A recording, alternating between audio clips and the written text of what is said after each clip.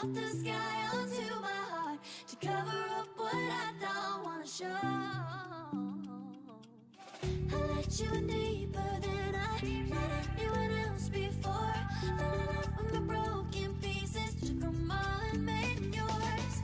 Didn't know what my heartbeat needed, skipping out, no I can't keep score. When I lose my breath, boy, you got me breathing. Oh, every little thing you do, every time you hold me, take me higher, higher. Every little thing you do, every time you hold me, take me higher, higher. Ooh, you take me higher. Ooh, you take me higher, baby. You take me higher. Ooh, you take me higher, baby. You take me higher.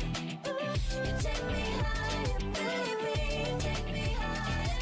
Yeah, you take me higher, baby.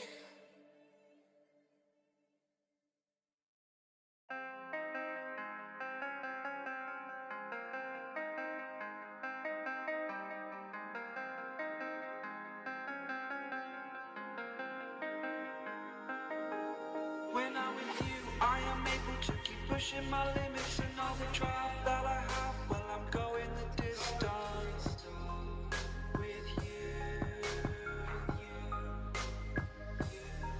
I didn't know what I had till I knew what was missing, and everything that I tread, well, I built a resistance with you.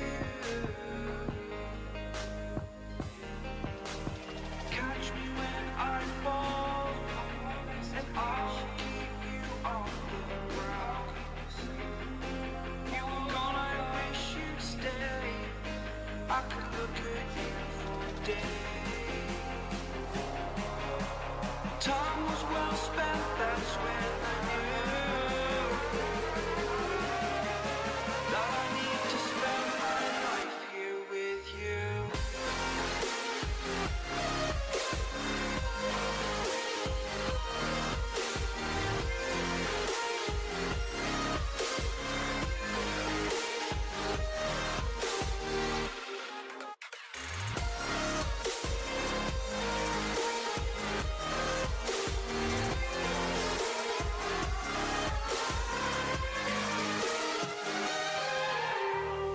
Take your time, not in the fast lane.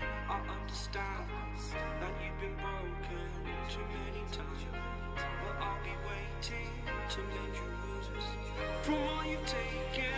But if we listen to each other, admit our mistakes, then I can show you who I am, because I'm not the same. I'm better with you.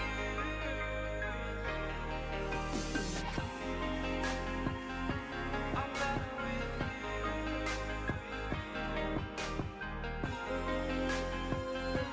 I'm better with you. Catch me when I fall,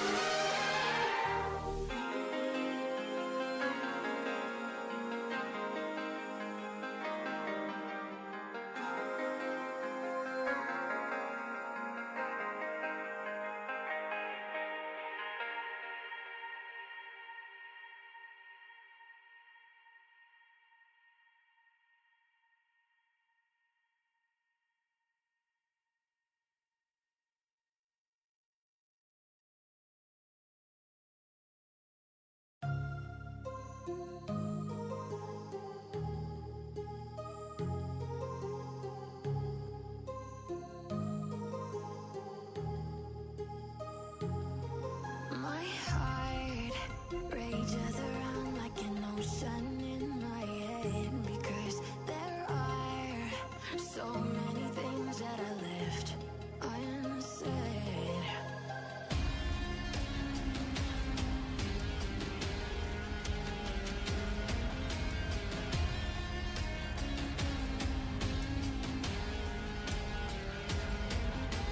I can almost feel you walking in the distance, but I know that is not reality.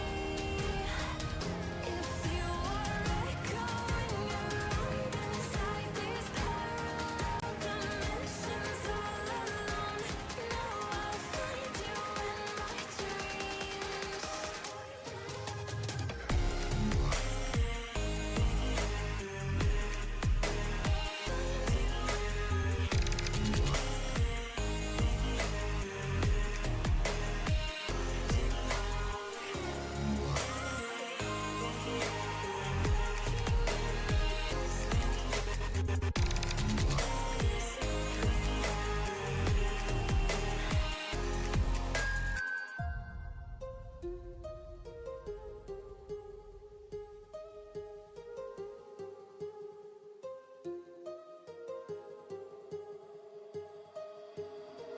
My heart rages around like an ocean in my head.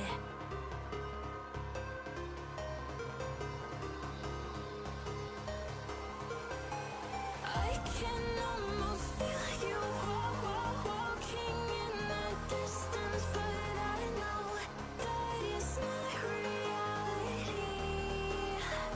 If you are echoing around inside these parallel dimensions all alone, know I'll find you in my dreams.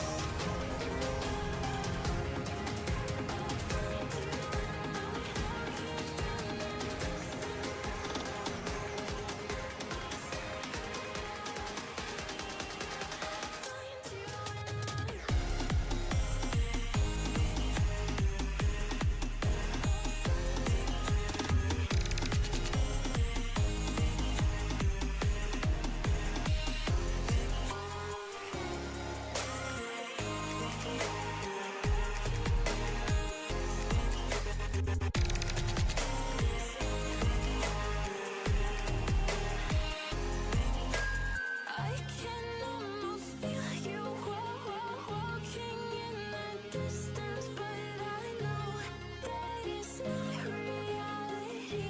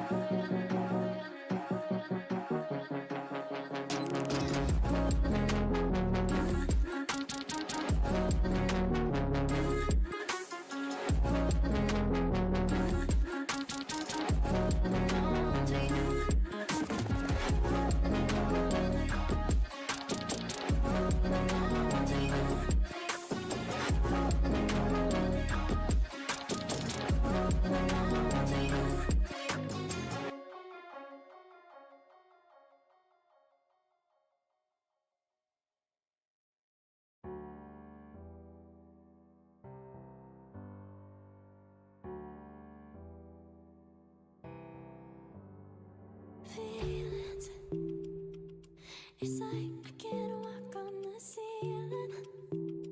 Oh yeah, got me dreaming, dreaming in colors I never dreamed in. Oh yeah, I let you in deeper than I let anyone else before. Fell in love with my broken pieces, took them all and made them yours. Didn't know what my heartbeat needed, skipping out, no I can't keep score. When I lose my breath, boy, you got me breathing. Oh, every little thing you do, every time you hold me, take me higher, higher. Every little thing you do, every time you hold me, take me higher, higher. Oh.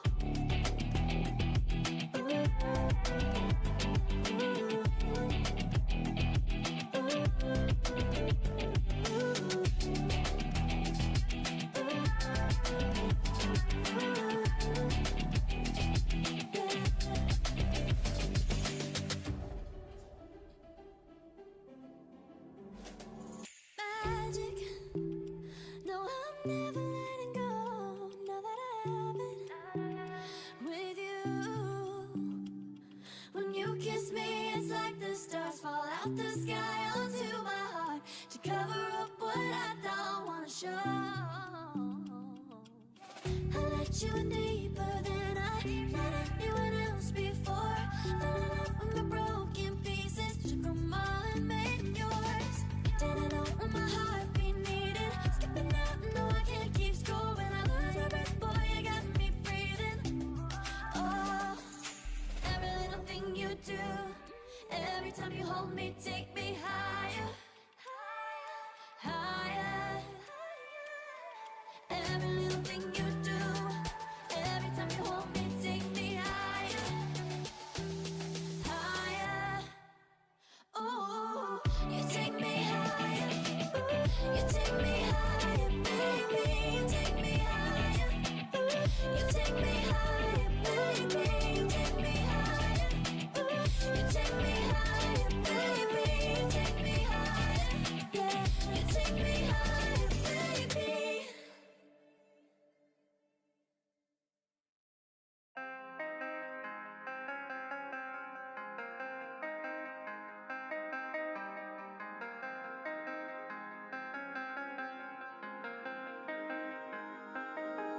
When I'm with you, I am able to keep pushing my limits and all the trial that I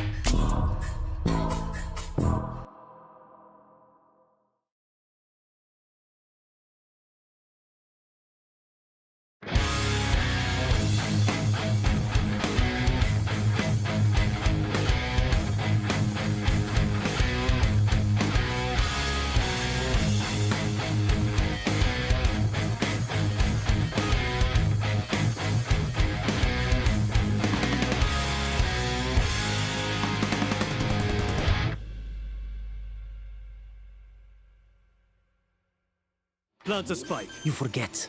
I always play high stakes.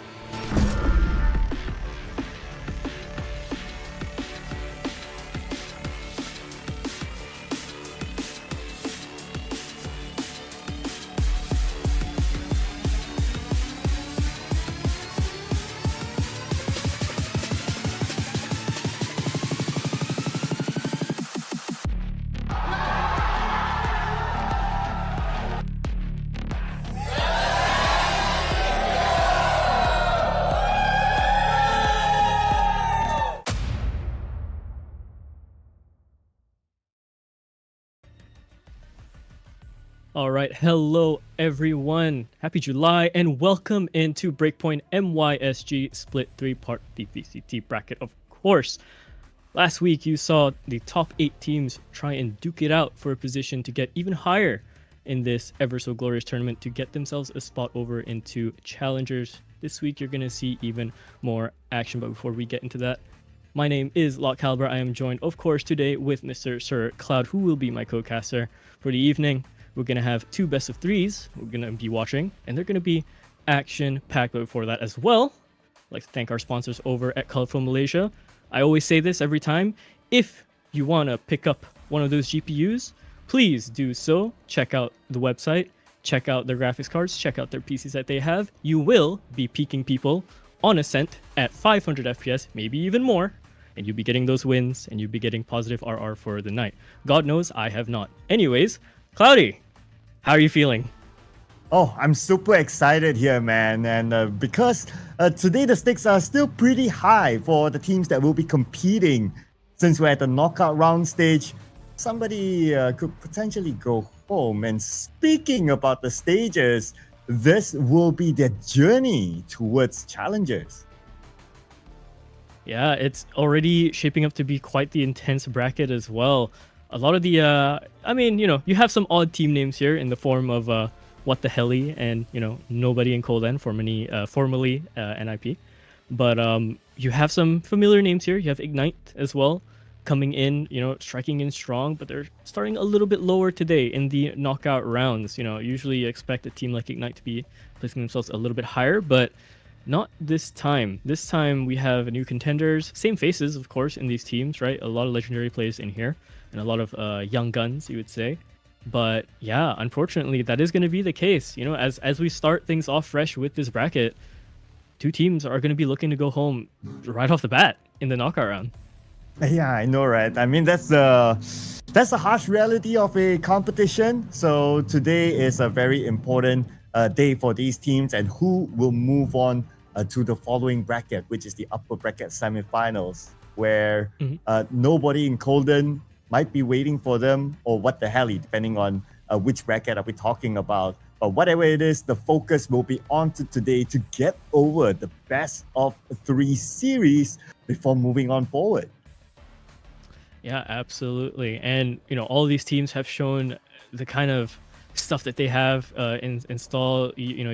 For today, we have Relo Esports versus Ignite. Later on, we have Suicide Empire versus Lollipop Legends. These guys, so many of the players, and like I said, familiar faces. You look at over in Ignite, you're seeing players like Adept, Kestrel, INF, Reverie, Persona, Esmond, right? Like all of these familiar faces we've seen absolutely frag out in prior breakpoints as well. And then, over on the side of Relo, we've seen them perform extremely well over in the earlier brackets coming up here into Breakpoint. And even then, you have some familiar faces as well. If you were here last time, you'd have seen how Edward performed. He closed out a game with an ace. He had the help of his teammate do a fade ult. He TP'd right behind him, got all 5. It was insane. Yeah, that's what we call putting up a captain's performance, right? Leading by example, bringing the team to the next level. And also looking at some of the numbers and some of the stats as well. We do have, for example, like top map here. Haven is the top map or the favorite map for Ignite. So that's something that we look forward to seeing how they will perform here in this round.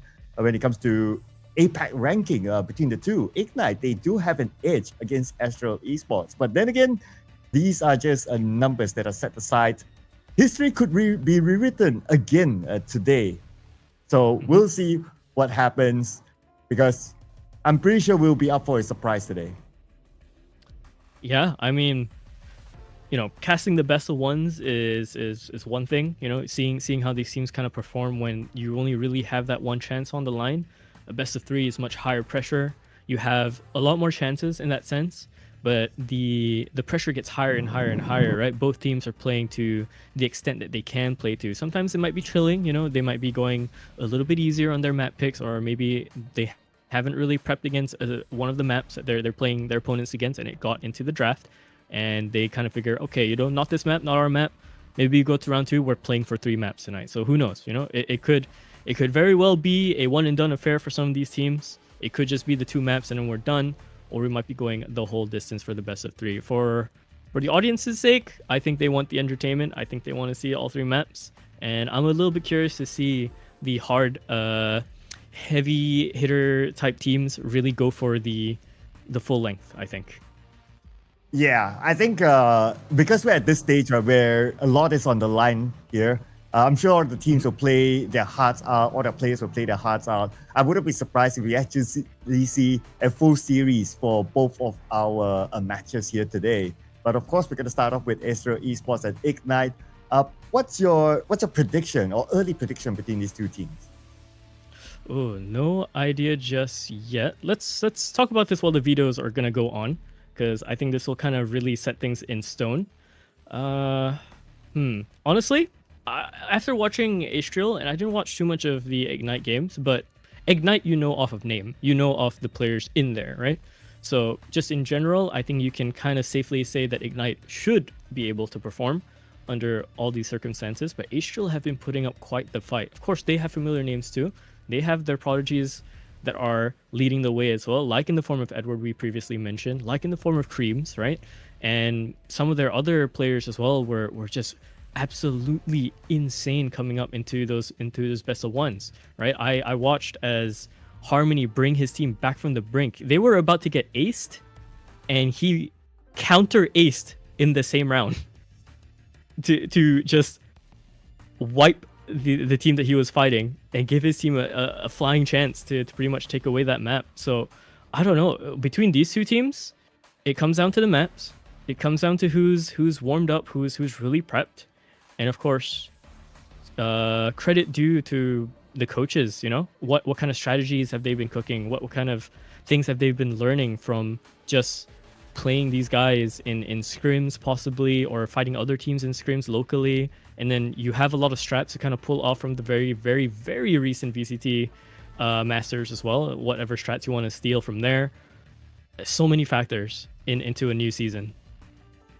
Yeah, being able to steal away those strats is one thing. Being able to apply it in situations that depend on what's actually happening during that particular time, it also really depends on how it's truly executed, right? But now that we're going to the map video here, so Bind and Split is out.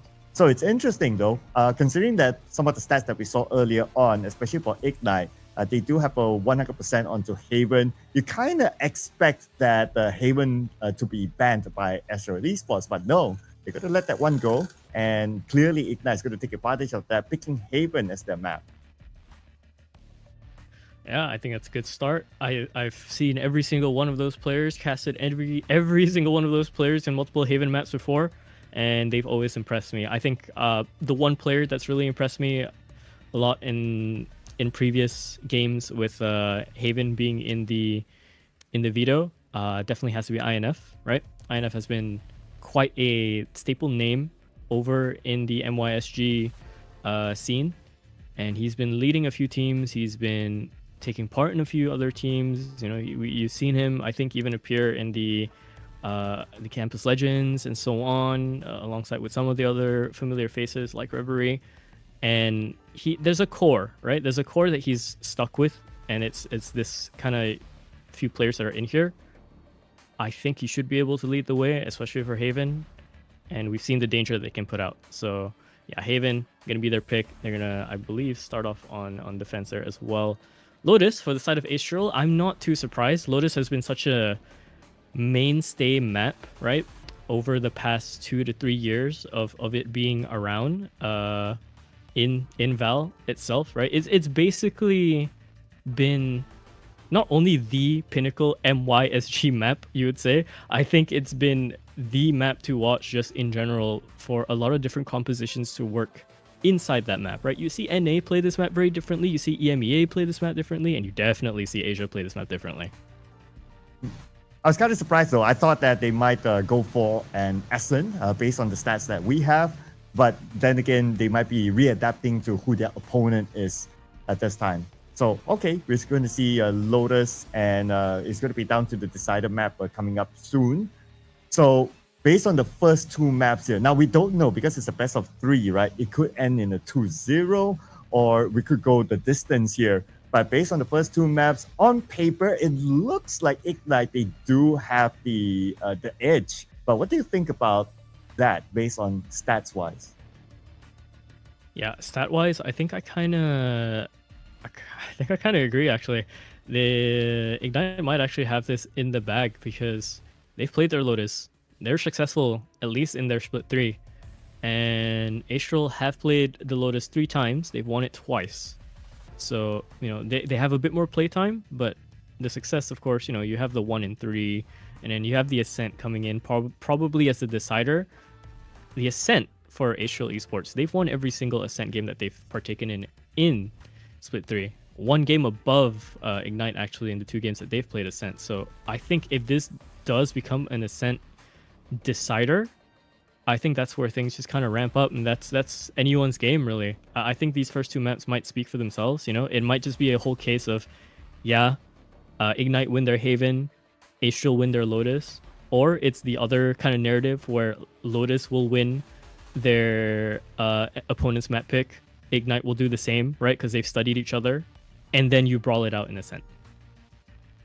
And you're absolutely right. Looks like the decider map will be Ascent.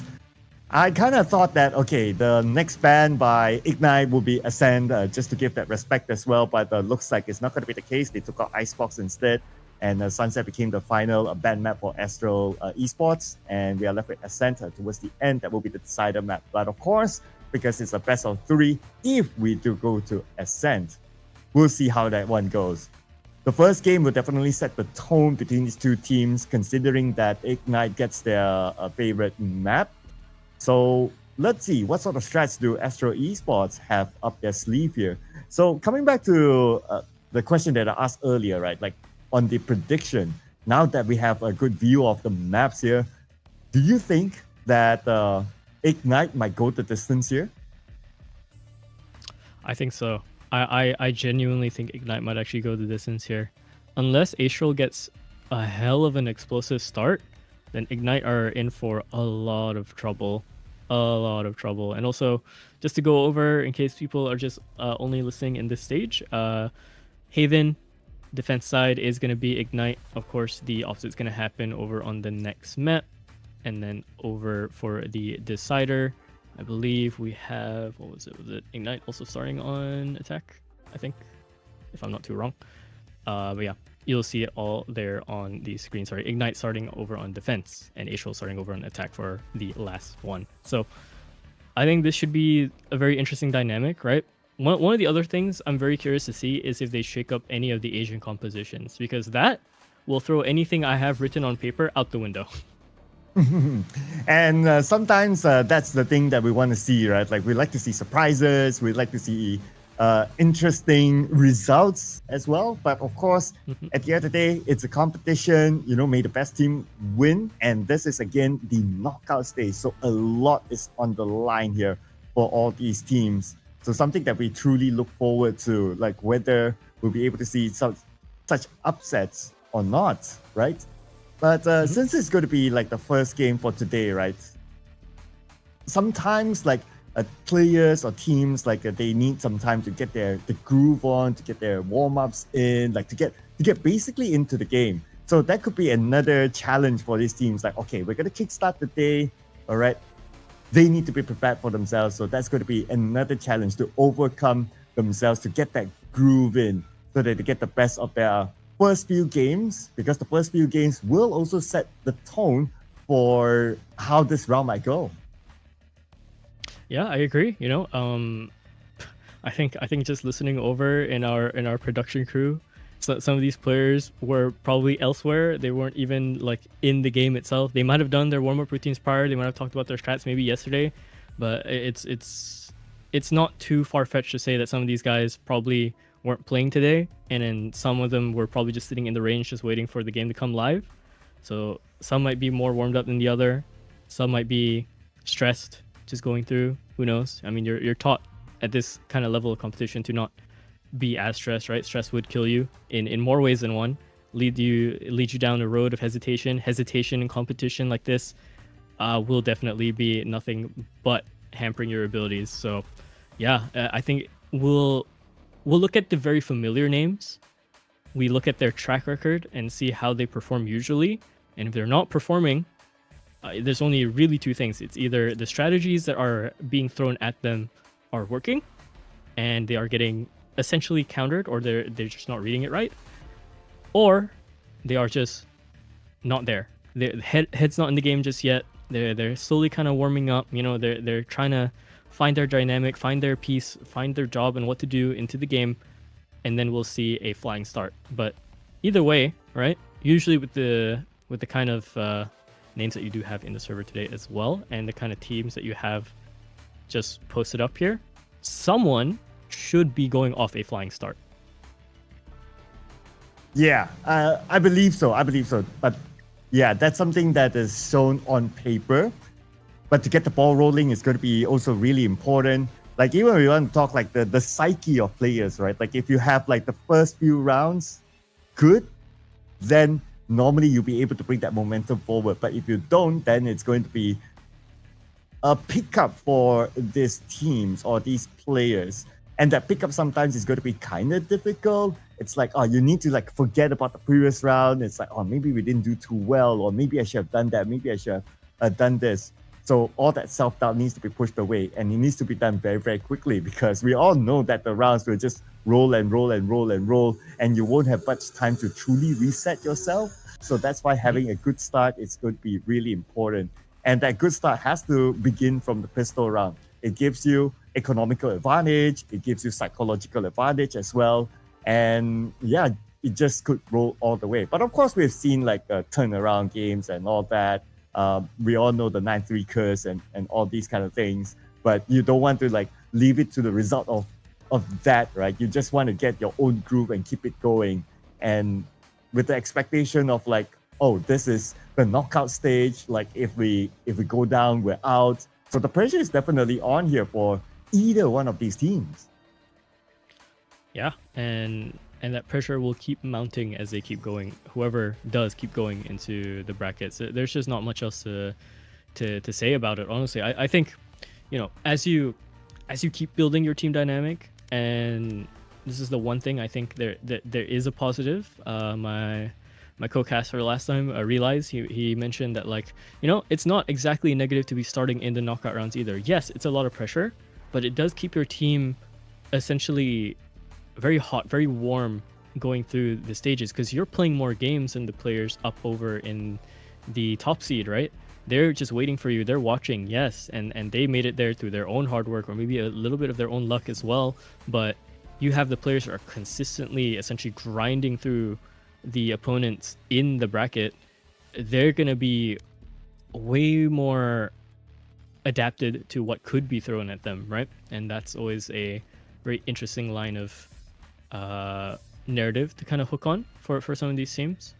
So whichever team anyone out there really is rooting for, there is that to kind of fall back on in terms of a safety net. You do have those games to kind of watch them adapt more, you know, make their synergy a little bit stronger as they go, and then see how they will fess up and fare up to the one sitting in top seed.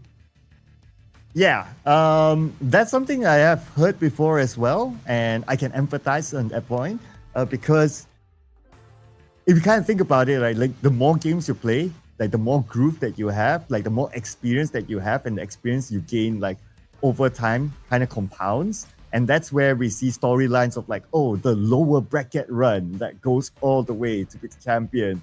Yeah, you kind of have that good feel. And for the people like maybe waiting at the side, watching the games, and they might go like, oh, they're pretty solid, you know, like how do we beat these guys? You know, you kind of have that psychological advantage over team. And when you walk into your next match against that next team, the next team might be thinking to themselves that, oh, they had a good run, you know, they had a really good win, or they had a comeback win. Like, they're there for a reason. So you kind of walk into the stage here with the lights turned on onto you, the spotlight, the attention's on you, and you'll be like, you know, we're the favorite team right now. So you kind of like have that, I'm the winner walking into the stage before even the game started. So yeah, sometimes having more games isn't that bad, although I'm very sure none of the teams would want to play that many games. But speaking about playing games, we're going to head into our game real soon. Yeah, we are going straight into the Agent Select finally. So both for Astral Esports and Ignite, we're seeing pretty much some familiar faces in their comps here, right? We're seeing the Breach, we're seeing the Jets. Now, Creams is hovering over the Neon. It's not too far-fetched to see the Neon come around over into Haven.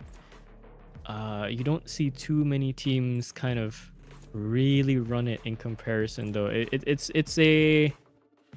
How would I say? If you looked at 5 teams, space towards the back down into Hell, and then push maybe a little bit more around the corners, and then maybe some lurk potential over towards mid. Yeah, so if we were to look at some of the picks here as well, looks like we're going to have a Cypher here.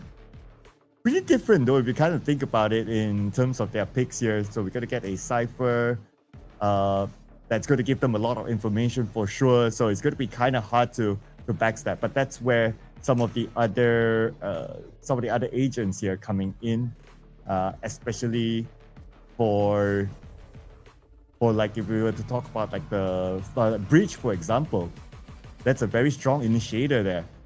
So with the Breach, initiate, and then you have the Jet coming in as a follow-up. So that's something that they'll need to prepare for to defend their ground when they start to get into wherever they're defending. Yeah, and little interesting point of note here, as we get into this game, the Cypher pick was picked over on the side of Astral, I believe. Astral does not have a record of Haven this split 3, so I don't really know what they were gonna plan to run into this map in the first place. Ignite, however, are the ones to usually pick up the Cypher. Here. And they've swapped that out for a Killjoy this time. So this is something new, a little bit new. Don't know what they're cooking here. You know, Ignite are filled with class players, top class players. So we'll see how this goes. Into the pistol round though. Let's see how this knockout round plays out for both of these teams. Underway. Yeah, let's not forget this is their map as well. So they surely know what they're doing there with those picks. But it's okay. It's all really down to execution as we'll begin round number 1. And a lot of focus onto B side here. It's going to be an easy entry. Yeah, it's hard to really stop a Neon from Spike dashing planted. in and really jumping over the ball there. It's like a Olympian, right? It's Neons, man. They put the fear of God in me at the speed that they can entry sites. But here we go. Flashes and stuns coming in straight away through Barrage. It's going to be the contention point. Edward's the first one to take first blood off of Reverie. Persona finding a headshot over onto Falsetto. Spammer Creams finding the other one. Oh, what is that coming in? Persona is feeling it. But over on the side of Harmony, he made that look really good for a second before INF closes things out for the defuse. And Ignite wins the first round. Okay, that was a beautiful shot earlier on with that headshot with the Sheriff. Nicely executed. Well, I guess from what we've learned so far here, for their entry into C really fast with the Neon earlier on, then it's a question of how do they actually defend. Yeah, because you're gonna have to run into this whole issue of, well, you're running a KJ into a Neon.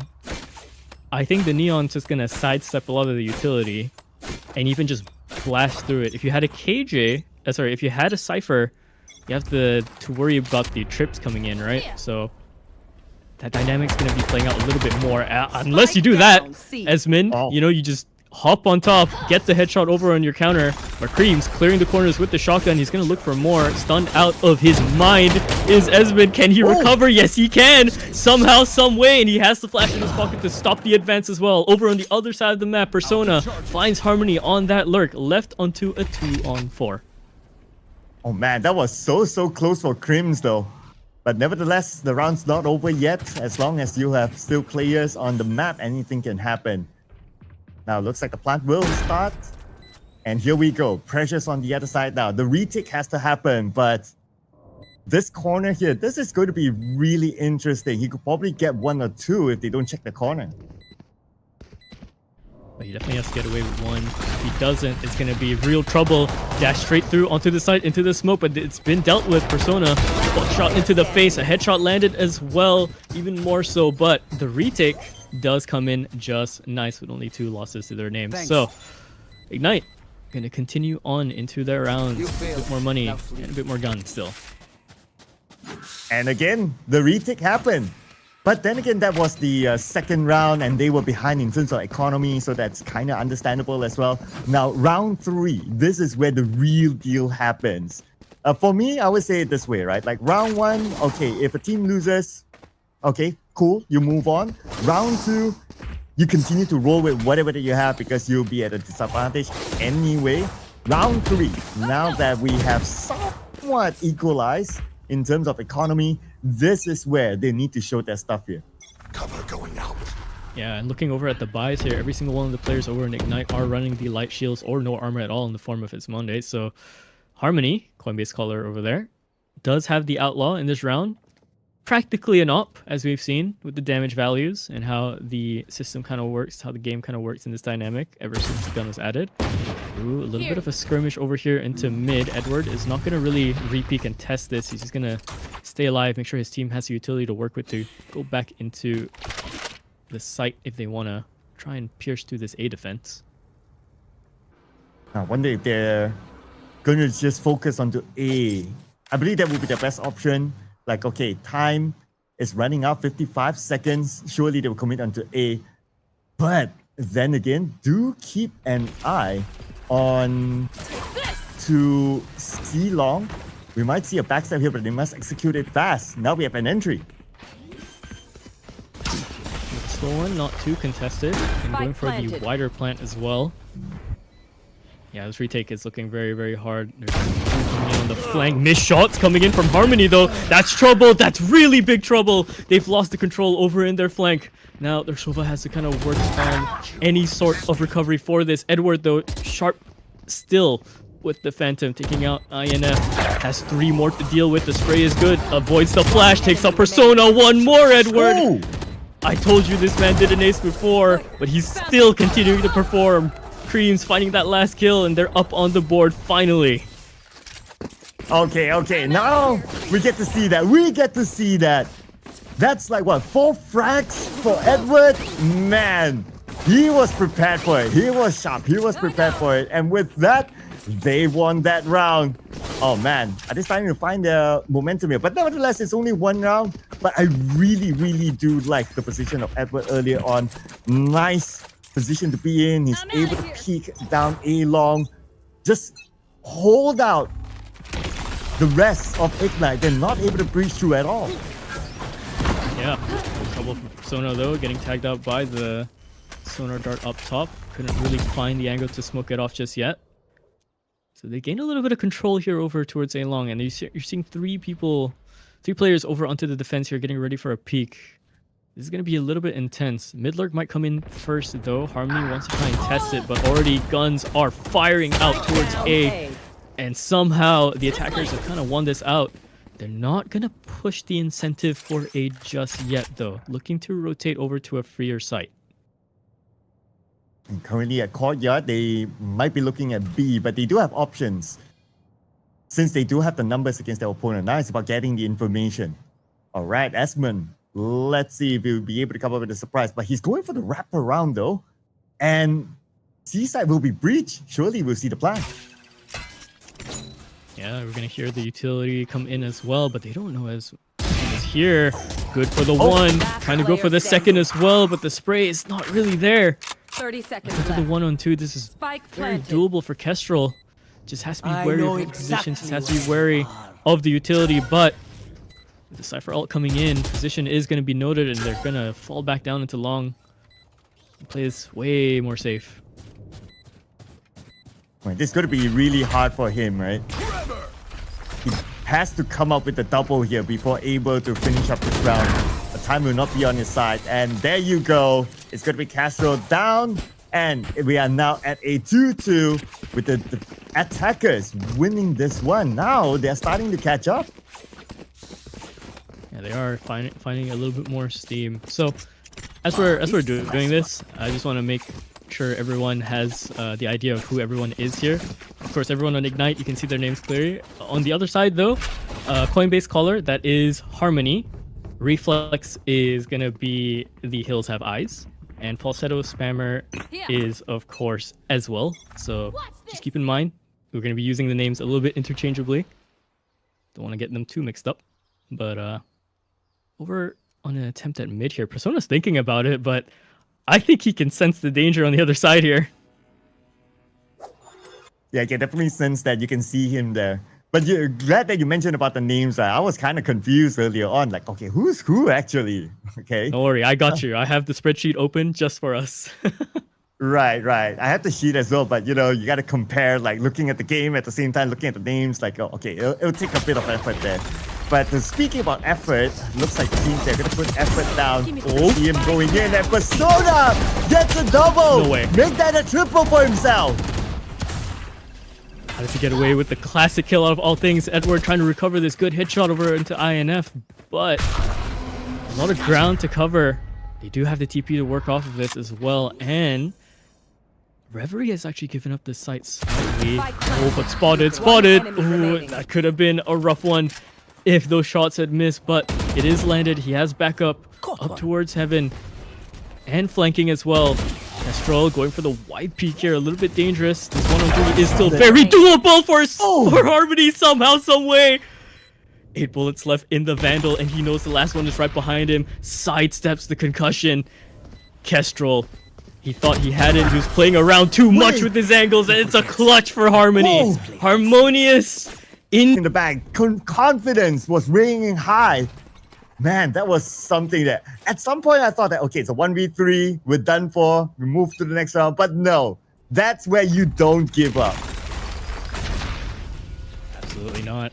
Persona always facing the stuns here multiple times. His teammates are going to deal with the sonar dart instead of the beam, so just around the corner. He's getting up ground.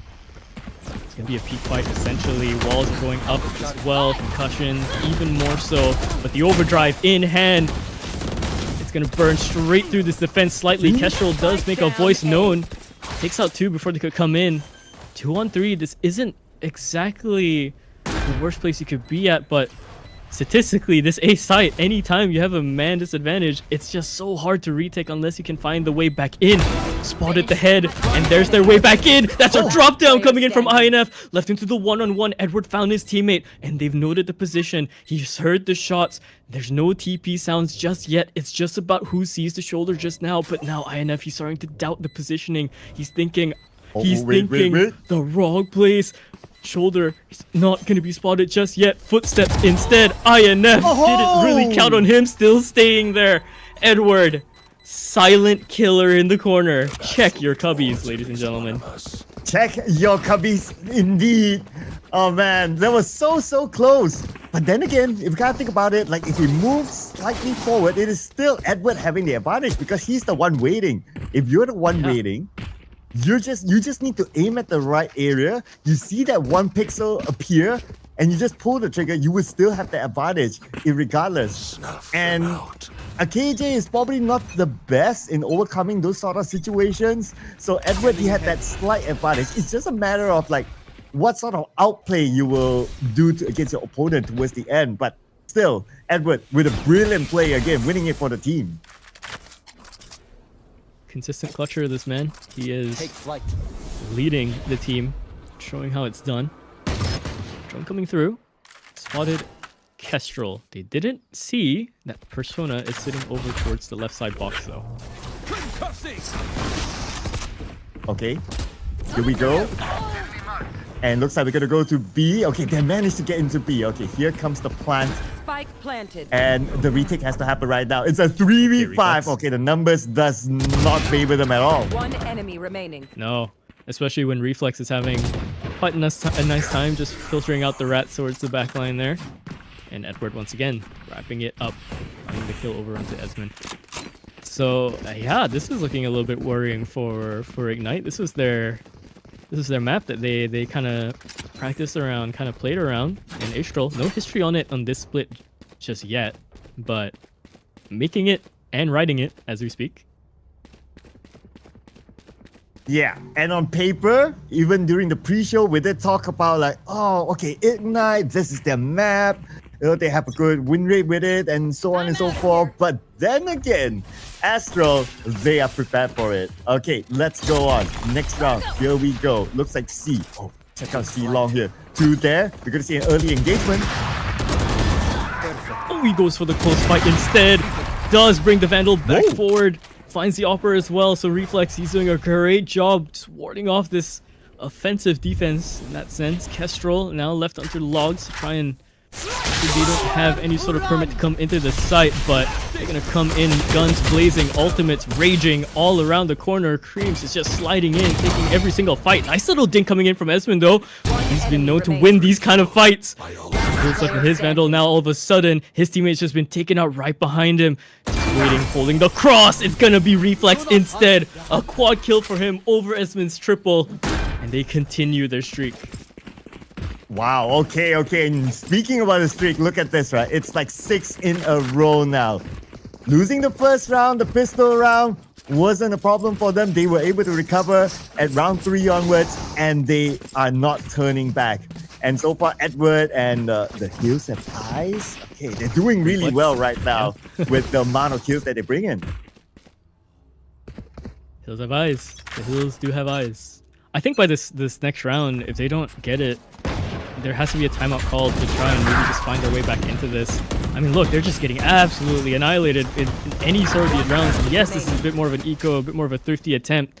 You know, try and stack up onto the site and just try and fight them, win out the raw gunfights, but it's just not happening.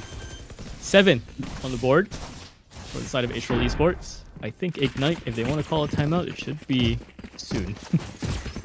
Yeah, I do agree with that as well. Because if we look at like the gameplay that is happening right now, especially for Astro, right? They just ran at B. You can see the level of confidence there. It's like, okay, guys, we got this in the bag. We just run at them. That's going to be the strategy. And just shoot. That's all. And they just simply did that and they won. So you can kind of tell that, okay, they have the mental momentum on their head. And Ignite, they need to have a reset. So if a timeout were to be called, like what you say, it has to happen soon. Yeah, and I'm not too sure if Ignite maybe might have like overcooked the strategy coming into this, or if just Astral is playing a life game at the moment. Look at these fights that are coming in. Look at the space. Look at the timer. It's 1:25, and they're fighting over towards spawn, Cloud. Oh, Persona. He saw that one. Okay. Right here. And looks like this might be a turnaround. 2-1-3. They're gonna play a little bit more patient now. Edward and Reflex, so far the 2 top players on Astral this game, hitting amazing shots, massive clutch rounds. Shoulder peaks though, very, very lethal. And Edward once again, no way Edward has the TP. We are running this one back. Another one-on-one against INF and Edward, Cloud. Oh man. Again, Edward needing to put in a captain's performance here. And this is going to be another round of 1v1 between the 2 players. And Edward planted the spike. Big advantage for him. And he will not be locked in. Okay. So this is going to be a huge advantage still for Edward. It's probably going to be in the bag. Position's always noted though, if you plant that fuse coming in, the smoke filtering down ever so slowly. It's already halfway though. Edward, he doesn't have the time for this. No, he does not. INF just barely decides to stick the fuse instead and not go for the fight. Yeah, you're fighting against a man on fire at the moment. Playing it a little bit smarter, I think, just helps you out of that situation. So 1 point to Edward early on, another point to INF this time. it could potentially have would be a very different story if he did not manage to defuse half of it.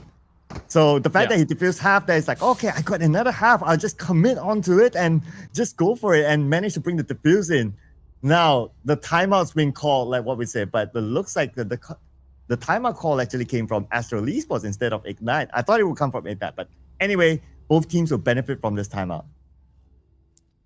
Yeah, for sure. They should be just talking about what they're lacking over on the side of Ignite. Astral, though, yeah, kind of surprised that they're calling the timeout, or maybe Edward a little bit frustrated after the clutch. He just says, "Guys, that was mine, guys. Timeout, guys. I need I need a breather, guys." Yeah, shoulder has been kind of heavy, right? He's been pulling up the clutches. Wake up, and guys. Also the 1v1s. Wake up. Yeah, it's like, yeah, guys, I need a drink, guys. Calm down. Let's take this 1 minute timeout. Yeah, usually you're seeing, creams like pop off, or you're seeing falsetto spammer, which is as well pop off as well, but not too much. A bit more calm this time. Edward is going for the massive swings. Sonar dart over down into A. Not gonna pick up anyone just yet though. And this is already looking a little bit different. Usually they're hitting these sites very, very fast, very hard, but a little bit more, dare I say, defaulting. They must be thinking about going through courtyard in, but they kind of decided to okay, let's check out A instead. And A, we have Reverie here waiting at the corner, looking down through A long, and they're going to make their first appearance. But nice flash there on the Reverie, has to back off immediately.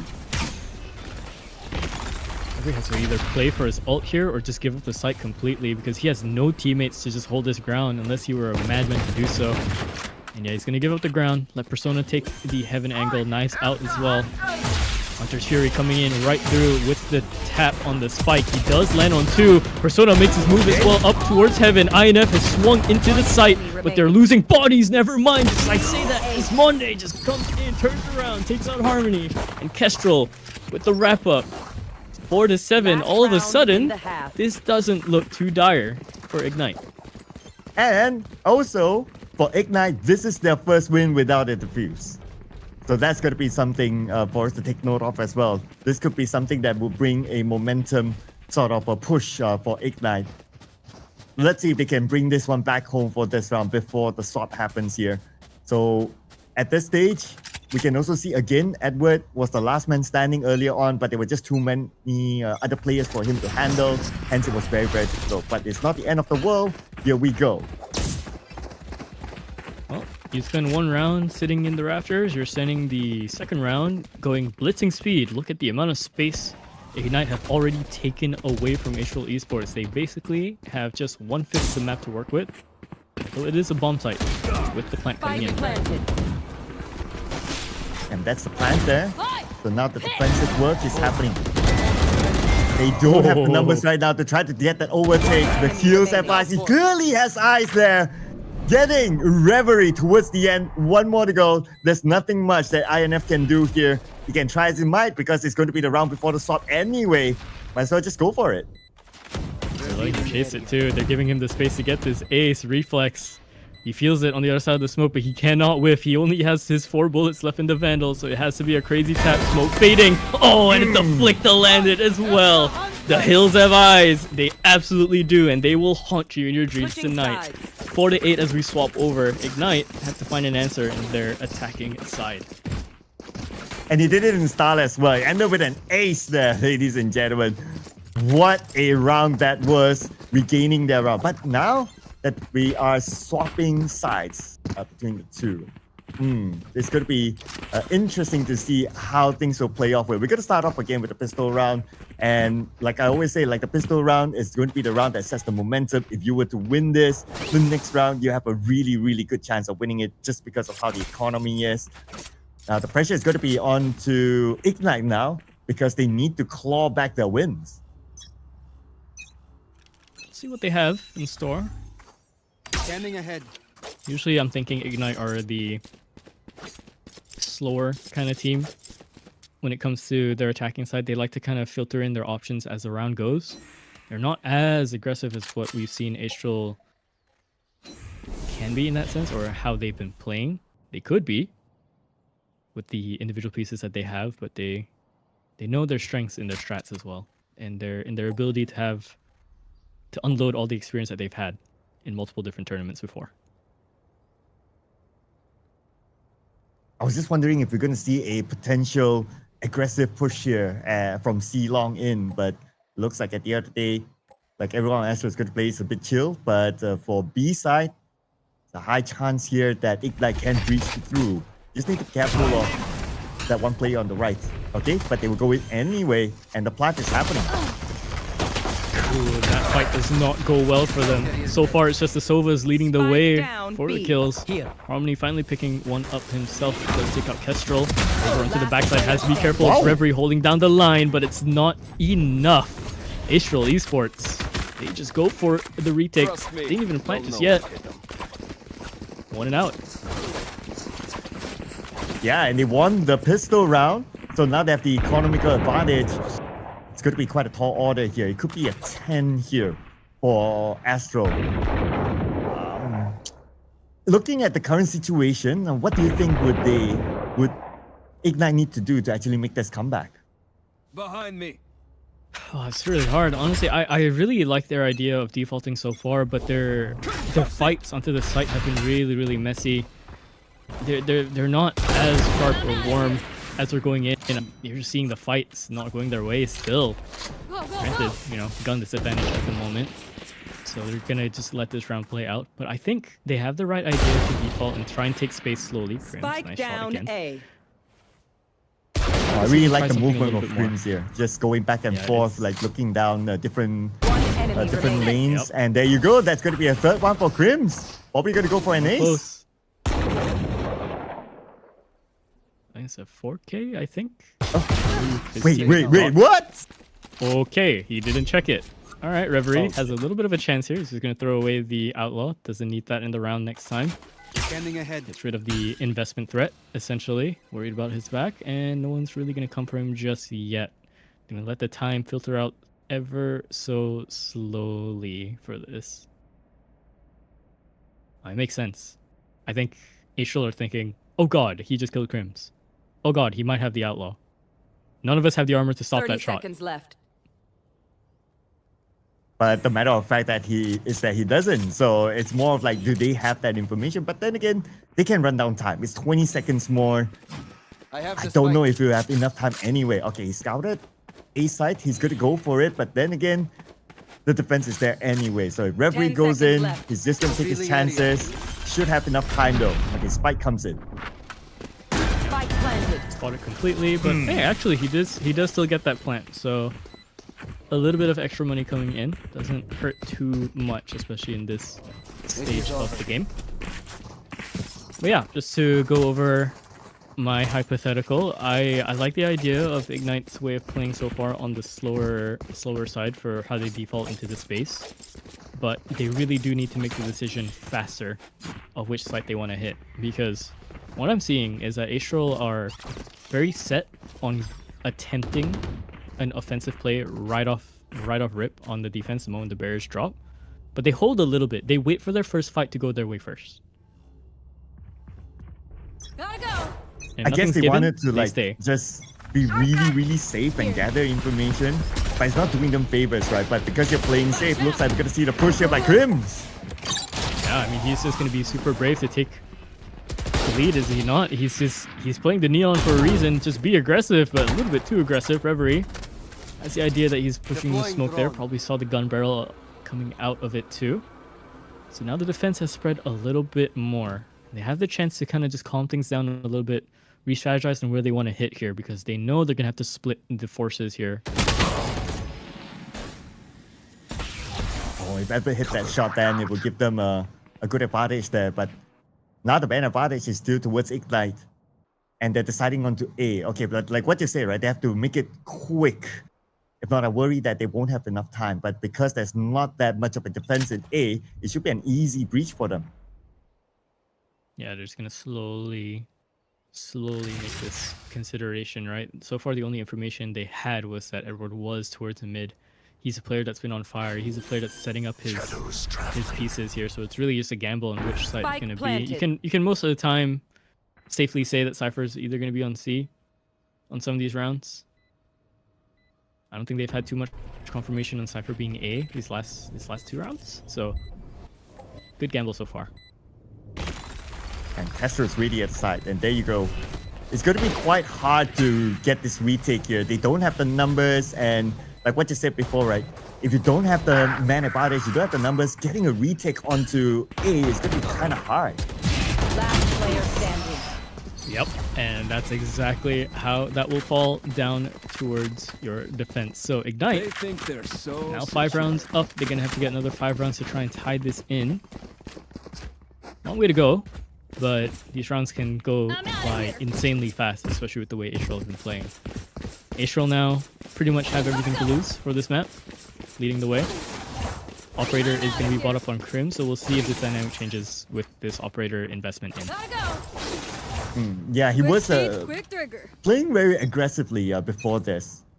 So if he were to still play aggressively with an operator, then that's going to be really interesting. But because of the fact that he has an operator, so he's going to stay back a little bit more. Just going to look down at C long there, just to make sure that they don't do anything funny. But majority of them from Ignite is interested into B.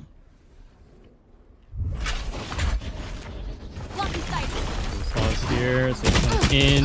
First fight doesn't go his way, couldn't bring out his gun up in time. So Edward wins that one out just for free against Persona. And already the push has been halted for a second, but Kestrel finds Ezreal right before the smoke plumes. And now the space slowly being taken here, and Crims doesn't notice this yet. Is scoped in, but is gonna die out to INF. He lands that shot instead. Went a little bit too slow, he saw it coming. And they find Harmony over towards the backside as well, so this is looking very rough for the defense. I'm not too sure if they're going to try and attempt this. They do have 2 ways of going about it. Reflex dies here. I don't think they go for this. Well, Edwin needs to put in an Edward performance again. To the left, he sees one. Okay, he gets INF. That's going to be a good start here, but time is running out. Standing ahead. Try to equalize the numbers at least. Now it's a 3v2. But because they know that they are all through the tunnel, so it's going to be kind of hard. At the end of the day, it is still going to be Ignite winning this one. So Ignite right now. Okay, 2 in a row. Looking for their third to gain back the momentum. Yeah, they've broken the economy a little bit here for Astral as well, so they're going to have to invest up into their sheriffs and light armor. We're seeing Crims though with the shotgun in hand one more time, so he might be going for another aggressive play alongside with his Breach possibly. Breach buying up the Stinger, so it doesn't want to test things too much with the sheriff. Ignite on the other hand, we're seeing them kind of filter over towards the A side. Doesn't look like they're playing as conservative as their economy. Crims is still going in for it, but you did call for Ignite to play a little bit faster, and this time they are. And with the man advantage, they can just push in onto A, but you don't want to be overconfident because someone's lurking around the courtyard, and Castro got Edward. That's a good start. Rotating into towards garage now.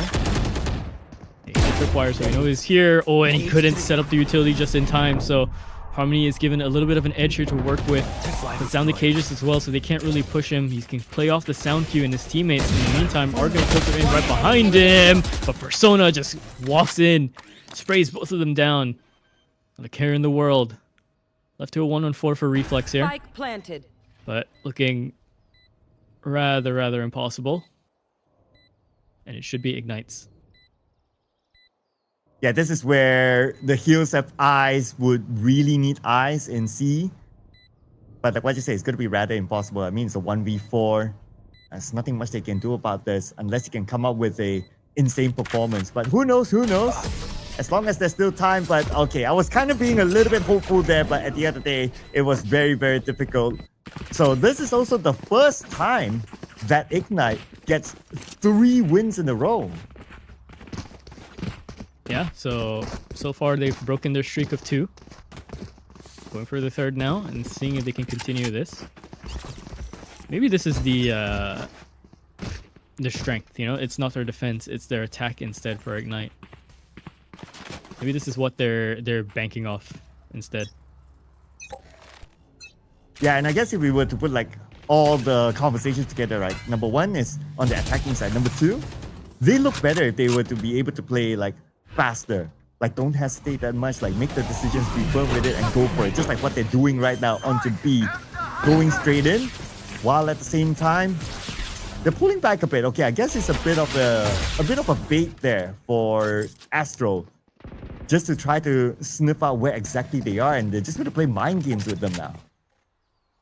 It's a huge bait though. They brought out the ultimate from Reflex to really ward off any sort of retake possibility coming in with that Hunter's Fury. So already a big step, and Kestrel can also set this up as well for his team. He's not going to use the Rolling Thunder just yet. Just going to go for a standard execute here. Oh, but the tripwire over in logs not expected out from Persona, so Harmony just goes straight for that peak. There's the Hunter Fury to come in, and I think, yeah, it should be down for Harmony. Not going to be able to get any of that. Teammates are going to try and put her back in a deal with the Rat behind them, but the Rat has so much teeth with them. Crims is going to find those 2 picks, and as well cleans it right back up, so they are not going to continue this streak past 3. HL Esports going to take this back, finding themselves closer to match point. Yeah, much needed win here for Astral Esports. So they're getting really close right now. So with this sort of win, okay, so crucial for them to try to stop the momentum of Ignite, because Ignite, from what we saw in the past few rounds, they have the confidence, like, okay, they no longer hesitate, they're pushing it on, they went to B, they did a bit of baiting, they turned back out, played mind games with them, went to C instead. So you can tell that, okay, they have the confidence of making the decision really fast. But with this win for Astro, this is a crucial win for them to stop that level of momentum that Ignite has. Yeah, Creams, he kind of wants to end this game really early. We'll drive over to the other side, and they're gonna try and filter in, push in towards C instead. But I believe he's run out of his ultimate. Didn't find any picks, so into a 5-on-5 retake essentially is what we're gonna go in for. Space being taken by Persona, though. He has to find his pick. If he doesn't, it's gonna be trouble. No. He falls for it. Kestrel is there to back him up. Harmony, though, there to back up his teammate who just recently fallen. Garage now the main center of contention, but headshot after delivery from Edward coming in. It's into the 3-on-2. Wherever he's low HP, he has to hit a banger of a shot onto Creams, and his crosshair was there. But not enough HP to sustain the fight, and definitely not enough thickness in the wall to survive the further shots coming in. So, Israel Esports up onto match point against Ignite on their favorite map. Yeah, again, if we were to revisit the things that we've discussed, based on the stats, on paper, this map is supposed to be the map for Ignite. But now, it's going to be Astro actually having the advantage here. Okay, we're going to call for a timeout. Much needed timeout, I must say, because, yeah, of course, this is going to be match point. Ignite's going to call it. What do you think is going to be the conversation here for Ignite? Whatever was working with their initial pushes to essentially stop the space being taken away from them, that's their part 1, right? Crims has been playing really aggressive as of late. Of course, he's now playing the op, and they only had that one kind of anomaly of a round where he was playing the op, so they won't know this just yet. They have to stop their early space from being taken, default a little bit, slow it down, and then decide on where they want to hit in the mid round. Ignite are being pressured from all sides, and so far they survived the mid rounds, but they cannot survive the early fights. They cannot survive the retakes either. Persona's having a really rough game in that sense where, sure, he's going into the site and clearing things, but most of the time past the clearances that he can get, he's not really getting the picks afterwards to try and help his team sustain, and they're sending more bodies that way to try and trade him, which becomes a 50-50 afterwards. Yeah, and this has to be a must-win here for Ignite, because the next round, the map is being picked by Astro. So that could probably give them a slight advantage since it's the map of their choice. But they must get the momentum. Okay, Asmund gets Crims. That's going to be a crucial one here. Crims has been wrecking havoc onto them. And that's their early aggression that I talked about. So they dealt with it. That's their step 1. And they survived step 2, which is getting into the sites. It's trying to win out these fights against the players that they have. So far though, 4-on-2, it's doing well. Persona now looking up closer into the smoke, shotgun in hand, a Judge actually. should be more than well suited, but it seems like Astral, knowing they're not really going to have the economy for this, knowing that their investment is down with the op, they're just going to give this away. And Ignite should have their 8th round here. Yeah, the numbers don't favor Astro, right? So they're probably going to let this one go. And it's okay because they still have room to play with, right, at the end of the day. And looks like the timeout did work out for Ignite, at least for this round. But they need to claw back many, many more rounds to come here. I don't think that the final 2 players of Astro is just going to push in. They're just going to just wait this one out. Coming back. There's not enough time anyway. And this round will go to Ignite, igniting the spark for them to potentially make this comeback. I like to give a little note here as well. I just revisited the stats, and again, you know, the stats can be a little bit funky because these are stats from best of ones, but it's what we have for this split to make it fair to judge these teams. Ignite are stronger on their attack side. In terms of their round wins, they have a 73% on their round wins for Haven on the 2 maps that they've played, in comparison to their defense, which is their 53%. So it makes sense that we're seeing their defense kind of crumble a little bit more, and they're setting themselves up for success towards the attacking side, but I don't think they expected the kind of playstyle Astral were going to put up against them. Speaking about playstyle, looks like Ignite just going to go all in, all the way. And so far it's working out for them, but Crims again from the back, getting 2 for himself, and looks like the plan is falling apart here. Always mentioned, man. I mentioned it prior. Persona, he gets that one, he clears that space, but any more space he goes for, it's really hard to trade him out. In that situation alone as well, Reflex, he's taken so much of the space towards the spawn. He's basically in their spawn, closing the map on them as they launch this pass into the match point round. Creams is just gonna hold the angle. He's low HP, so he knows his teammates are gonna have to try and trade him, or he's gonna have to hit that first shot almost immediately. Harmony is the first one to take Kestrel out though. They're losing their players. Creams finds INF as well. Last player alive around the corner is gonna be Reverie, but Creams instead of 4K for his troubles. And Astral Esports take away Haven for themselves. That was Ignite's map pick. Yep, and as much as we talk about like Edward and his brilliance with his gameplay as well, especially during the early few rounds, at the end of the day, or at the end of the last few rounds, it is Crims that came up with an insane performance. Very aggressive gameplay from what we saw from Crims as well. And towards the end, he landed the final shot that brought them the win this round. And if we were to look at some of these stats here, stacking it up is going to be the Hills Have Eyes, Crims, and Edward at the top.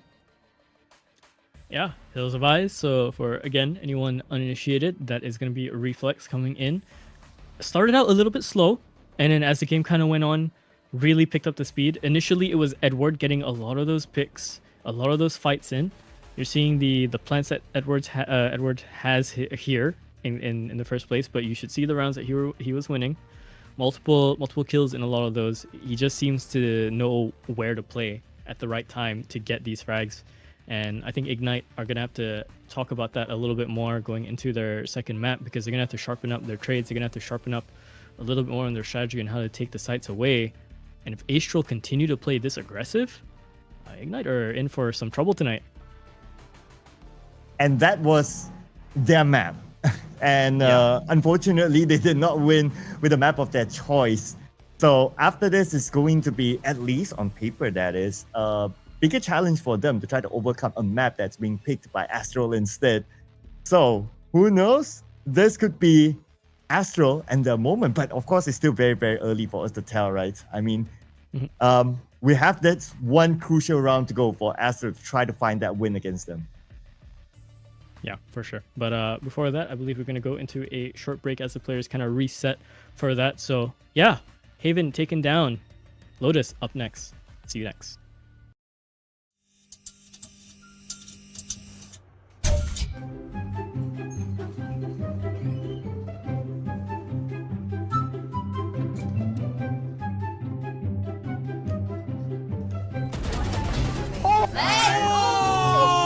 I'm amazing! Yes, defeat! Lose again. 险了。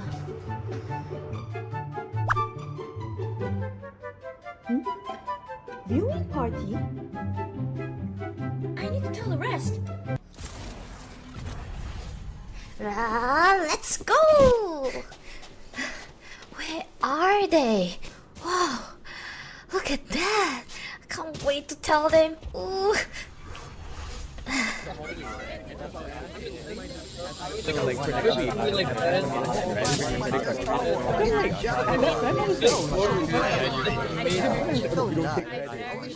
Guys, do you guys want to go to the watch party?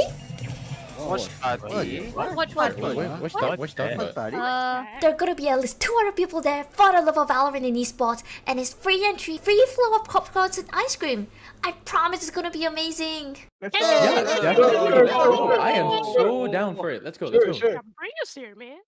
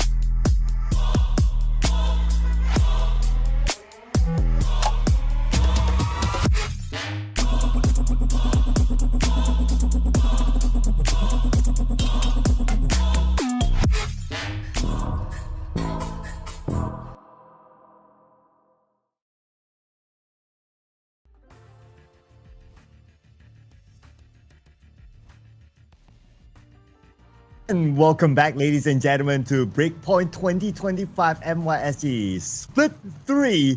And we just saw an exciting match that happened in Haven where Astral Esports, they claim game number 1 against Ignite.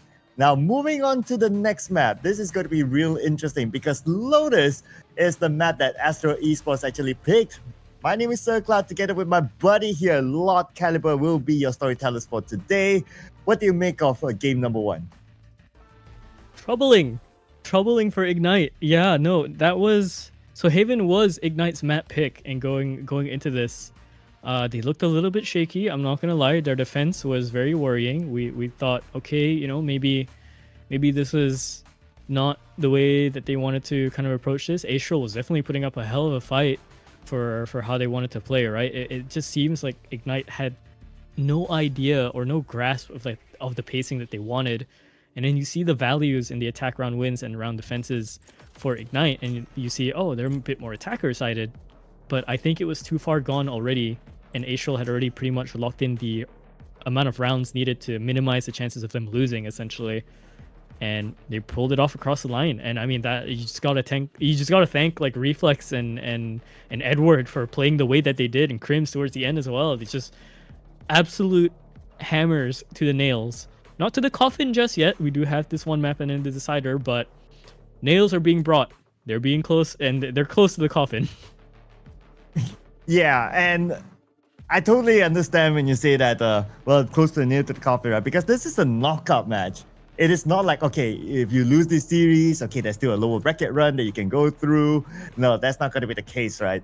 So this is going to be a very important round here, especially for Ignite. They have to find a straight 2 wins for them to overcome Astro. And this is going to be quite a tall order here, considering that the next map, Lotus, that we're seeing here on screen is going to be the map of choice for Astro.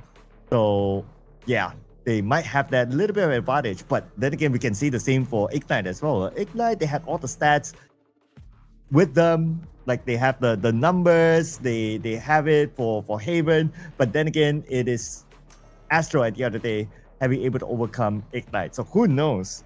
Ignite, they do have something up their sleeves to try to overcome Astro this round. It's going to be a crucial one for them. Yeah, they do. And I would like to... So, I want to point this out. I have not seen an ISO so far. I know there's been very few ISOs being played in this tourney, and I think that was all in the best of 1s. So this is going to be your first glimpse at an ISO in a best of 3. None other by Esmond. If people remember their history, if people were here for the last time Ignite were playing, or last time Esmond was playing in ISO, I believe Esmond dropped like a 40 bomb or something, or like a 40. He was close to 50. It was like 48 kills on this ISO. 40? It was 80? yeah. It was like 40 plus. It was close to 50, something along those lines. I remember it clear as day. I don't remember the exact numbers, but I remember it was exactly almost 50, if not just there. It was insane. It was him playing it on Haven, and yeah, if you're talking about an ace up the sleeve, that's probably one of them. Well, he needs to put out that sort of performance here in this round as we kick-start it. And here we go. So for Ignite, they're going to be on the attacker side. Defender side is going to be Astro. And for Ignite, like what you said previously, they need to make their decisions fast. Let's see what sort of playstyle they're going to go for this time. But it looks like Astro is going to play that active approach. They're going to try to stop them somewhere in the middle before coming in. A little bit slower from both teams, but I do like the pacing, right? Lotus is a very different map. You get very different variations of teams playing their way. And again, this is just Esmond just going for the picks, going for those frags. You're asking to fight the Juggernaut now. He's here, he's around the corner, and he's so ready for these fights. Getting shot through the smoke though. He is going to go down, and his teammate as well, Kestrel, looking for that trade. It's not going to find it. Persona though coming in from the other side is going to be able to just defuse the situation for a second. Takes out as well with that little bit of satchel play. Left into the 1-on-2 for Reflex. He was the top fragger prior. He's found his first frag essentially. He says, no, don't do it. Don't do it. Not like this. Not like this, Reflex. It's just the first round. You can't be doing this to Persona. He's trying to warm up, man. Left it to the one-on-one. Fade against Fade. Reverie against Reflex. But it's gonna be Reverie instead. Keeping that dream a little bit alive. First round goes to Ignite. Okay. Well, if that first round went to Astro, then... They have their on days. They have their off days, right? Hopefully, not an off day after getting knifed. Hopefully. Well, it's only round number 1 and they do have the economical advantage at this point. So for Ignite, it's going to be pretty straightforward for them. They can play a little bit more aggressive. And because of that, they managed to take 2 out of Astro, make that 3 now with Crims down. They're starting to read this a little bit more proper, right? We saw the aggression that Astro was putting out prior in Ignite. Look at how they're playing. Just wait for them. They like to challenge us. Let's just wait. They'll come into our crosshairs eventually, and INF picks up 3 for his patience, essentially. Persona on the other side with the Outlaw, getting his hunts down as well. We're going to the gun round now. You mentioned this prior. It doesn't really matter too much these first 2 rounds, you know? It's about how they come back towards this third one when guns are up. Yeah, and for the record as well, if you to look at whatever happened in the previous map, the first 2 rounds won by Ignite, and then Astro on their third round, they just make that huge comeback and they just went all the way in. So let's say they'll be able to regain back their momentum. This is going to be an important round for them, and they're going to start off by taking out Asmund. It's a good start so far. Poison's off. INF's thinking about this. Doesn't want to push in just yet. Wants to wait on the timing a little bit more, as well as keeping his crosshair locked in here. But oh, he just does not win out that fight. INF goes for the crouch peek and just wins it out instead. Now they've equalized things. Now we're going into mid-round territory. Utility has been lost, has been prodded, has been pushed. Things get dangerous. Things get interesting on Lotus here. And the plant will happen. The retake is going to be important. A Coinbase caller. Got Castro, okay, just to be countered back by Persona. So now pressure is on here. Oh, but Edward be able to put in a captain's performance, but Persona will stop Crims 2v2. Pretty 50-50 still. Yeah, Persona does have the showstopper if he wants to kind of use it as a panic button. And yeah, he will be using it alongside with the tether coming in from the fade. So far though, it's just here for space. One enemy remaining. Oh, never mind. Forget the space. It's a rocket launched into it instead. Reflex goes down from it. Reverie just goes for the peak. Straight away, 3 rounds for Ignite. They're looking so much better. There's a bit of a DC here, so they're going to go into a tech pause over on the side. So, from what we've seen so far, this looks a bit healthier, right, Cloud? Yeah, this looks definitely healthier. We can see the confidence here shown by Ignite. Especially on that showstopper. That showstopper with that angle. Just 1 pixel off and you would have missed that shot. So that was something there. Game sense, mechanical skills, it's all in together to land that showstopper. And the moment that showstopper landed, it's like, okay, this round is over here. And you can see the level of confidence that they have to pull off those kind of moves. And it's not only like towards the end, right? Like at the beginning as well, you did call out for like, okay, their last map is like, you need to play a little bit more confident, need to play a little bit more faster. We're starting to see that with Ignite this round. Yeah, and I think it's looking way healthier. It's looking like they have their heads on right. This is the Ignite that we're usually used to seeing. And, you know, I did bring up that whole narrative of, hey, these teams don't win out their map picks too often. Sometimes it could be a whole thing where both teams are reading each other really well. They'll win each other's map picks, and we're going to brawl it out over an Ascent. I've never known there was a pool up here. Thank you to our observer. And to note that if we do go to Ascent, on paper, based on stats as well, Astro, they have a better win rate on Ascent. So if it goes to that stage, then, well, but all of us talking here is just like based on stats, based on paper. Things might be different, but we can't deny that stats sometimes don't lie. So if it does go Ascent, then maybe Astro, they have that advantage. Maybe, but we'll see. Eyes on into the game, and not just us. I want to give out a little shout out to all the watch parties that are out there as well. I've been visiting all of you. I've been lurking there. But you know who else is here? It's gonna be Persona. First 2 shots of the Outlaw is all that's needed, and he gets 2 of them for his troubles. Kestrel around the other side for the swing with Rubble, making sure they do not get recontested into the space. They do not want to get shoved back into the spawn. Harmony coming over from the other side to try and go for a flank, but he's lost every single one of his teammates. Left into the 1-on-4. Yeah, with the Sheriff, it's going to be really difficult. Yep, there you go. 4 in a row right now for Ignite. Gaining this big momentum. But then again, it was an equal round for Astro. And for this round, both sides kind of equalize it. Okay, this is going to be the round that has to be a win here for Astro. If not, it's going to be really difficult for them. Economy-wise, might not help them after this if they don't win this one. Yeah, highly agree. See how it goes. Is that Odin? Not ready yet. Edward has an Odin. Yeah, Edward has an Odin. He's going for the wallbang. Over onto tree. Oh, the fade scan coming in up high is going to be the danger, but Esmond deals with it just nicely. Has to peel off, has to back away, has to reload. Okay, after knowing the presence of the Odin, so they start to set up their plans here. Oh, Convict Scholar got INF, so that's going to be at least a good start here for Astro. Now to deal with the remaining 4 players of Astro. They can go for the wraparound though, but they choose not to. Instead, they're going to play from the front to back. Bring them down. again, they're hearing this Odin towards the back of the site, so they have to be really careful. As he's already popped the shield very close on. He has to get that trade coming in, but it's the flick back. Edward is just clearing these corners instead with the machine gun. A triple for his troubles. Yeah, he has more than enough bullets to deal with any sort of offense coming in like that. Yeah, he has been waiting for this moment to show his Odin. And this is also the first Odin showing here for today.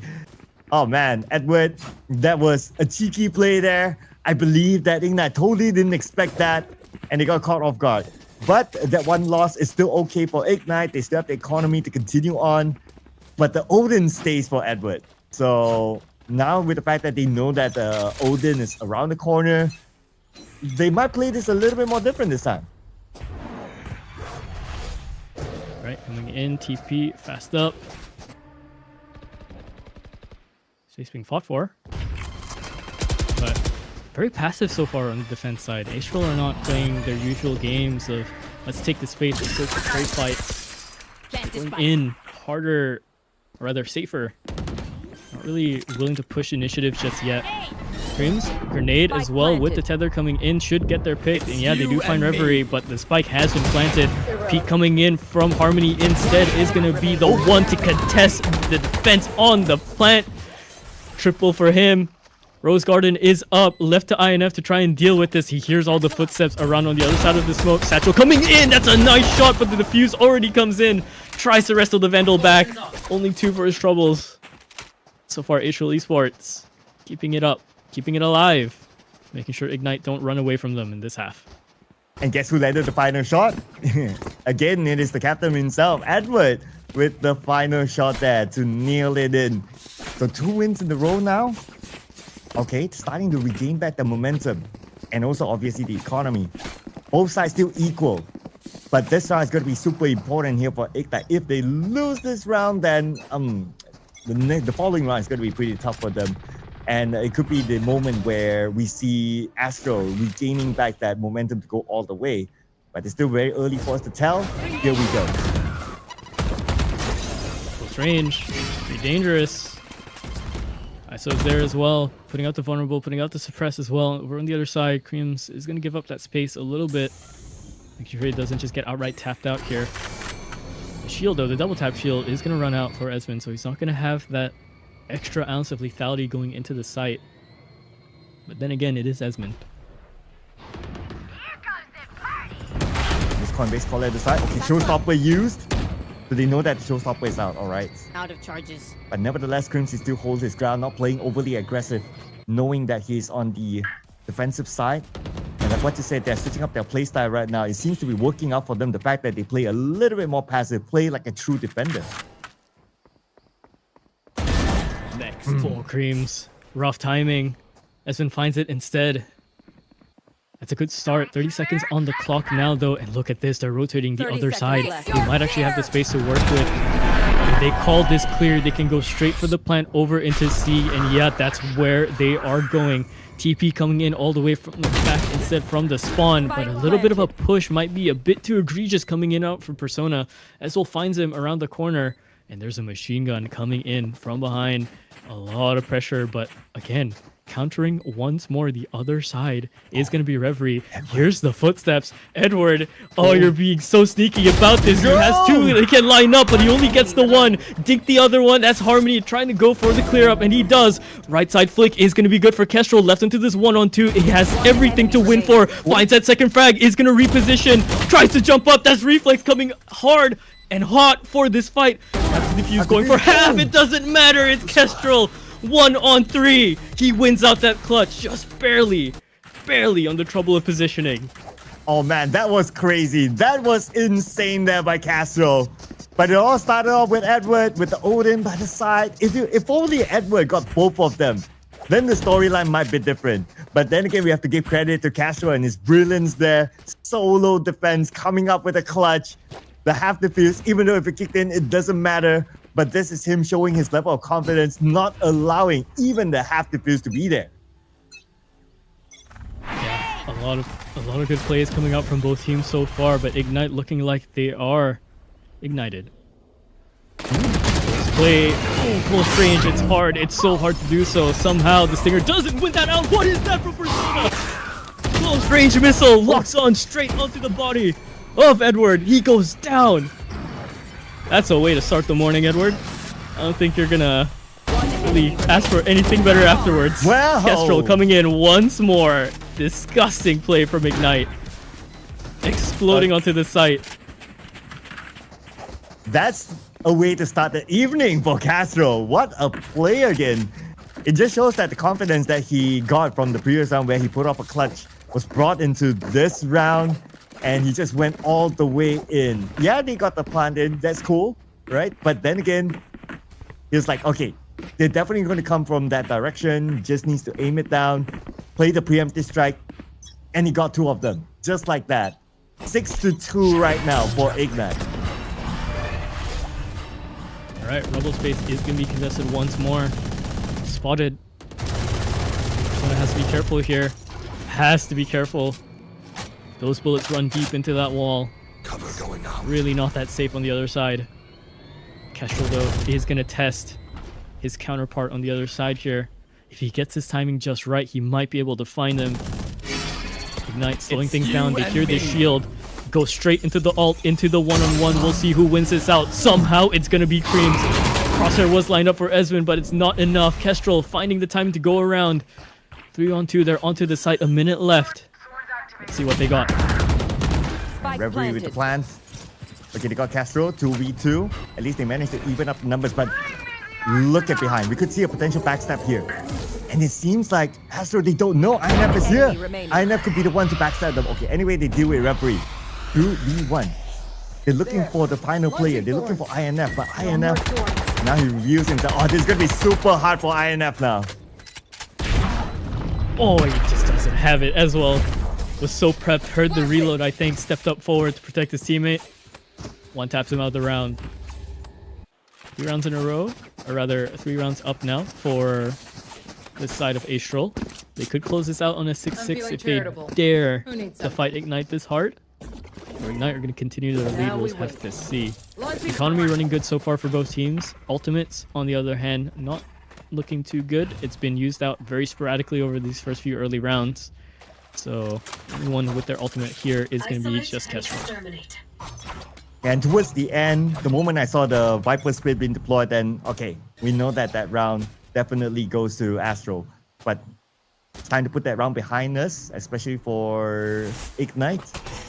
And try to restart again. Let's see what sort of momentum can they regain again. They're stacked up towards A side, but Edward gets Persona again.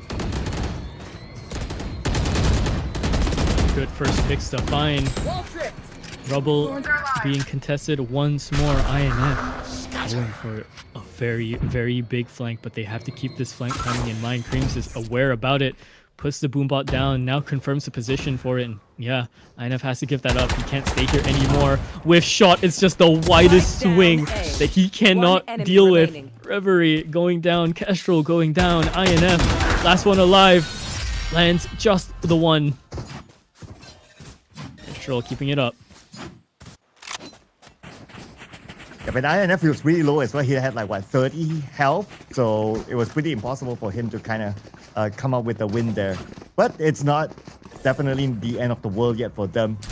Now that we're restarting this round again. Ignite. Okay, this is a round that they have to win. It's already 2 wins in a row here for Astro. But Astro, they still need to claw back rounds, so they need to continue on their momentum. No longer with the Odin play for Edward, so they're going to switch the strategy because they know that they have the slight economical advantage and also the psychological advantage as they will begin here with point-based caller getting Asmund. Okay, I like that play from Persona. He's warding off the dangers, and Reflex has to give that up. He just had an aerial shotgun warn him away from the space. They've lost Esmond here, so that's one of their space takers gone. They still have Persona, and I believe he still has one more satchel in his pocket here to try something. There. Oh, but Reflex, he's going to be a little bit ready for this. Let him walk through. Edward playing around this smoke. It's so dangerous.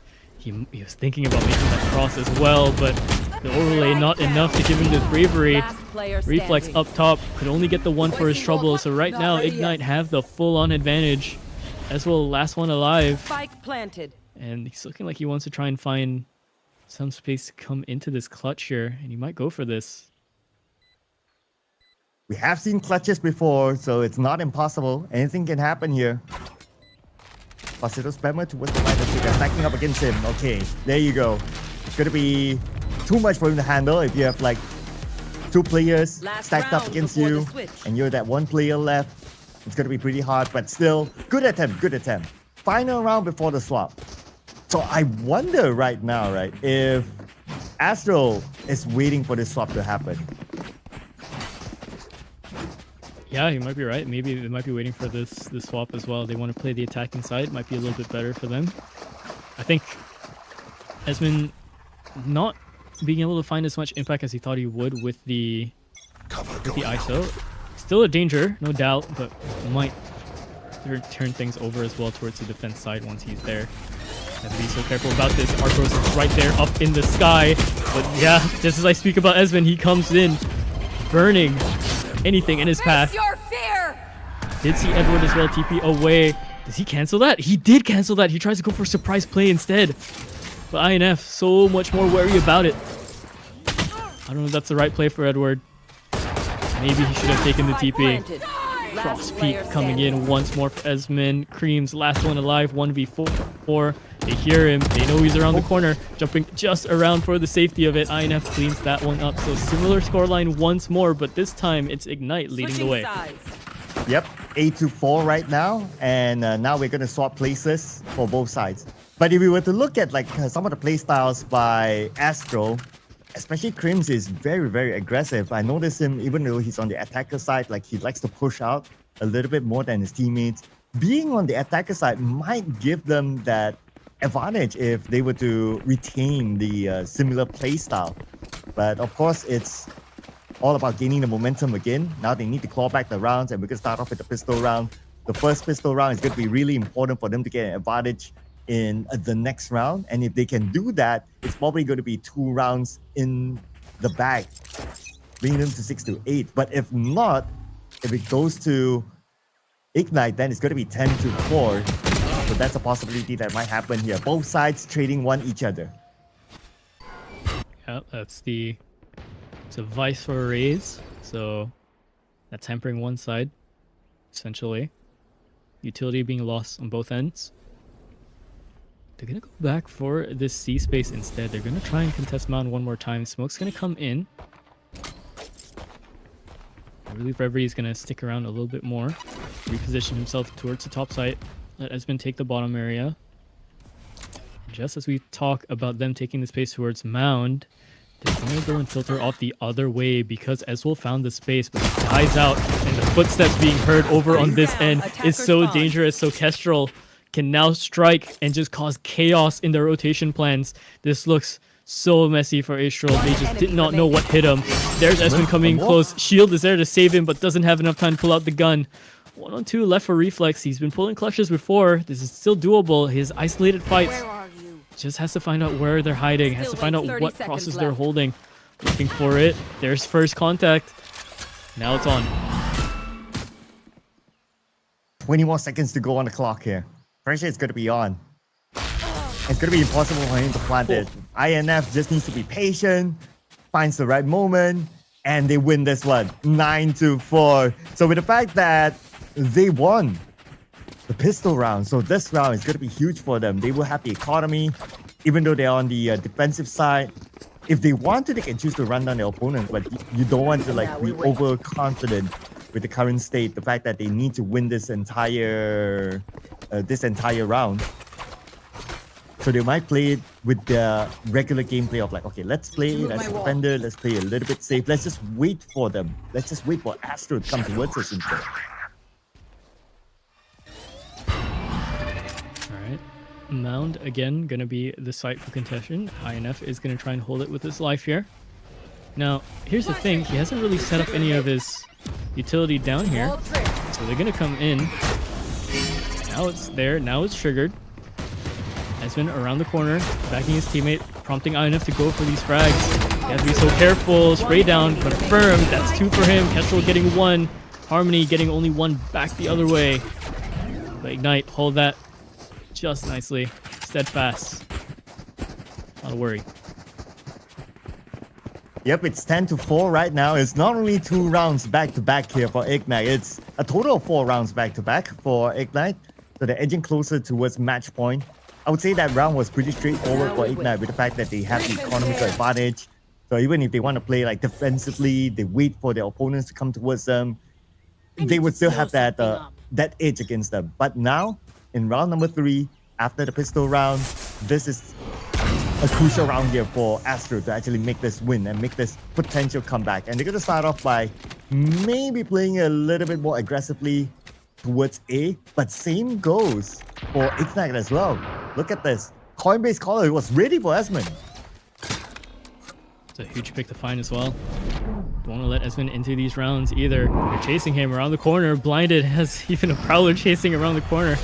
So hunted him down with everything they had, and INF in the meantime had made his way up. So he's found Crims, and now they've trapped these players in the B side. There's nothing they can do.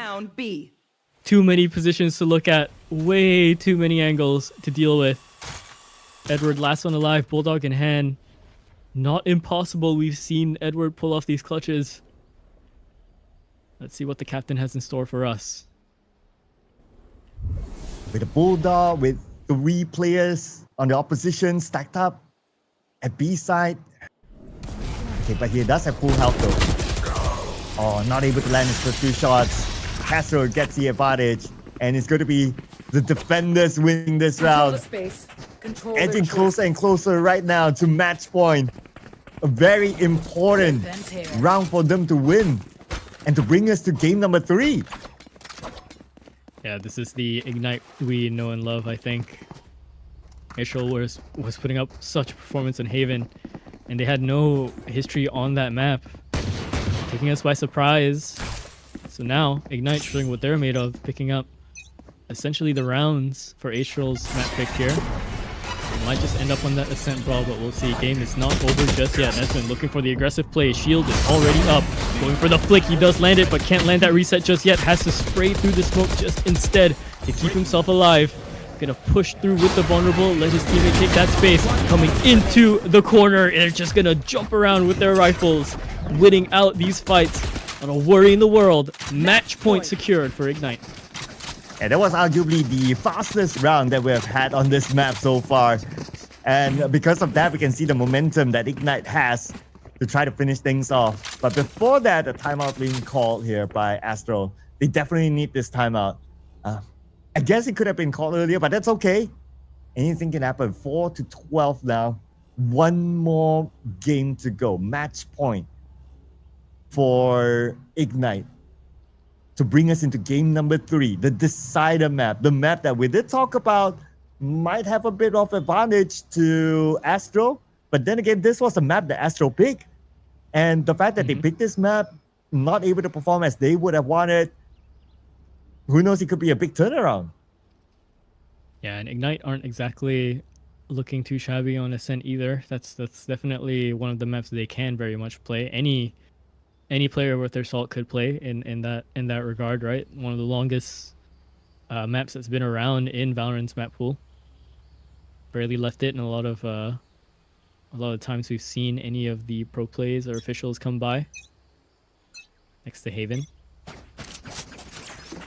So we'll see what Ignite have in store for us and what Ish will have in store for Ignite over on Ascent.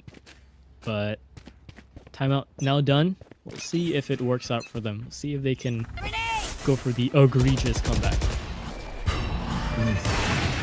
Gonna be like 8 games in a row that they have to win. Yeah. But for this round, we're gonna see an operator here by INF. Okay, they're kind of deciding on like, okay, do we want to go to C, B? But then again, the pressure is now really on to them to try to put on this performance here. And we can see a slightly more aggressive move by Ignite coming through mid. And they might go in for the flank, but their opponents are waiting for them. There you go. Ooh, Kestrel finding Enzo there is huge. They've essentially lost a lot of their post-plant options here with the Viper gone now. But they can pressure INF instead. One side lost, the other side is going to pick up the slack. Esmendo finds their advice. Harmony goes down out of the round. 3 on 5, looking very, very dire as things are starting to close out. Caught up top on the box, close range. INF shotgun screams down.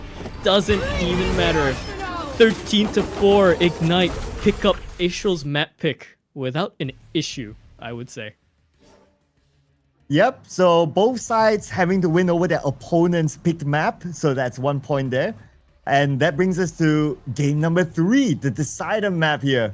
But what a round it was for this round for Ignite. We can see that they are very, very confident in this round. Castro with a top performance, the best KDA of 29-8, followed by INF at 18-7 and 2. So we can see overall as a team, everyone did their part here in this round to bring them this win. A much more convincing win as compared to the previous round. 13-4, bringing us to game number 3. The decider match, the match that would decide which team might be eliminated. Yeah, do or die essentially now left for both of these teams. Again, the knockout rounds, they're no joke. And considering the teams that are still in this, past this, it's troubling. And, you know, like I said, or like you said, looking at the players here on the scoreboard, yeah, some of it's very convincing, some of it's not. All of a sudden, we saw Reflex go from 20 frags up top, leading the charge, to 5 frags at the bottom. It is a push and pull dynamic.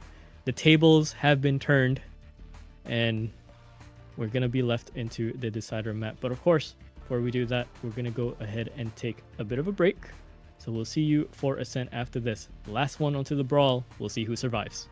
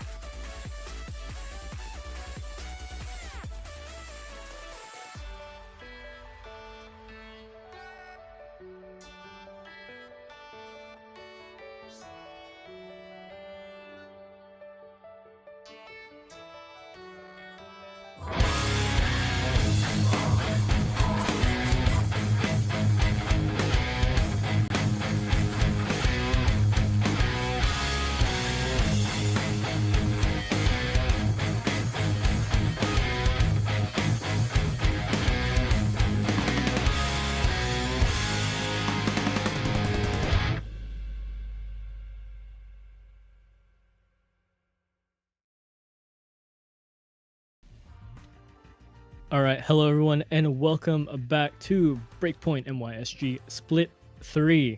The series is still ongoing, but we've hit the final mark for both of these teams. A grueling one at best, and quite an interesting narrative to tell the tale for the night. My name is Lott, and I'm joined by Cloudy. I want to give a quick little shout out to our sponsors over at Colorful. You want to pick up one of their GPUs, play Valorant and nice colors, play any other games out there as well with the maximum power. Do go check them out and grab yourself a 50 series card off the rack.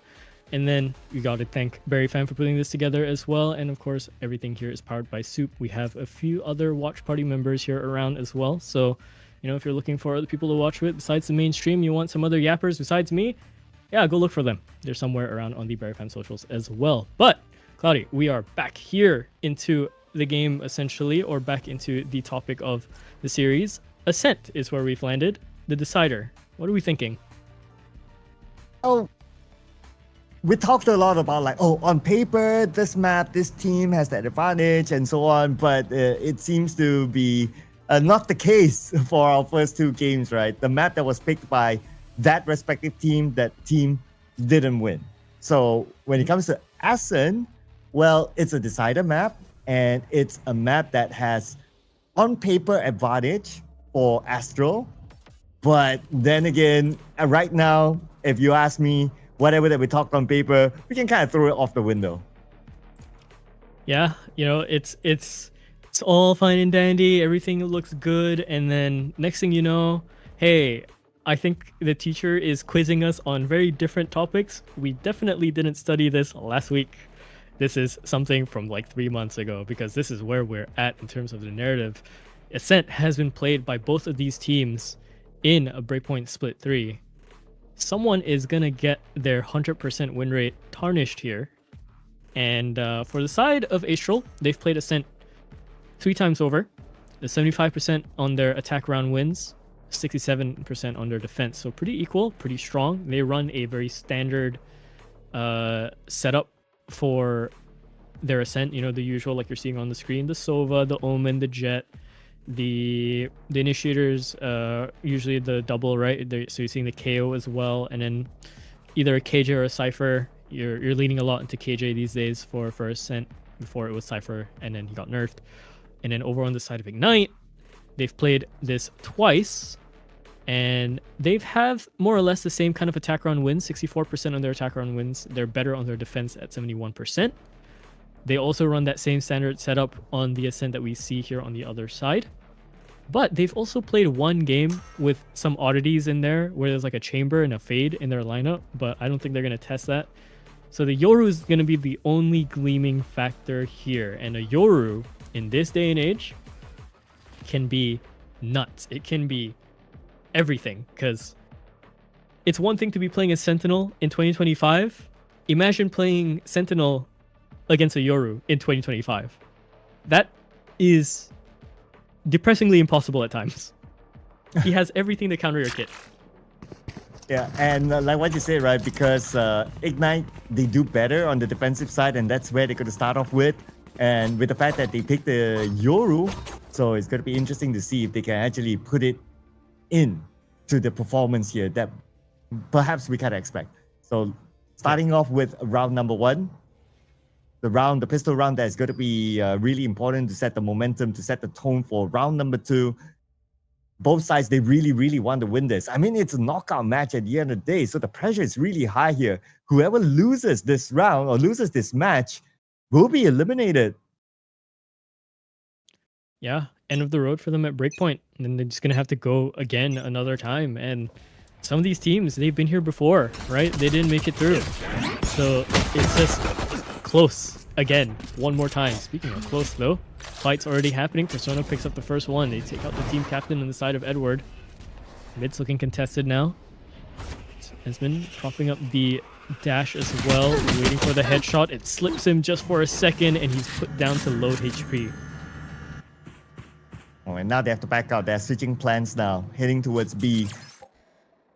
Running through mid link. And now heading towards B side with about a minute left on the timer. And this is a huge map, so if you kind of like, at this point, committed to one side, you might as well just go for it. And they have the man advantage, so Ignite, time to defend. Whoa! Enemy remaining. Whoa! No way. Whoa! What is that from INF? Holds down the corner of Boathouse like it's nothing. A sheriff doing all that damage and all of a sudden just lost Astral Esports. They thought they had the pacing, they thought they had the speed to do it. They didn't think about the bump in the road that would have been INF. Wow, 3 in a row for INF with the sheriff. Man, they totally got caught off guard there. Okay, so round 1 Can I get this? won by Ignite. Economical advantage, definitely theirs. So this round, oh man, that was definitely something there for round number 1. And INF is gonna do it again. This time holding on by himself. Get with his plus 2 blocks. And they will try to take him out, but it's not gonna be that easy with the corner that he's holding. Reverie though has this in spades. Now playing close is going to be INF. Running and gunning the other way, as instead is going to pick up that frag. He's going to go up high and allow INF to swing in past the smoke. A flawless round with only INF really taking the brunt of the damage. Ignite looking very strong in their start already. Alarm bot out. Dude, INF playing like a charm. Bot coming But then back. again, of course, benefit of the doubt, they do have the economical advantage. So let's see how will Astro actually come back in this round. It's going to be an important round for them, of course, for them to stop the momentum here of Ignite. Because you kind of think about it, Ignite, they're actually bringing the momentum from the previous map. Like they had like what, multiple wins in a row with a very, very solid ending. So now it's all about stopping them in their momentum. Try to stop their tracks. Try to just shatter their confidence.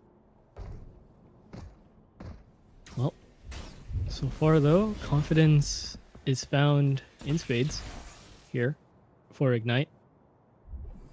And to douse such a flame, you need an equal amount of water to do it. Waiting for the sonar to come in. Drone instead is going to come out the other side. Spotted. One over towards lane. They hear this reload too. They're expecting a very early push. Seeing all 4 players crouch, painting their barrels around the corner. Execution though is going to come through it. What a tag coming in from Esmonde. Instead, right through the smoke. Double hit. Going for one more. He does land it as well. Harmy's low HP allows INF to go for that swing instead. Persona is there to back up his teammate. All of a sudden, the captain lost every single one of his chess pieces. Looking to pull off the clutch to bring his team back into this. 30 seconds left. Swap for the Vandals. He gets a drone, gets tagged though. This is dangerous. High-low setup. And INF cleans it up. Off to 8-1 right now. INF already has the ultimate up with his KJ. And to be fair to Edward, he doesn't have much of a choice, right? It's like, okay, might as well just go for it. If he comes up with something insane, then so be it, right? Then that's cool, right? But yeah, 1v3 with a high-low setup like what you mentioned, then yeah, it would have been difficult anyway, but you just go for it. You just take your chances. Sometimes you won't know if it actually turns out well for you. So that's exactly what he tried to do. But now 3-0. Okay, it's not the end of the world yet for Astro as they try to find a way to sweep the defensive side of Ignite. And Ignite starts off well again with Coinbase all down. Taken out. Reflex as well, finding another pick. Oh, but they found the flank. Oh, guns up. He's thinking about the wrong angle. As well, looked all the way back behind him. Didn't think it was coming in from tile side. Just like that. 1 minute, 15 seconds left onto that clock. Edward's left all alone. He's going to let this Yoru slip. They didn't check the cubby. It's always the cubby that's the dangerous position. And this is where Edward loves to lurk in. Going for a bit of an egregious shot to just try and make himself safe. He has isolated fights. They have to be so careful about this. The timing. He's going to TP back. There is a chance for him. There is a chance for him, but he's getting on. And yeah, there we go. Window closes finally for him. If there was any chance for him, it would have to been way earlier. He would have to take out INF first. Get Reverie to take a step back. Then maybe focus on the other side. Timeout called already in the 4-0. And yeah, I mean, that just makes sense. You don't want Ignite to be firing up this strong, but they are. And you really have to find out some strategy to kind of get them off of this high horse. Yeah, and although they are playing on the defensive side, right? But from what we've seen from the previous round, they look like they're playing on the attacker side. Like, okay, they bring the fight towards Astral, and we can see that, okay, because they're able to do that, their confidence is sky high because of that. So, right time to call for a timeout here. You want to try to at least get a breather here. Whether that's able to stop the momentum of Ignite after this, well, we'll need to see what happens later on, but at least it's something that they need to do right now. Now, the conversations here must be around like, okay, guys, you know what? Let's play as a team. Let's try to pull them out since they're playing aggressively, try to catch them off guard, and then we'll go in after that. Going straight into a tech timeout as well. Kestrel has lost connection. So, yeah, they have some time to kind of think about it a little bit more. So far, though, Creams, I mean, you're right. Creams has to find the space to work with. He's getting really unlucky in a lot of these initial fights, right? It's either then Astral are in for a very rough time already on this half alone. Operator is going to be bought for Esmond as well, so I'm thinking he might be looking to either challenge towards tree here. Yeah, he's setting up over towards tree. Should be very, very standard. It's hard to really glean anything new from an Ascent unless people are playing something new. Most of the time, you see the very, very standard kind of strats come in off the page, and it's just about the mid-rounding. It's about how the rounds end. It's about the mid-rounding that makes Ascent interesting to that factor. Interesting, I say, with a little bit of strain because, people have been getting very bored with Ascent, seeing it in the map pool for so long and seeing the same kind of setups being run. I said this before, Ascent is stale bread. You can't go wrong with bread, but it's stale bread. Well, I do like a piece of bread once in a while. But let's see if this bread will be taken by Astral because they really need to win this one. After that tech pause, after that pause for themselves as well. So hopefully they have it in the bag this time. They just need to reset their minds. And so far they're playing it a little bit slower this time, waiting to see if Ignite will be drawn out here and try to catch them off guard. I guess that was the strategy, the discussions that they had during the break time earlier on. Okay, and here we go. Just more of information gathering still, not really making the big commitments here.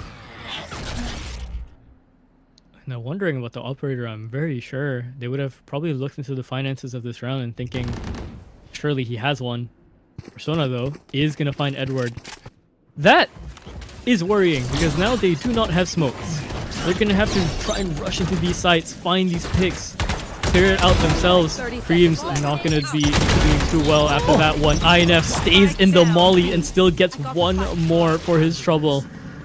2 on 3, this is still doable, but with the Yoru ult coming in and losing his teammate in the form of Reflex, yeah, Kestrel just gets that kill for free. 5-0, Ignite still continue their streak. Astral, more than just on the back foot now, being put onto a chair, sat onto a chair. And it's still INF again, like by himself, holding down the line, like getting to, like even like what you pointed out earlier on, right? Even though within the molly, he's still able to get one more kill in the back, and now his KDA is 11-0. This guy is playing out of his minds here, holding down B just by himself. But I guess because of that, they're not going to go for B anymore. They're like, okay, guys, you know what? B is just not working out for us. Let's try to get into A. Trouble here for the A side as well. There's the Hunter's Fury, and again, so much damage. Kestrel goes down for it, tries to set up his teammates with the utility, tries to stall them out a little bit more, but now they're in the site. Spike planted. Lockdown is going to be initiated as well. Over towards tree side, they do have that space to work with and just hide over towards Wine. This is troubling though. So many of them are sitting towards the back here in Wine. Goes straight for the defuse tap, but he loses so much HP for it. Flash is good for Persona as well, but he doesn't know about the army that's sitting over by the wine boxes. Doesn't even matter. INF and Persona just clears them out, turns around. Persona looks up to heaven. finds Edwards 6-0.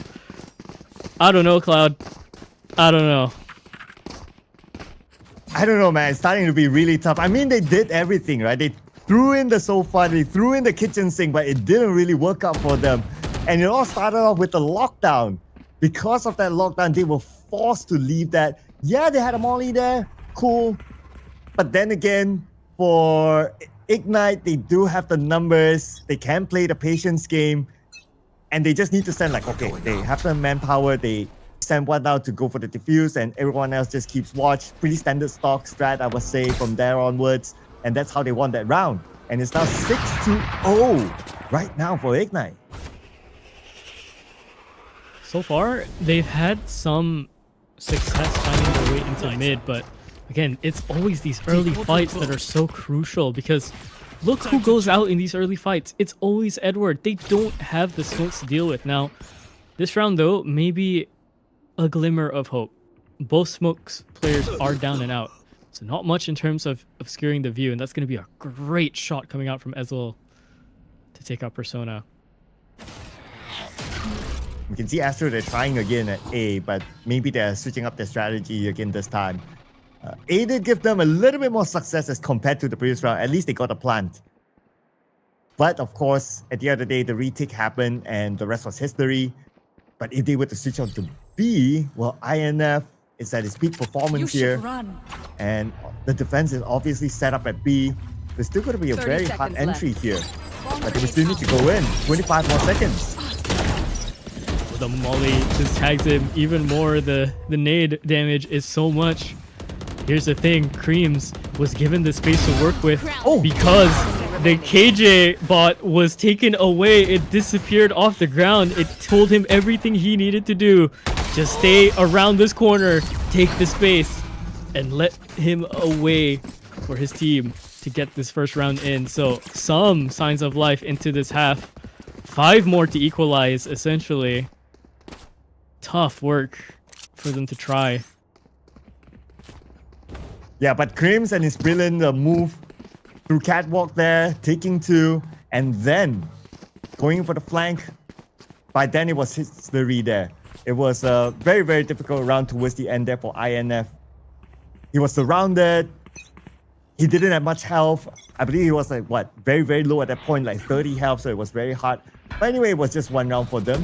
So it's okay, they can still let that 1 round go, and they still have the economy for it. And Crims is going to try something similar again, but this time he's going to pay a little bit more attention towards B.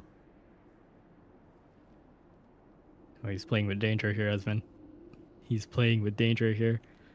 That space was given up. If it was 2 seconds earlier, he might have found it. Playing a very dangerous game of distance and pixels, and it's going to be Harmony instead to find the pick.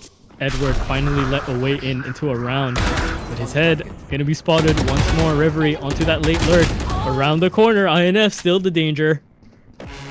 Left into the 2-on-2, but essentially a 2-on-1 because they have to go for this reset, and Reverie's thinking about it. Tagged by the sonar, so he looks away, gets the setup, gets the reset for his teammate. Okay. Oh, it's so rough. He's still trying to fight for it, and they lost the spike. Left him to the 1-on-1. Both different initiators, but Ezreal brings it out in front.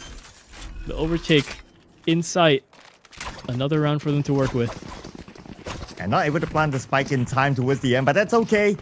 This is the win that they're looking for. Okay, 2 in a row right now. Have they shattered the economy of Ignite? Not yet. Ignite is still alright for this round, but the balance is starting to happen here. The balance in the force is happening. So for Astro, they're starting to find the groove.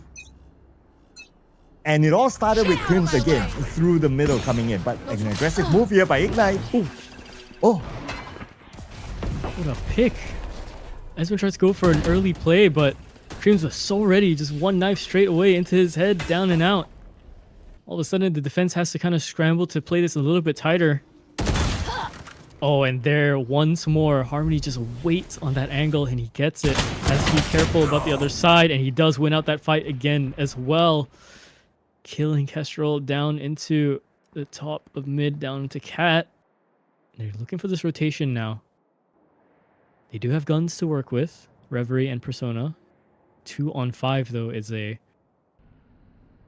big ask.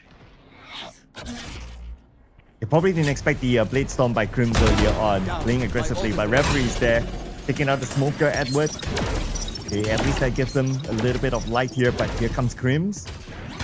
Going over the flag again, still with the Blade Storm. Last player Waiting standing. for the smoke to subside and he will go in.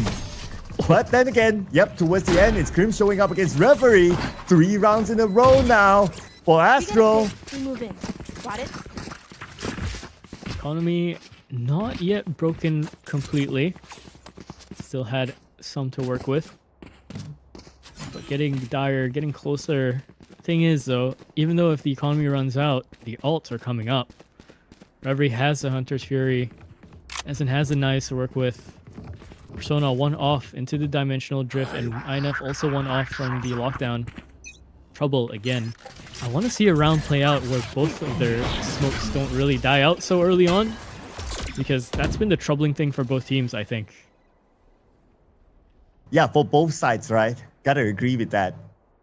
Both sides somehow managed to find an angle to like, oh, okay, you happen to be there. Okay, I take you out. So both sides, Omen tends to go out early. But this time, not this time it seems. Okay, so both sides managed to retain all 5 of their players as of now. And I guess as part of the learning from the previous round, it's like, okay, we cannot let our smokers die early on.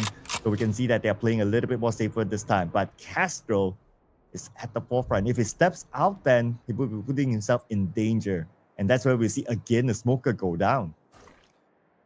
Yeah, you just have to be really careful with it. Creams is given the space here and they know about it. Crosshair set up, but not ready for it. Great shot coming out of Creams and another one coming out from Harmony. Never mind, make that 2 for Harmony. Syncing up his kills just nicely onto the scoreboard. 30 seconds left. And no Omen. Okay, this is their chance to go in. And Astro, they still have the Omen though. They still can smoke, and that's referee stopping Crims, but then again the follow-up happened. 1v4 with the spike in hand will be planted. Spike It's gonna planted. be a hard one for Persona. But he'll still go for it seems, okay? I wonder if they know his current position. But where else will he come from at this point? Looking at the amount of information that Astro has at this moment. So it looks like he's just going to let this one go. Persona is just going to stay back. He's just going to go for the save. Yeah, I think that's the best play you can do there. Money is already coming really, really low. Not only that, I think he might have tried for maybe a pick or 2 if he had a little bit more utility on him. Because right now, if I saw correctly, he just has his decoy and he just has 1 flash to work off. So he has this 1 flash to just help him survive. And then that TP was set up for him. Just go back the other way to make sure he is. Oh, Yep, he gets that pick. That's about it. okay. Consolation prize towards the end.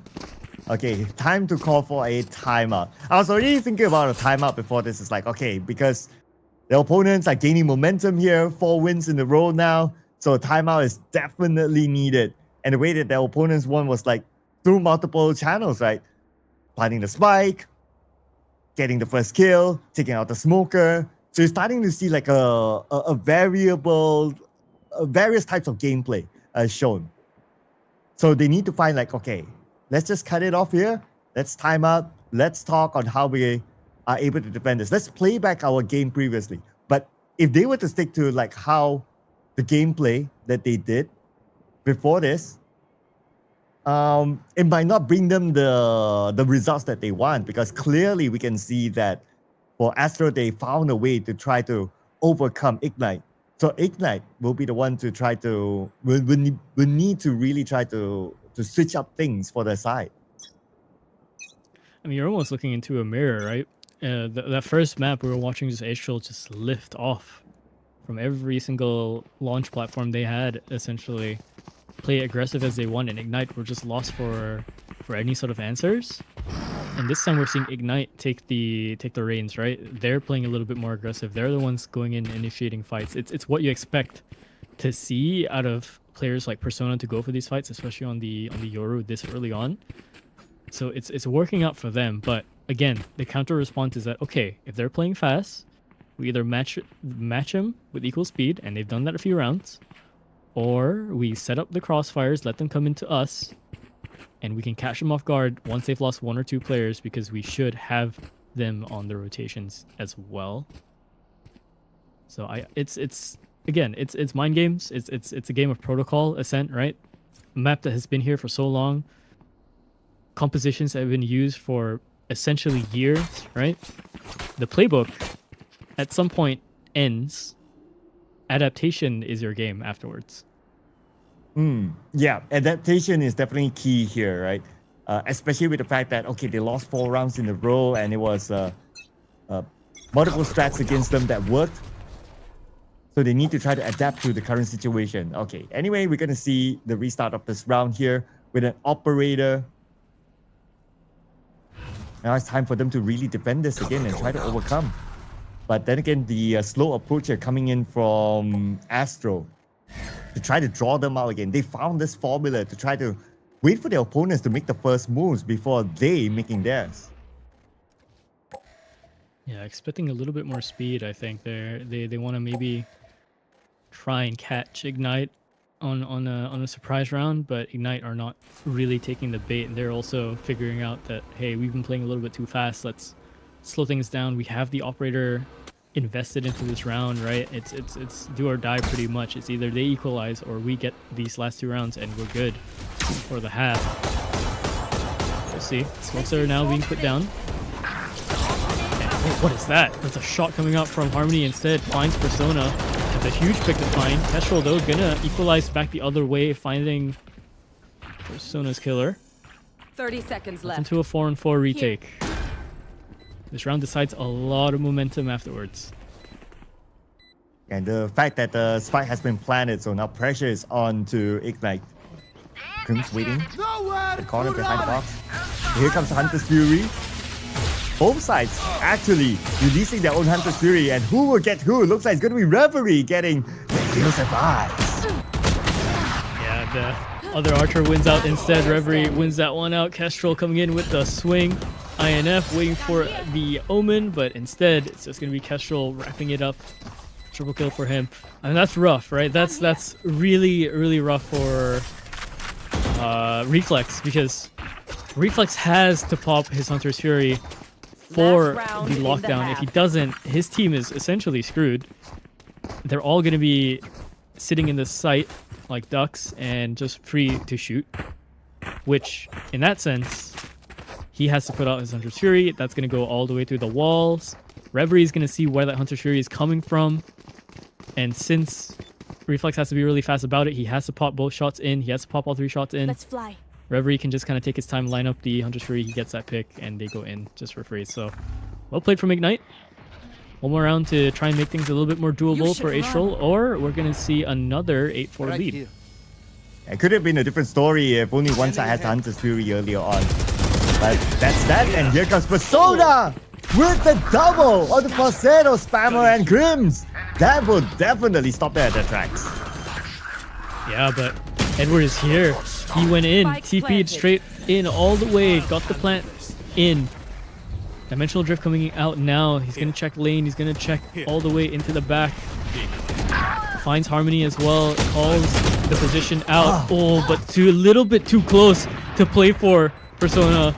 The numbers are now dwindling ever so slightly. Positions are now being caught out. Edward finds that one pick. He has a shotgun in his hands. He could do this if they decide to push him. Oh, shotgun against shotgun, but not going to survive the Vandal on the backup. Instead, Ignite take this away, 8-4. Another similar scoreline as you go out through the night. There's a pattern here. And it was an unfortunate wallbang towards the end, right? So, yeah. If that wallbang didn't happen, then of course it's going to be a different result altogether. But then again, that happened, and now both sides, they're going to switch. So you did mention earlier during the game that on the defensive side, Ignite, they were better. I mean, it is shown that they were better on the defensive side, obviously, with the 8-4 score. But now switching to the attacker side. So Ignite, they'll need to readapt again. Now that they've only found their momentum, okay, they found how to break their opponent. Now they need to redo again on the other side instead. Yeah, and I think it kind of comes down to what kind of prep they have against this Yoru, because if they let this Yoru in, if they let Persona play his tricks, play his mind games, I don't think Ishol will have an answer really. Hard swing out from Persona instead to trade his teammate, so 1-for-1 they lose their duelist. Oh, the Sheriff's in tree though, in Garden, working their way out, but Edward wins that one out against INF instead. Low HP values for two players on two sides. Persona is down low, but Edward's even lower. 3 on 3. Right here. And we can see the potential flank here. And let's see if that will bring them the dividends that they're looking for. But they're taking care of their backs at the same time. Edward got Persona. Okay. Now they have 3 against 2. They have the numbers. Time to go all in. Just waiting for the right moment. Castro gets the heal of eyes, equalizing up the number of players again. Edward pretty low. Same goes for Castro as well. But Castro gets the advantage against Edward, the other Omen. And the attackers win this one. This is going to be a win that could bring them the next win with the economy in hand. Yeah, looking very worrying now for Astral. This is not how you want to exit a series, by no means. You started off so well, and then your map pick just goes down. You start to wonder if they're running out of strategies or if Ignite are really just warmed up now. Hard to say, right? Hard to say unless you're in there. Here we go though, into the bonus round. We're already seeing 2 rifles bought up straight away for Casual and Persona. They want to end this fast. Frankly, the previous round, Astro, they did a lot of things right, if you ask me. Like, they went in for the flank, but it was just really down to mechanical skills and the defensive skills there. But now, of course, it's a restart here, and Castro waiting behind the smoke. Just waiting for them to come forward. The spammer, he sees one, but Asmund, because they have the economical advantage, they have the weapons advantage. So it was easy for them to take down 2, take down 3 from Astro. Now Astro only has 2 left, and they're pushed back to a corner with the spike in hand. The plant will happen. The retake is going to be really tough, and INF with the flank here gets the heals F5. Oh, what is that second shot coming in from INF? He was so ready for that one. Double digits now for Ignite. They're not stopping. They fed the coal into the steam train. It's running. I mean, that was definitely something there. And yeah. I see the idea again, right? It's like, okay, you tried to flank us. Okay, now let's do it against you. And they did exactly that. And they gave a taste of their own medicine early on. But again, it's INF. This round he has been playing brilliantly. Still with the top KD of 18-9-3. Now going again at A. Looks like they're going to repeat again. The same side. Let's see if it brings them a different result this time with INF. Okay, towards the right. Definitely sees that one. But he's pretty low right now. He has to back off. He's at the regen shield, so he's going to let that recharge up. But even then, he's brought down so low that one tap will take him out regardless. Edward, though, looking alive this time. Finding 2 picks off with the Phantom. Again, 3 on 3. Nearly similar composition left onto the board. Persona and Reverie are looking for an aggressive play actually around into the window side. I don't think they hear this, but that's a really good paranoia to come in. That's going to work them off from the peak. And they have to look elsewhere. Edward and Reflex picking up that frag. INF left again. Low HP. Yes, he does have the regen shield, but he's brought down so low. Just 1 tap will do it. It's not going to be enough. A 5th round on the board for Astral. So they have some life left, but how much more? Oof, okay, 10-5. They still have some room to play. It's not the end of the world for them. But this is a win that is really very important. They're very, very close to match point right now. So looking at the current situation, both sides economically pretty equal. So there's still going to be a very 50-50 game. But for Ignite, they're going to switch things up this time. They're going to put a little bit more focus onto B, at least at the start. But B, of course, is well protected. And B, Coinbase Caller is going to be there all alone. If they play a fast game, then Coinbase Caller could be overwhelmed. Hard to say that, man. I've been watching Harmony play for so much. He's been so consistent on this roster. To overwhelm him, it means to throw bodies at him. He seems to always get away with 2. Who's next? But this is it is asking a lot. There's your first. Yep, you mentioned about it, and it's happening. He got INF. What a key players from the other side. Castro gets Crims. And looks like, look at the spread right now. Okay, they're going all in. And here comes the trade-off back-to-back. It's going to be a 3v2. Spike is planted though. So now pressure is on. One enemy. Heard the reload coming in over towards lane. The wallbang's also good. The peak is even better. A flash to ward off the attack coming in from Reverie instead. He has the shock darts to try and ward off the defuse, but he's just holding it for the halfway mark. As well has to play this so safely, but he cannot. Reverie instead with the clutch, bringing them one more closer to match point. It's looking so dire now. The economy is rough. It's rough to look at. It's nearly broken. They have enough to buy up their rifles, but it's gonna be a very messy buy. Edward has to lock in with the sheriff instead, full armor, and as well has to buy up into the stinger with the light shields as well. It's not looking too good here. It may just be wraps unless they have a miracle of a round. Yeah, Never prioritizes his full armor because he needs to keep himself alive as long as possible since he's going to be key smoker here. But Coinbase Caller making that aggressive move. INF takes advantage of it. And INF with one. Okay. Look at Castro. Okay, waiting inside. But here's F-Eyes. He definitely has eyes onto him. Yeah, looking out for the danger from behind. They tried that before. It didn't work again. So the defense is actually running its waymark here. INF and Reverie are left though, and oh god, INF here is so dangerous. He gets the one, the other one's not expecting it. A triple for INF so far. There's no way he does this. He's just locking this down by himself. He just had the timing for the rotation. Reverie is full HP. They have a way in here. Lockdown is available for him as well. This is looking like so much trouble. Creams, he's overstepping the line, does back away just for a second to make sure his teammate can have the space with him so they can go for their trades.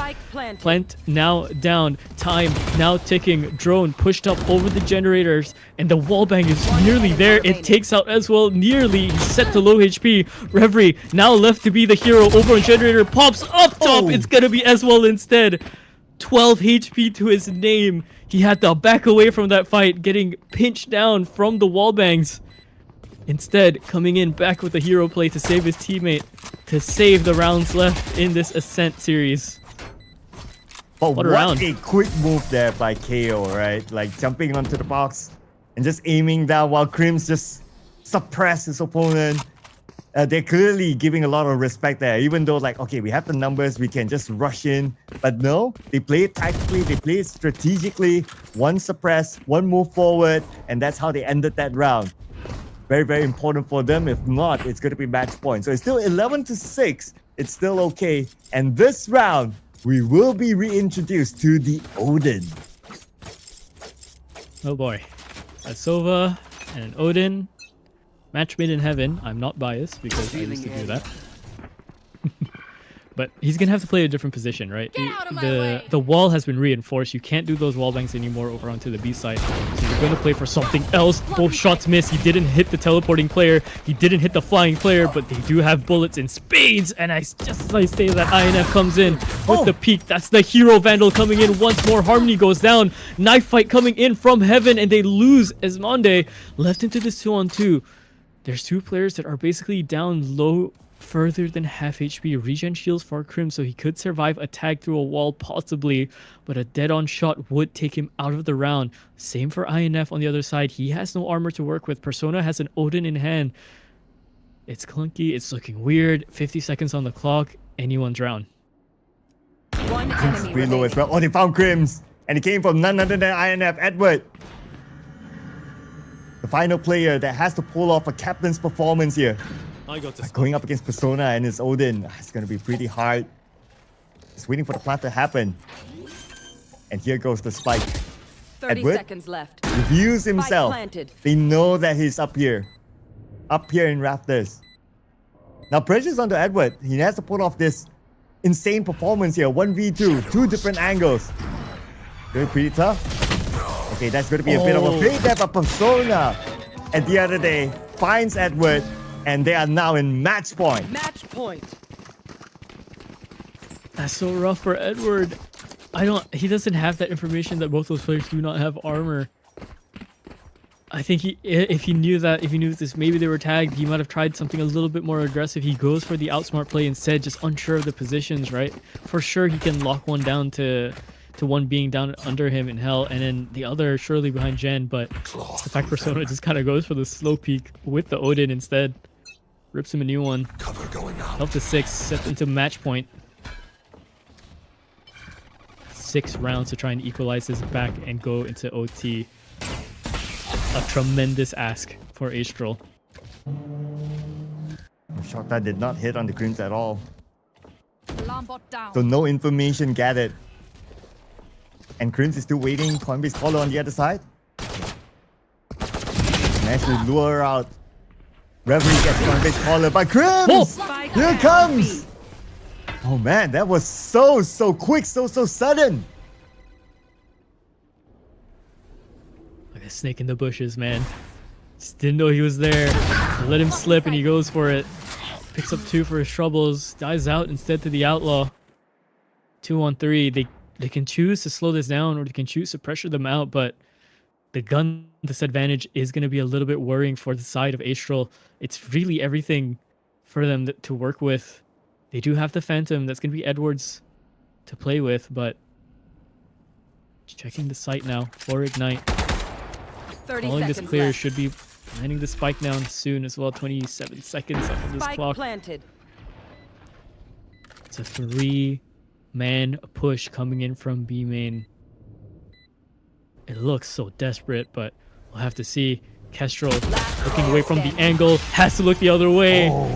Esmond doesn't catch it either. Edward saves his team one more time. 7 for them on the board. How much more? Ooh, they have to at least make it 5 in a row right now to equalize. They demand a fight. It's that What a way one to match miss a point. That one match point right now for Ignite. And sometimes that one match point it's just so hard to gain, but nevertheless, it's only 1 round, okay? So far, the record has been like 1 win each, just switching sides. So this round, could it be the round that ends it all for this series? And this is where Ignite will need to do the business to move on to the next round, to knock out Astro. Well, Ignite are choosing to play this aggressively. They have the dimensional drift to just pierce through the site uncontested, essentially. Deal with all the utility. Astral have to go for this retake. They do have guns galore. Hunter Fury is going to be there to just catch any sort of these players out of the round. Persona, he's playing such a dangerous position.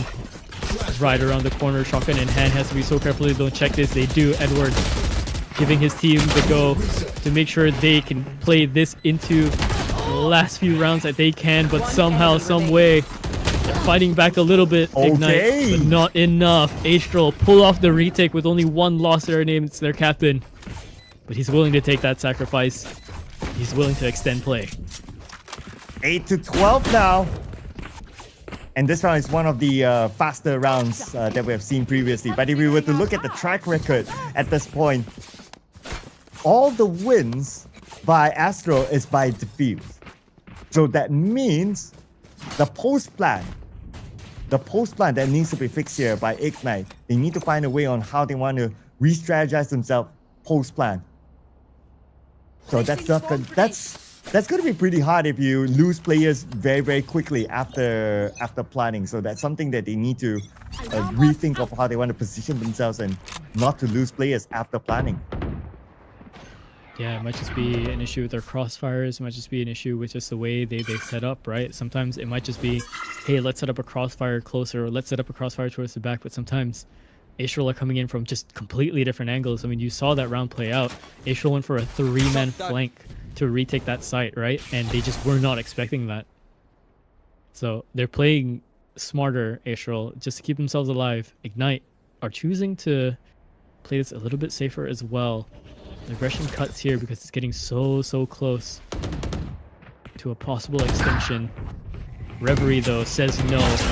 Takes out Crims, and that's the first step out of 5 to maybe try and pull this across the line. Reflex going for a very ballsy check around the corner of the smoke, but Has to be careful to not get tapped out in it either. They still have Edward though, the key smoker for the team. And his presence is going to be really important for them to get 30 into A seconds side. left. 28 more seconds to go. Nowhere to run! And here comes the Hunter's Fury from afar. Edward gets Esmer, but from the side, INF. He wanted to try to get a Tiki while a Corbis caller was ready for him. Here comes Reverie. 1v2. Needs to be the hero for the team 10 to wrap seconds things up. If not, the round will be extended even further.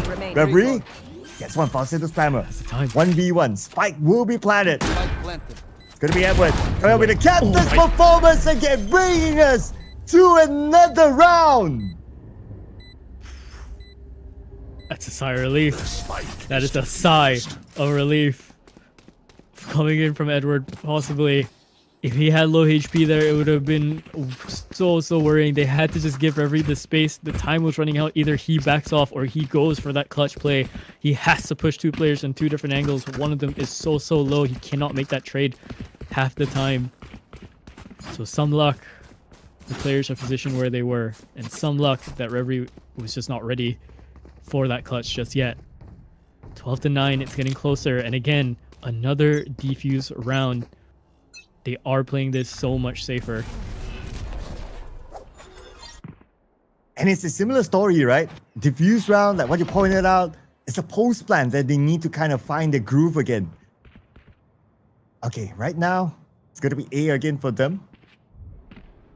Prim's looking down onto Persona, waiting for him to show himself, but Persona is not going to make that overstep. But they're going to go into A instead. Looks like it might be a big commitment here into A, but Edward! Defense and getting Castro. That will stop them from breaching A. Now the spike is somewhere in between. And they're going to commit all into A to try to defend their ground. Asmund gets Coinbase Killer. And that's going to be a 4v4 now. Yeah, Harmony losing its life there is going to be kind of massive, actually. Oh, the re-flank coming in from Creams. Instead, he was just following the footsteps, but he has to be so fast because they're going to lose players up forward. Creams finally makes his position known. They know that their flank is occupied by a Jet. Knives are out, but it's going to be Ezreal instead. Finds those two picks. Left to INF to pull off a clutch to bring his team over the line. Instead, Creams from the same position behind them knocks it out. Double digits for Astral. Again, another defuse. Again, we go one more time. Oh, it's 12-10 now, my man. 12-10. That's like what? 4 defuses in a row? Oh, that's crazy. Yeah. That's crazy. Could this be the big comeback here? That one match point is always so difficult, right? That one match point. There's so much pressure on you to just wrap things up. And this one match point, and we're done for the series. That's why it's just so much pressure. And the fact that they kept losing through a post-plan defuse, then I don't know, man. What else can they do? What else do they need to do? I was listening to a few different interviews and a few different podcasts regarding various esports, Valorant being one of them, but our other tech shooters as well. And there's this issue with the captains and the coaches where they say that holding this match point is always very hard because sometimes you get the team so hyped up that they can finish the map or finish the series. In their heads, they're thinking, let's just finish this. So they try to finish it quick. But that's what the team that's not on match point is kind of expecting. They're expecting them to overplay. They're expecting them to be a little bit too overconfident and overstep a lot of these issues that would have, usually been such dangers to them, but because they're not thinking about it, because they want to end this fast, yeah, you bring this in a little bit more. But again, credit where credit is due, right? The retakes have been immensely well played coming from Astral. So regardless of if that pressure, if that hypothetical kind of mindset is there for the side of Ignite, Astral are playing their minds out to keep themselves alive here. Yeah, and they managed to overcome, right? And take advantage of the current situation, like what you mentioned, is like probably, okay, it's because of the match point pressure, and they're telling themselves, okay, guys, we know it's match point for them, but they're feeling the pressure right now. overstep here and there, maybe a bit of miscoordination. And that's where the retakes have been so good so far. And now we're again back to match point with the restart of this round. Oh man, overcoming this sort of situation in your mind is so hard, especially with the fact that all of the rounds that you have lost is through retakes. You thought that, okay, we've done everything well, but towards the end, it's just like what you said, like credit to where credit is due, right? Astro, they found a way to get those retakes in. Yeah. Early usage of the lockdown.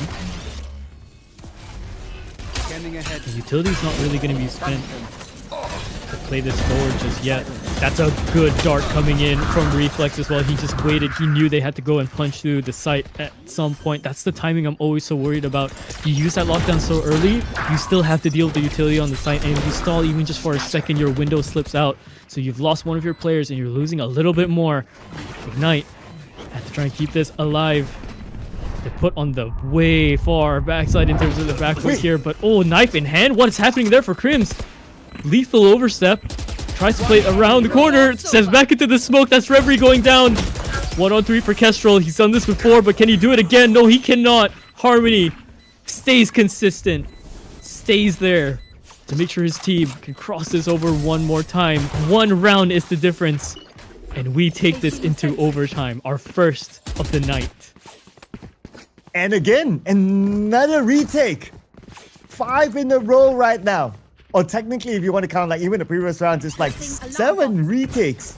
It's all defuses. Every single retake, every single round that they've won on this side has all been retakes and defuses. Oh man, that is just insane here. Like breaking that one match point is so hard. It doesn't help that the fact that it's like 7 retakes. They must be thinking to themselves that what else can we do? Like what should we do? What should we change now? Okay, anyway, it's still gonna be B for them. Let's see if it'll work out. That 1 point. That 1 point is what they need. Same landing zone. We want to try and end this over towards B, but they use a different form of clearance this time. They ask Persona to go in with the dimensional drift early, but again, we're put into this kind of same position where it's a 5-on-5 retake or just multiplayer retake essentially. All the utility is still live for the defense. They just have to go and find their frags here. They have to be so careful. Spam through the smoke is going to be good for Esmond. Persona finds that 1-2. It's looking so dire now for Israel all of a sudden. Flash, really close range for Persona. He wards off the attack, but Creams finds that pick onto INF. They find Reverie as well. A swing coming in from the other side on lane. He's tagged away. Ignite somehow. Esmond pulls it across the line. 2 frags with the Guardian. It's a fake comeback. Oh man, it was so close. It was so close for Astro to at least pull it back and bring us to overtime. Oh man, but what a match this was. That was crazy. That was crazy. It was the sweatiest match that we have seen so far today. Man, can't wait to look at the stats here. And here we have it. INF. What a game here. Especially during the early stages of this round. Like he was playing out of his mind. He kind of lost momentum in the middle, but then he brought it back towards the end, and it brought them the win. 13-11. Super duper close. The closest match that we had so far. Yeah, absolutely. This is no other way to put it. It's well played coming in from the side of Ignite, but you cannot put down the efforts of Astral here. They tried their absolute darndest to make this a possibility, and it was so close. Just 1 or 2 more plays, 1 or 2 more swings in that last round would have been it. The decider, essentially. 1 more shot needed to be hit, and I think it would have swung their way. But alas, Ignite, they found their way back in on the final round. They had to bring us all the way, huh? They had to. They had to bring us to game number 3. That was crazy. But we'd like to thank Astro as well for playing. Thank you so much for being together with us for this season. Hopefully we get to see more of them in the following season. But before we switch over to our next series, ladies and gentlemen, we will be taking a short break. So do not go anywhere.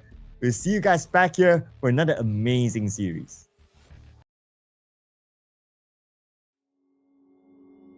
Took a swing at a wrecking ball and I prayed for my downfall, and I found a way to reconcile, 'cause in my heart it's not worthwhile. It's a bloody battlefield where some go down, others heal. In the end it's all the same. All you can do is play the game. Oh, do we say goodbye? Refuse to question why. I've decided to say I'm sorry, so lie. Pretend that you're okay. Swear that you will stay. Keep trying for one day. I'm sick of all these lies. Don't care if I capsize. There's nothing left for me to hide. Don't wanna live a lie. Too many lows, too many highs. Too many things to criticize. And so I leave it all behind. Don't wanna live a lie.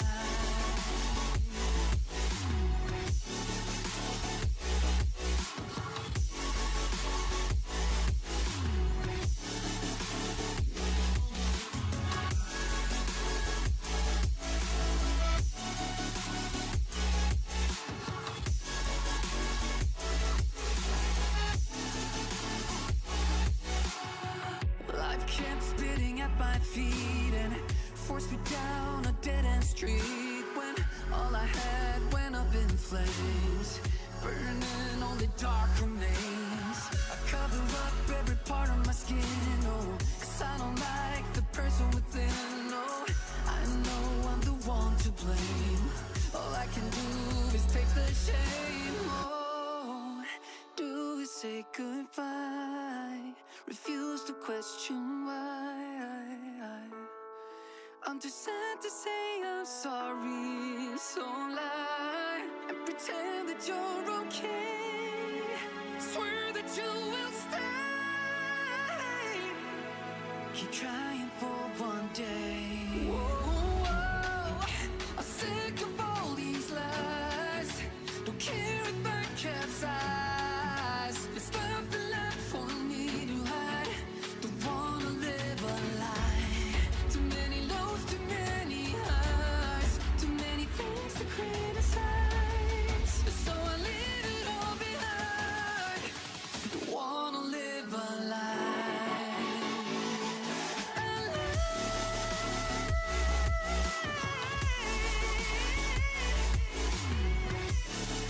I don't wanna live a lie. Live a lie.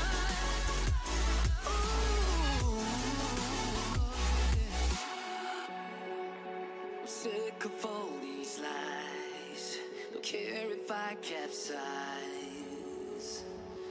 Oh no.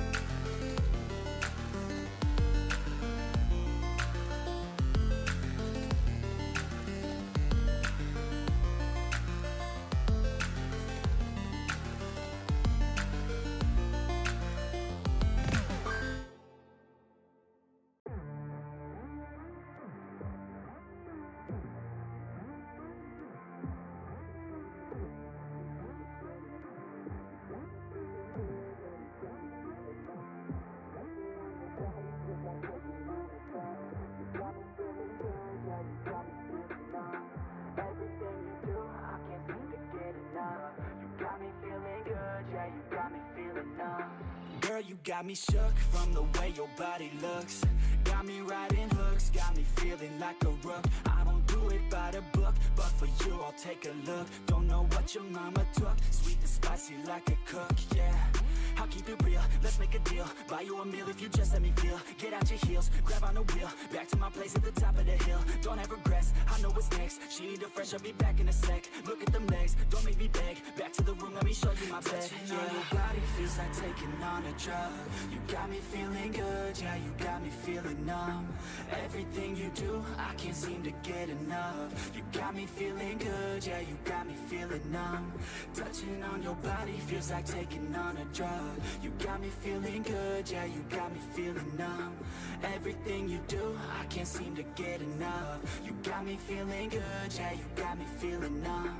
I could look at you all day, watch the way them hips sway. Love your body, so I pray, don't you dare take it away. Can't control what I say, lost my mind cause your frame. Hey girl, what's your name? Lit me up just like a flame. Body in motion, I feel the commotion, beyond you like lotion. I'm honest and broken, I flow like the ocean. I feel you were chosen to fix me, I'm broken. My heart that you stolen, hey. Stay with me, play with me, lay with me. Hate to see when you leave, chemistry feels like it's destiny. I just want you laying next to me, and I really don't want you to ever leave. On your body feels like taking on a drug. You got me feeling good, yeah, you got me feeling numb. Everything you do, I can't seem to get enough. You got me feeling good, yeah, you got me feeling numb. Touching on your body feels like taking on a drug. You got me feeling good, yeah, you got me feeling numb. Everything you do, I can't seem to get enough. You got me feeling good, yeah, you got me feeling numb.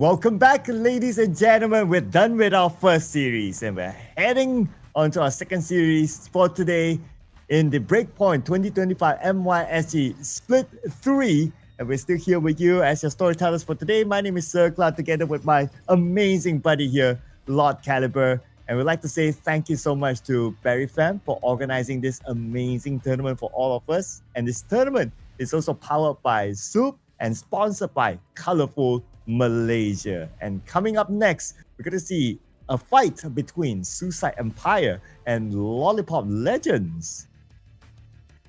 Yeah, so our second best of 3 in the day. The first one went all the way, all 3 maps, and nearly an overtime affair towards the last one if you had missed that one.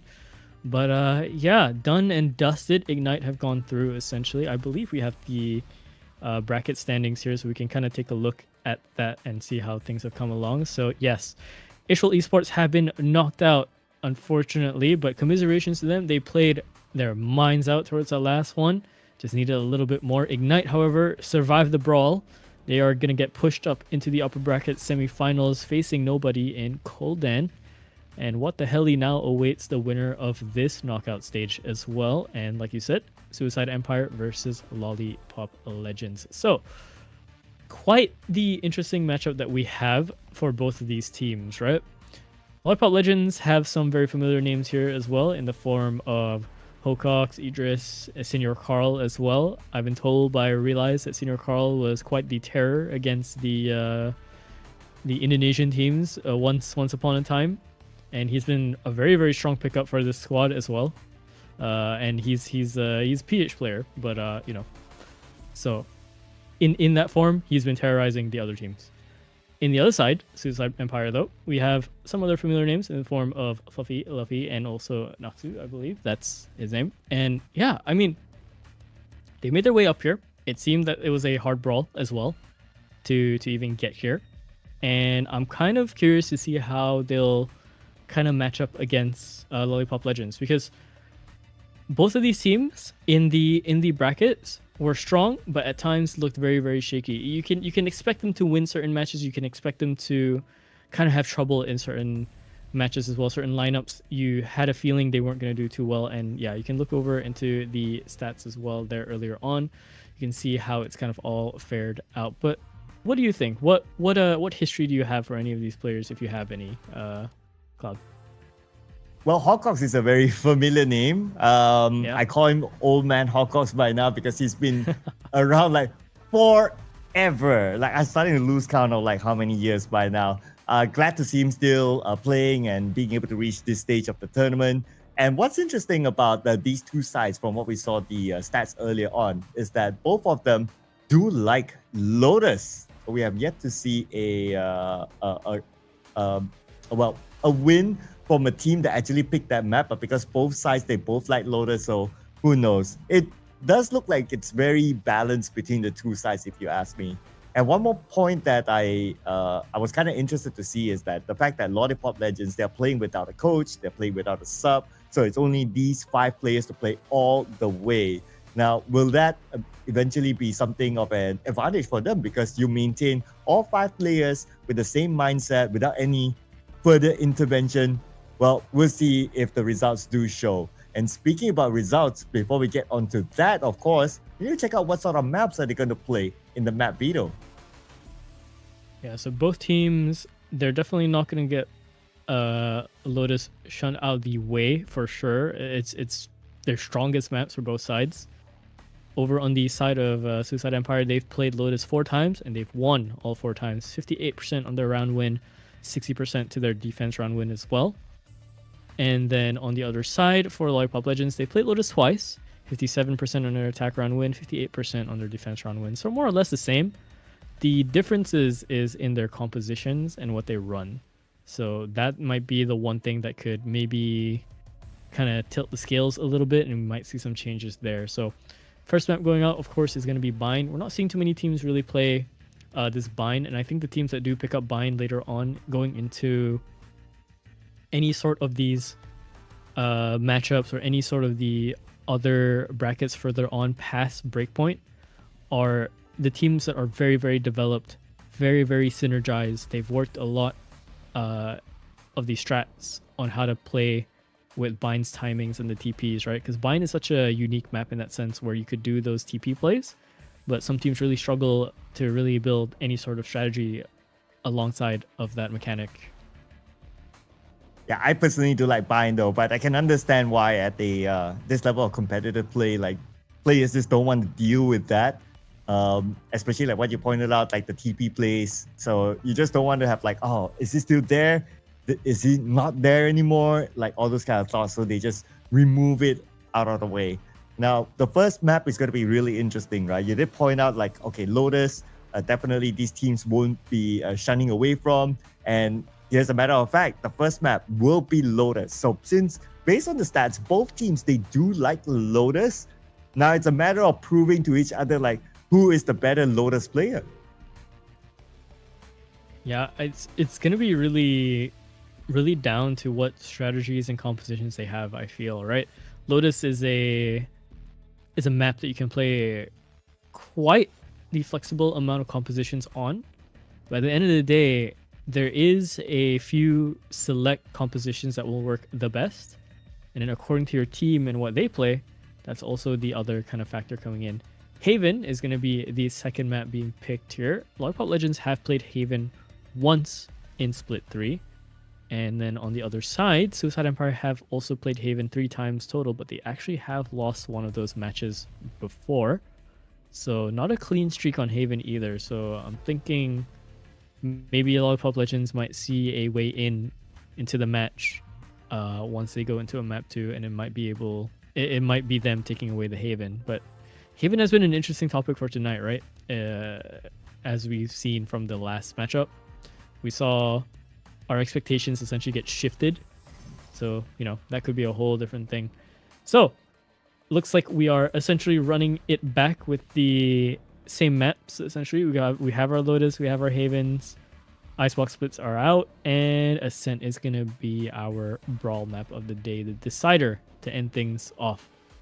It's kind of expected, I think, that these are the kind of 3 de facto maps that our region kind of prefers at the moment. I think the only other few maps that you can see some teams play is possibly Icebox and sometimes Sunset, sometimes Split, although, you know, Sunset and Split kind of make that rotation out sometimes for certain teams. And again, it's just whether if a team has developed the strategies on those maps or not. What do they have?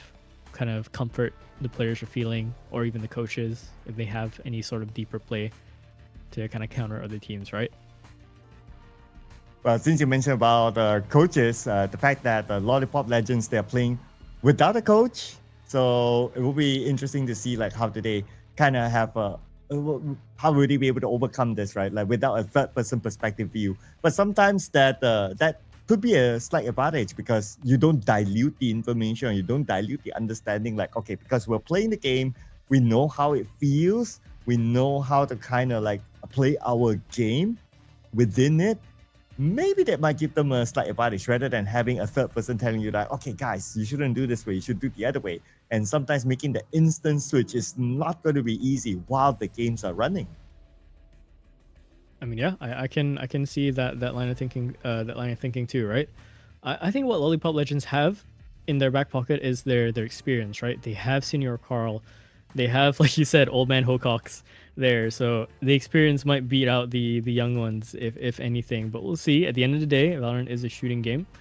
See if you can land those headshots, see if you can land those kills to get those rounds, and then, you know, end it all off. So just to recap a little bit, Lotus is going to be map 1, defense side for, I believe, Lollipop Legends, and then Haven as well, defense side Lollipop Legends. So most of the time, the defense side, I think, is going to be the talking point for both of these teams. I think a lot of the times the defense side is where these teams can kind of chill and kind of figure out their strat, figure out like what kind of team they're playing.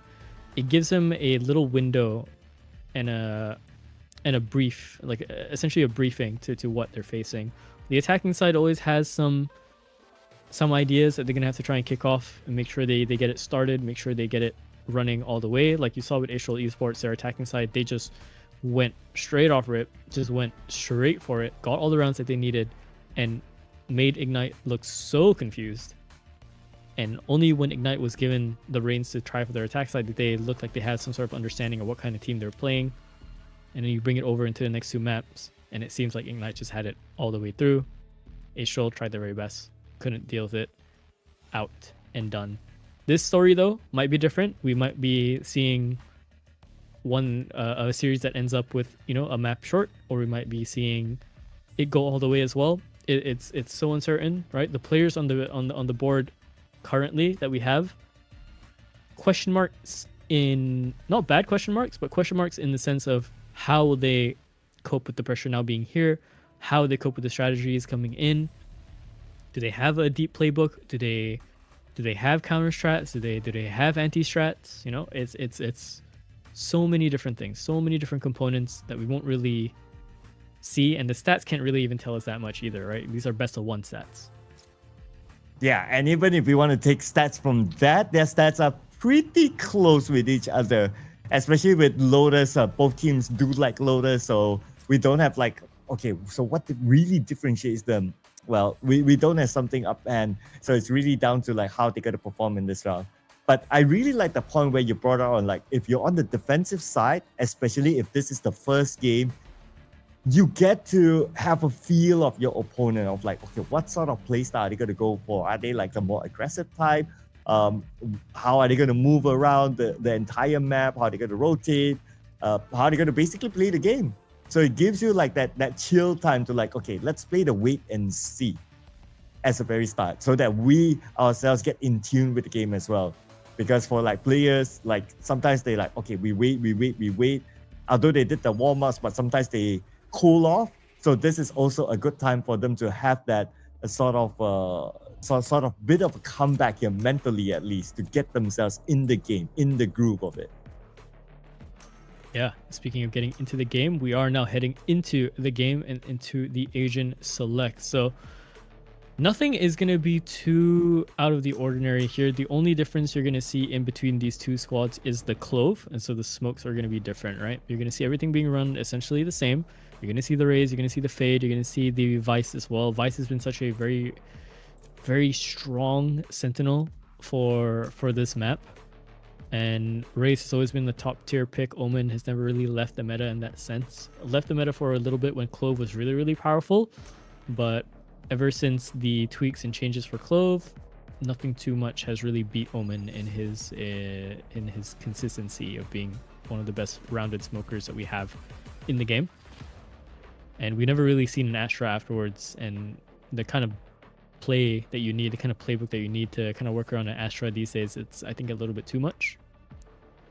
And you don't really have the fallback safety net of losing the spike, getting the spike, and then TPing off to the site, and then getting the plant, and then, you know, you're on for a counter swing in that round to essentially try and win the round off a clutch, right? So many things can happen. Now we're seeing again some oddities of some names here. If you're curious, I'll bring up the spreadsheet. But off rip, I can tell you that Mr. Ronald McDonald here is your senior Carl, and he's going to be one of the talking points, I think, for tonight as well. Quite the esteemed player himself. Right. So it's going to be interesting to see if he's able to put up that level of performance. But what I'm interested to see is as well the two Razes that have been picked up. I mean, we saw an insane showstopper before this as well during our first series today. And there are those tight angles that you can actually release the showstopper to get a hand above your opponent. So right now we're heading on to game number 1. And like what we discussed earlier on, it's a little bit of a chill time here for the defensive side, because they want to feel their opponent, and that's absolutely okay because you're on the defensive side anyway. So right now, it's all about them making the calls. Naxu gets Miracle as a start. It's a good pick already. The Vice is down. All the utility that was there just put down into the sewer, essentially. Speaking of Vices, though, they have another one lurking on the attack side. Raze setting up a high-low setup with their teammate here. Smoke coming through, Prowlers coming through, but the headshots are coming in instead for the attacking side. Naxu and Fluffy are making this work. short work, actually. It's only Flakui and Natsu getting those picks off into the pistol round. Pistol round goes straight over to Suicide Empire. Alright, so Suicide Empire on the attacking side managed to get that one up. Okay, and this will give them a huge advantage economically in round number 2. So the defensive side, they might be pushed all the way back this time. They clearly have the weapons, and they have that good feel after that first win. Expect them to play a little bit more aggressive this time, just to try to push in onto A, and that's going to be their focus right now as the round begins. Natsu, outlaw in hand. There. Full on with the armor as well. Had enough to do so. So the counteract with the sheriffs is going to be a little bit hard. Oh, speaking of which, though, the clove comes right in. That's Hangman. Going straight for the pick off the flank. It's a huge pickup. It's choosy, Okay, by the way. one. But Natsu tries to find his target. But they're now down to 4 though. So for them to even push in, it's going to be a little bit difficult. They do have the weapons advantage. So that could be something that they can use to try to overcome their opponents. Now with the information that they have gathered, they're making their rotation towards B. And the plan will happen soon. Good shot. Second shot doesn't ring out though. Idris coming straight in. Lands a headshot. The sheriffs are looking very, very lethal this round. They're getting their picks. And with the outlaw, it's giving them a little bit of a chance because none of these players have enough armor to stop that one shot from coming through. And there's Choosy one more time coming in with another pick. The outlaw makes it sound ring out. However, the last player left alive, it's going to be the Rays versus the Rays. Idris wins out over in his 3K instead. He's going to bring a round forward. A thrifty for them, mind you. Coming in for the side of Lollipop Legends. Well, that's the first time a team actually overcomes the loss after a pistol round. So that's a good sign, obviously. And because of that, they equalize the amount of economy. But looks like for the attacker side, Suicide Empire, they're going to play this a little bit more conservative, I would say. But because of the weapons that Lollipop Legends have right now, so they can push, but they could use a little bit more information. Nades out, straight up towards mid. Rebel control is secured for the defense side. Reno Demon here, over onto the other side. There's the Sickers on the Fade. They're hearing the sounds, they're hearing all the utility being pushed out. The door's opening out. There might be some danger here. A bit of a failed satchel there, but he somehow gets that pick. Miracle though. Standing up to his name, finds 2. Stops this push a little bit more. Stalls it out, making sure his teammates can come either straight through for this B defense if they decide to go for the rotation. There. Or for the full rotation There. into the site to help him with the defense. And that's going to be pretty difficult for Suicide Empire to breach through. They not only don't have the numbers, but they also don't have the weapons against them. So it's high time here for Lollipop Legends. Miracles taking that proactive approach. Waiting for it to go down, and here comes one. Didn't manage to get the second one, but that's okay. It's still at 3v2. They still have the numbers, they still have the weapons, but the weapons have been picked up though. So now 2 Vandals. Should be enough for them to defend, but they're pretty low as well. Last player standing. Yeah, chipped away. They didn't have armor. Just gets that pick easily. Good shot coming out from Luki here. Instantly uses the showstopper. All of a sudden, he's in for one. This would have to be an ace clutch coming in from him, but no, Senior Carl stands up on the box, stands up to say no. Making sure his team can survive that one. Heavily invested into this round though. He lost quite a bit, so this next round is going to look a little bit iffy in terms of the economy. Yeah, that's going to be the first kill for a highlight player, Mr. Senior Carl.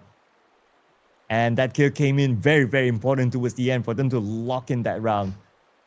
And here comes the next round. And because for Suicide Empire, they saved in the previous round, so this time they would have enough to go for a full buy. 5 Vandals on their side. So it's just a sign that they're going to take the more aggressive approach in this round. It's only about deciding on like, okay, where exactly do they want to go? So far, C is probably the best for them, but that doesn't mean that you should stick to the same strategy. Like, you need to kind of like switch things up just to try to throw your opponents off. We're on a technical pause, so that will give them a little bit more time to discuss on where exactly do they want to go. But I noticed the indicators that they mark on the map earlier on. It seems like they have the interest to go towards B. Yeah, they absolutely do. I wonder if I can get this question out of the way, if I can just ask production while we're on this tech for a little bit. Is his name pronounced Lucky or Luki? That's the brain rot demon. Is it Loki? Okay. All Loki? right. Okay. Loki. Okay, that's production. I didn't expect that. If that's wrong, that's on production. That's not on me. Loki. Okay. Loki for Mr. Brainrot Demon. Sickers for the Fade. And who's our Mr. Who's? Huh. Okay. Well, they choose the very weird names for us to cast, Cloud. I can't help it, man. Yep, I know.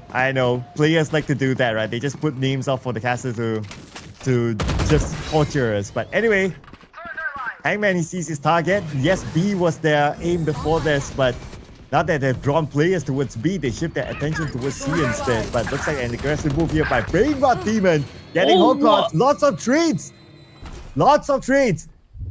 And one showstopper got 2 from Idris. How's he done that? How has he done that? Both races getting their double kills in. 3-on-2. It's looking very, very wild this round. If they find Miracle here, there's a way in for them. Miracle has to just play this so safely. Gonna go for the peek onto Fluffy. On the corner as well. Loki's there. First in. Hearing the sounds. Panics a little bit. Has to turn around for the flash as well. Oh, the spray does not come in. Does only just get 1. He goes down though. It's going to be Choosy instead to pick up that kill. 3-1 into the defenders. That round looked very, very iffy. Oof. And that fight somewhere around B, man, that was crazy there. By the timeout's being called out, okay, he definitely could use a bit of a timeout here. Just to try to like, okay, let's reset, guys. We had it in the back earlier, but somehow it just failed through. Especially with a insane Brainrot Demon getting a double earlier on. He's now carrying the team if you kind of think about it. Like if you look at the stats here, KD of 10-3-1. His other teammates will need to really step up the game and follow up with the stats. You know, it's funnily enough looking exactly like the environment of a ranked game. It would be the duelist player named Brainrot Demon to be leading the way, and then you're seeing not the same amount of numbers on the other teammates. I feel like that's the same kind of experience you could get in ranked. Oh, I wonder what they're talking about with their coach, because I believe they do have one, and they can kind of talk collectively about how to just bring this in, reel this in, make sure this lead doesn't extend out further than it does. You're talking about how, you know, over on the side of Lollipop Legends, they don't have a coach, and that collectively they could kind of decide together as players instead to kind of do something instead of having a third-person perspective. I think that the kind of experience this roster has as well definitely helps attune to that factor. Yeah, it's like we don't need a third-person perspective. We have the experience, we know what we're doing, and it's showing so far in the results, like 3-1. And they're going to play this a little bit more aggressively. They're switching up their strategies this time. Even though as a defender, but you can see 3 of them stacked up. Okay. And if they can get that 1 first kill, make that 2 from Idris. That's going to be a big advantage. It's time for them to push on. Yeah, they rush down the last player there. Stuck around the corner is Sickers here. Sickers. Last player standing. Absolutely shut down though by Miracle. Inside with Luffy. Down and out. Miracle gets his double. And again, whatever they talked about in the timeout, either they needed to have seen something there in the time they were given the round, the setup maybe, the pressure that they felt, or this is looking like another round that could be led again by Lollipop Legends. So they lost the first 2 rounds through a defuse, and the other 2 rounds through and imminent wipeout. So that just tells a story that, okay, whatever strategies that they try to put out, it's like they must be telling themselves that, okay, guys, it's not working out. We need to kind of find a way to break this one through. Okay, they're going to leave the spike behind this time. And they're going to try to take the first preemptive strike against their opponents. And try to go for the flank, but they don't have the information yet. But still, with Lollipop Legends, they're playing like how they did previously. They're sending people out there. And if they can, again, get the first 1 kill, 2 kills, they would just overwhelm Suicide Empire. Overwhelm might be the way. Two wins out that fight. Choosy has to go for the reset, has to go for the respawn, has to find a pick to sustain, and he does. Finds Luffy as well. The entirety of this squad are finding their picks. Doesn't even matter. It looks like it's not an issue for Miracle either. Wrestled the Vandal towards the end there, but Adris, of course, there to help him out. 5-1 into the lead. And Hokox is also finally on that board. Dude, it almost looks like Lollipop Legends is playing on the attacker side. It's like, okay, we're the ones pushing them behind. Not allowing them to just pass that halfway mark of the map. That's crazy. That just shows the level of confidence that they have right now. But that round's done. This round, economy-wise, at least they're able to equal up each other a little bit more. So this has to be the round that they need to make this comeback here for Suicide Empire. Suicide Empire, they're going to focus on the A this time. They might make that switch on the B, as the defenders are playing as a defender this time, not pushing overly aggressive. Hokox first up onto the defense. He's hiding in the smoke. A lot of targets in front of him. Target-rich environment, but the Prowler catches his eyesight. There's not much he can do about that. The Steel Garden is around the corner. Classic in the hands of Mr. Senor Carl, but there's really not much you can do against that. Idris blocked away by the Thorns on the ground. A fight up towards heaven, and Miracle loses it against his counterpart. It's looking like a nice round for the side of Suicide Empire. Choosy, though, making a stand. Find Sickers, they find that peak, and no, it's just going to be Fluffy. Good control with the Vandal, good taps away. 3 for him, and a second round up for Suicide Empire. He might sound like he's cute, he might sound like he's fluffy, but he's aggressive on the ground. Somebody that you don't want to mess with. So Fluffy, with those 3 kills, now putting himself up in the middle of the board with 552 KDA. That is the win that they need. But this round, we're going to see a bit of a switch here. Idris going for the Operator instead. Aggressive already. Sees that first one. Oh, what is that? That's a quick flick up top into Loki. Nothing he could do about that. Peeked him for a second and he's down and out. However, though, the Prowler has spotted a trail. Fluffy's looking for it, but he has to be careful of the other angle. Does find Choosy somehow. Now, all of a sudden, yeah, Senior Carl has to make that aggressive play. He finds his counterparts, so they do not have smokes anymore. 3-on-2 now with Hokox finding that pick over into Noxu on the turnaround of the door. All for them to play for. They have the time. 1-on-3, but too many angles to look at. 6 rounds. They win it. Ooh, okay. 62, but that was really close though, if you kind of think about it. It was really close. It could have gone either way in that previous round. But we can see them really trying. Especially with Suicide Empire. But it's now 6-2.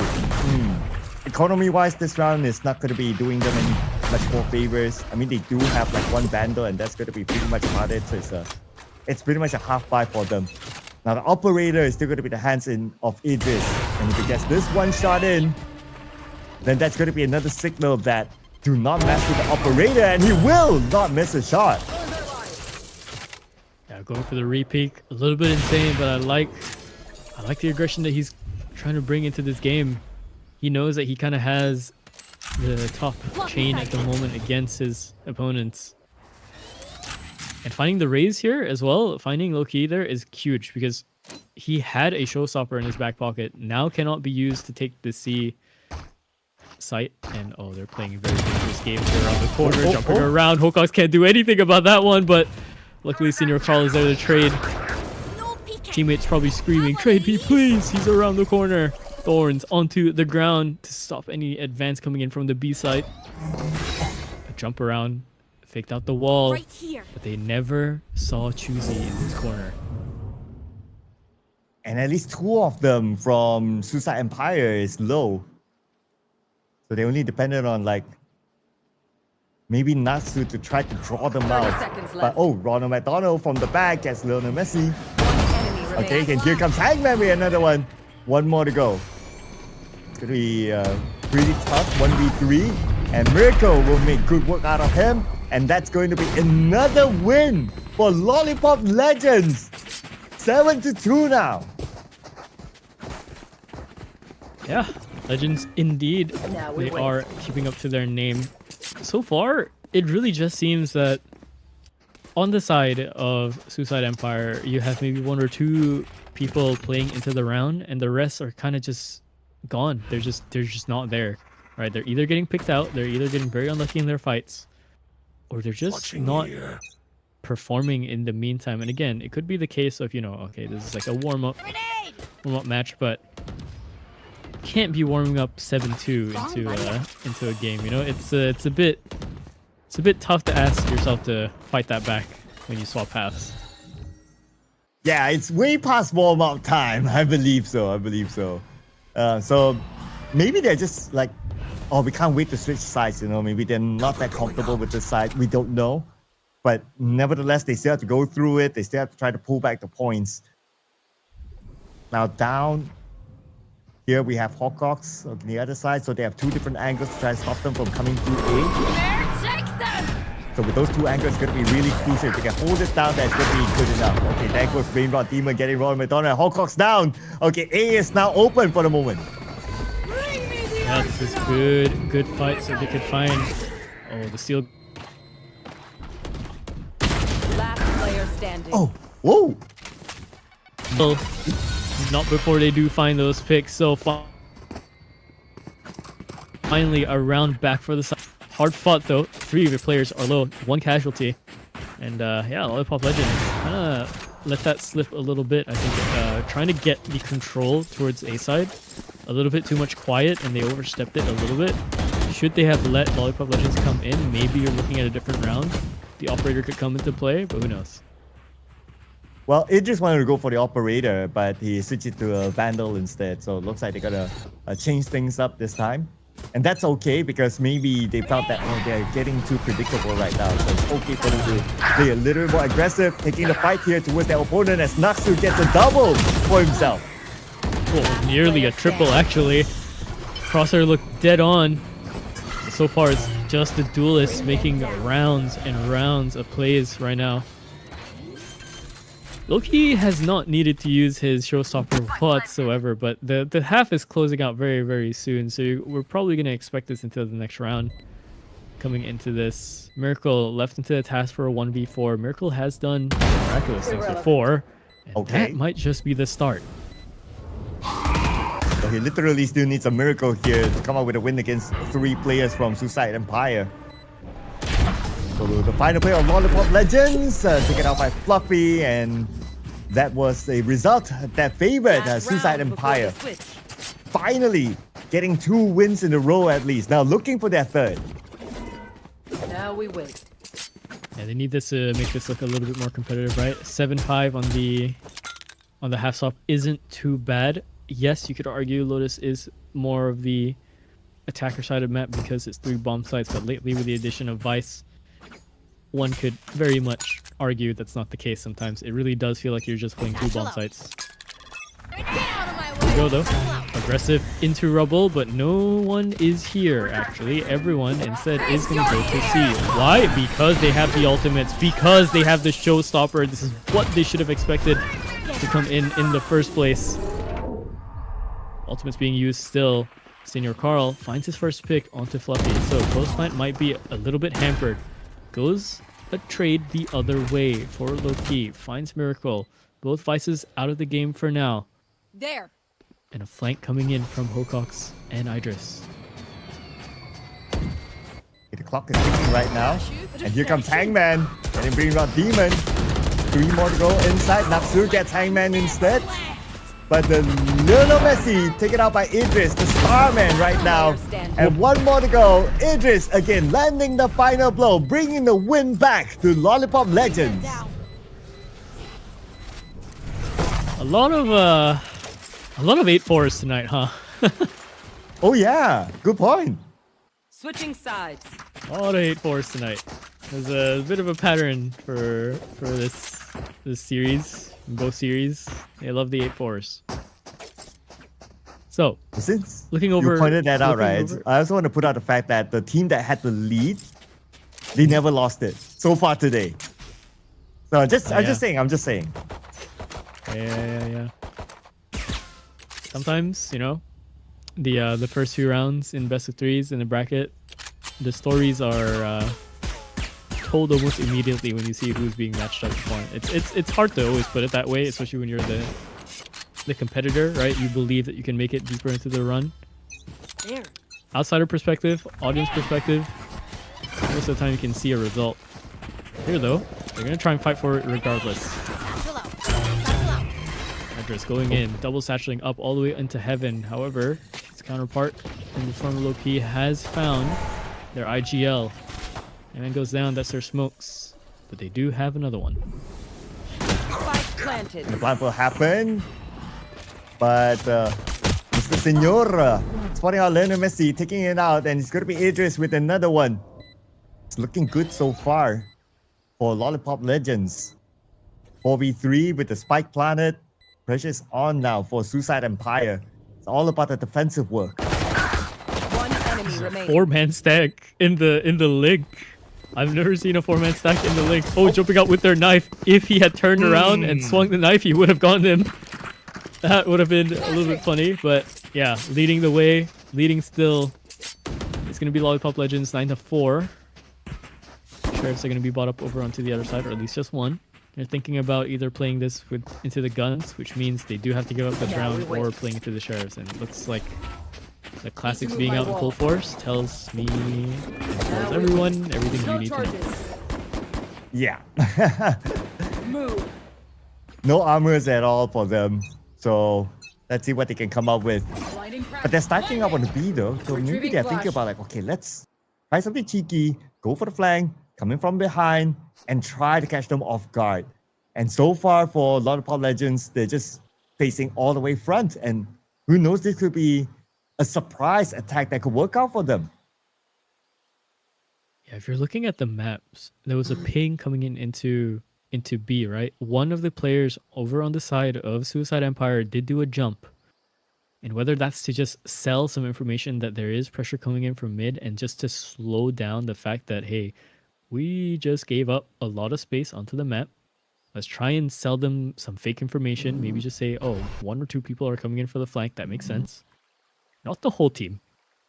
They're going to have to try and time this together. Crossing the boundary just nicely. Up to Choosy now for the defense. Coming in though, Natsu is going to win that one out instead. It's the classic rounds, man. The classic rounds always worry me. It's the free gun. The free gun is the danger. Oh yeah, and that could be the start to something big for them. But they have to overcome like 4 other players here. That's full weaponry. It's not gonna be that easy. Miracle is gonna make sure that won't be easy for them to get out Lionel Messi, Ronald McDonald, Idris, and looks like they should be able to wrap things up. Very, very low on the last player. And this is going to be a win for the team that has the economy in. Although heavy casualty, it took them a lot to find this win. But at the end of the day, a win is a win. I'm not exactly gonna be mad if I'm on the side of Suicide Empire though. You went into a round with just classics, nothing else, and you get 3 for your troubles. Not only that, I wasn't too aware if Lollipop Legends had two bigger rifles. They ended up saving over the Bulldog and just 1 Vandal instead. So there might actually have been an effect of cost there. Pushed over into this round. Miracle now has to work with the Sheriff. And no armor, surprisingly. Oh yeah, Sheriff, no armor? Okay, interesting. I wonder what he has up his sleeve in the following round for saving this much. But focusing on this round, it's going to be Suicide Empire all in onto C. So right now, Miracle, he needs backup. With that 1 Sheriff, it's not going to be enough for him to try to overcome them, especially with the numbers here. Idris on one side. He's waiting for Fluffy to show himself. Okay, he does a miracle right behind him, and Idris will land that shot. Last player standing. Miracle lands that one as well. Coming in from behind is going to be Luffy, but instead Choosy playing the role of the captain himself. Hangs him out to dry. 11-4. They're still holding this lead. And another timeout call, their second one of the game. Only makes sense. You've asked me before on the last series what a team would be doing in this situation. I shall throw the question to you. What do you think they need to do here? Oh man, this is Yeah, I hate the spotlight too, don't worry. I know, right? It's so hard to theorize. Yeah, I mean, it's so hard if it's like 11-4. If the scores were closer, then you'd be like, okay, maybe they just need to tweak a little bit here and there, then it should work out for them. But it now looks like a Suicide Empire, they're just trying everything, right? Okay, they went in for like full classic round, flank, coming from behind. Yeah, they got a little bit out of that, but it obviously wasn't enough for them to get the win. And they've even tried like, okay, let's play it like a little bit more safe, a little bit more defensive. Let's just wait for them to come, and it still didn't work out for them. So I guess if there's that one option is just to try to draw them out. I guess between the two, that might be the better option for them. But that also means that they need to be able to like try to win those gunfights, because it seems like when it comes to coordination and gunfighting, Lollipop Legends is just strong, I must say. Look at them. They have 4 players with a double-digit kill score right now. So they have that momentum, and they know that they have the better gunplay. Yeah, Idris is up. he's alive. Miracle as well, holding these sites. Choosy, Hangman, he's been a staple here and there. Senior Carl hasn't had to work out too much. When he started off the series in the best of ones, he was playing his mind out, but it seems like he chilled a bit more. Idris though, top of the leaderboard, first one to die. So don't have a promising round. They don't have that showstopper to work with anymore. Choosy is gonna rush this down, activate the wall and everything. And this is a good idea from him. He's just essentially being a one-man army to try and take this space. If he wins this duel against Fluffy, this confirms the round to a very, very high degree. He's not looking. He's not looking. He's not thinking at the fact that he could be just around the corner.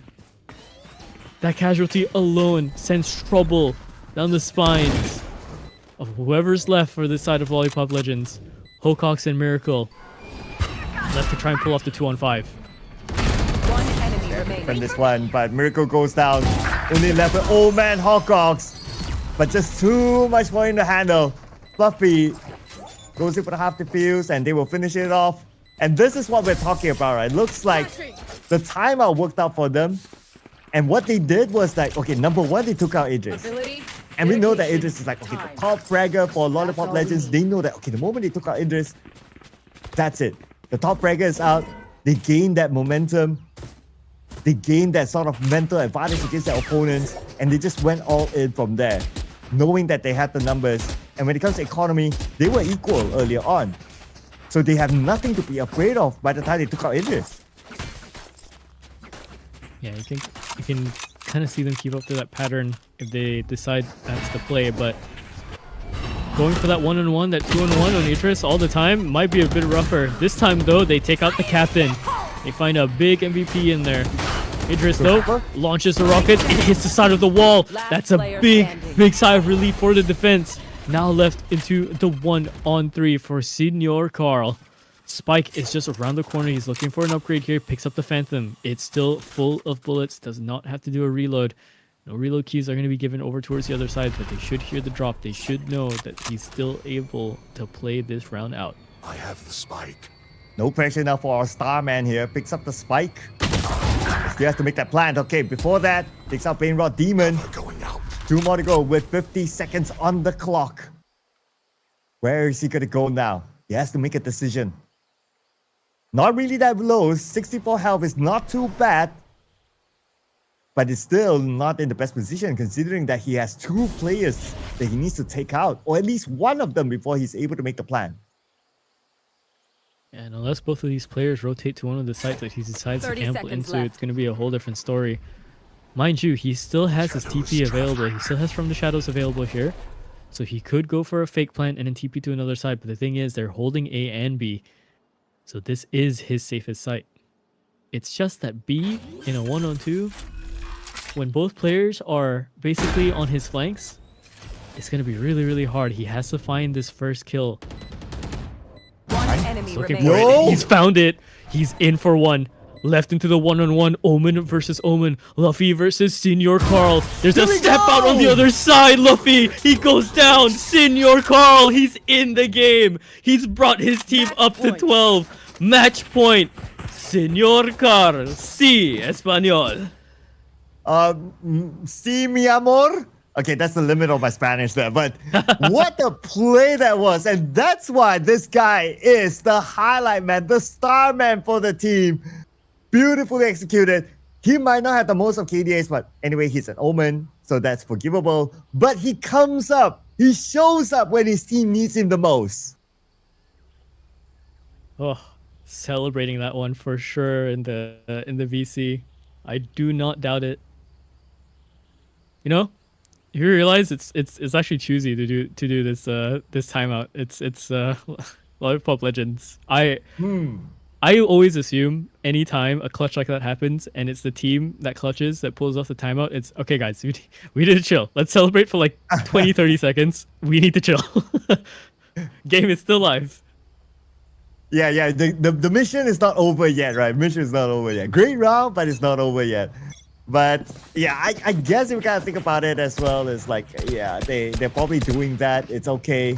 They need to like refocus again, because we've seen even like before, like when you reach match points, sometimes it's like so difficult for you to get that 1 point. Like in the Essen game, like we saw in the previous series, it was so difficult. And that's because like, okay, maybe the overhype and all that, so they took the liberty to calm themselves down, which I think is a smart move. Yeah, it's needed, you know. It's not exactly the weirdest things to see in any sort of esport after a huge play like that. So for a team to take a timeout just to chill, because you know nerves might be running, you might be shaky, anything could happen. You don't want to let that slip.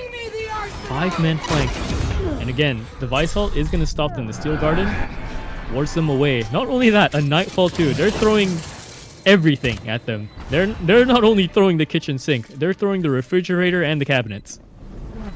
Yeah. And even like the sofa. But here comes the 5-man flag coming in, and looks like they are throwing in everything. The kitchen sink, the sofa, the cupboards. And sofa is bringing in dividends, but the mission is not over yet as Hangman trades man 1. Hawcox. Oh man, Hawcox gets it. My turn. But that one match point is always so difficult to get. Okay, they have time. Oh, a second 73. Still keeps them in the game. I wonder if Chuzi had the space to kind of round the corner while Naxu was defusing and just kind of tap him before dying. I think that's enough. I think they would have won off of that. You know what, for a moment there, I kind of doubted that, okay, they're going for a 5-man flank. I'm not too sure, you know. But the moment they got the 2 kills onto Lollipop Legends, it's like, oh, okay, all right. Never doubt the plays of these players, ladies and gentlemen. But now it's back to reset time. 12-6, that one precious match point. Naxu gets the first kill onto Hangman. Again, are we going to see the same story again?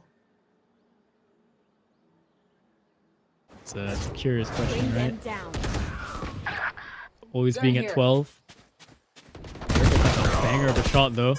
Hawcox as well, with the frenzy out of all the weapons in this current stage, in this day and age of Valorant. Hawcox, what are you on? 3-on-2. That's why he's still very doable. Old man Hawcox. That's true, actually. He hasn't let go of his past.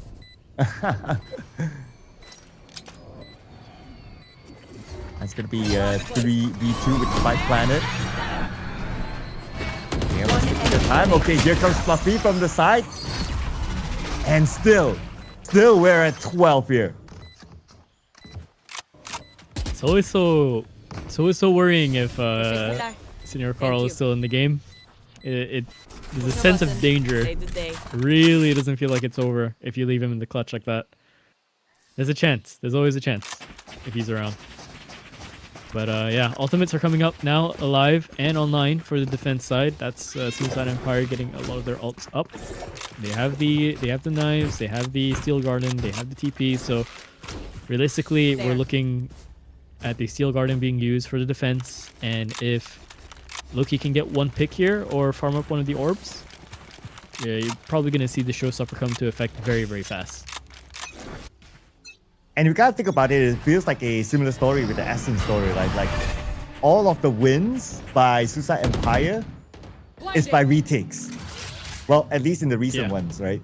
So it comes back to the question of like, okay, Lollipop Legends, they need to be able to do a good post plan here, and they will attempt it again at C. That's a good idea. They want to end it here. No more thorns. Oh, they find Noxus. That's a huge pick. And then they find Loki as well. One tap over onto the right side. Sickers goes down. They have to pop their ults now. Steel Garden is up. They had to just pop everything for this defense. He goes down. One more player left. He's fighting all three of them. 20 HP, 8 bullets. He's being flanked. Around the corner, back up. Prowler finds him. Now left with just 5, but it's not enough. Miracle finally comes in with the backstab. It was a well-fought attempt for the clutch, but not enough. Suicide Empire down 1 map. Lollipop Legends up 1. Okay, not as close as the Ascent game, but it was almost there. It was almost there. Man, that was a round. Yeah, it would have been interesting if we actually went there, but yeah, it is what it is. It's okay. It's only series number 1 or game number 1. That is, we still have more games to come after this. But before we go on to that, of course, we check out some of the interesting stats in this round. Brain Rot Demon on top of the chart. Yeah, 27 and 18, 6 first bloods. He's doing a lot of work. He's fighting a lot of these fights. He's dying a lot, yes, but I think his team's getting the trade frags as well for him after he gets that space. Noxu getting 6 first bloods as well tells you a lot, right? So basically in one half, they're matching a lot of aggression over on the other side in comparison to what Idris is doing with only the 4 first bloods. But he's doing his own work. He's finding frags in the mid rounds, right? In the later rounds. Loki and Noxu are finding these initiation frags to go into the site. That's the aggressiveness that they have. But they're getting a little bit outshined here by Lollipop Legends. You can tell the experience is coming in, right? And you saw that clutch round coming in from Senior Carl. That has to be the highlight for this map for sure.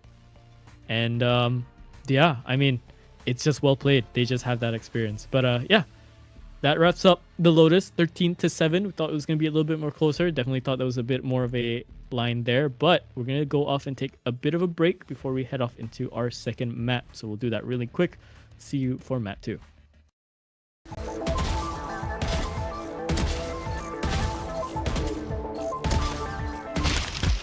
Hi, that footage was shot with the Calliber 5080. Amazing, right? You're probably wondering, how good is a Calliber 5080 and should you get one for yourself? Huh? Now, the Calliber 5080 is so good, it will make your enemies rage quit before you even load into the game. Huh? Is this player again? You don't want to play with this fella lah. He's too good lah. It's like he's hacking, man.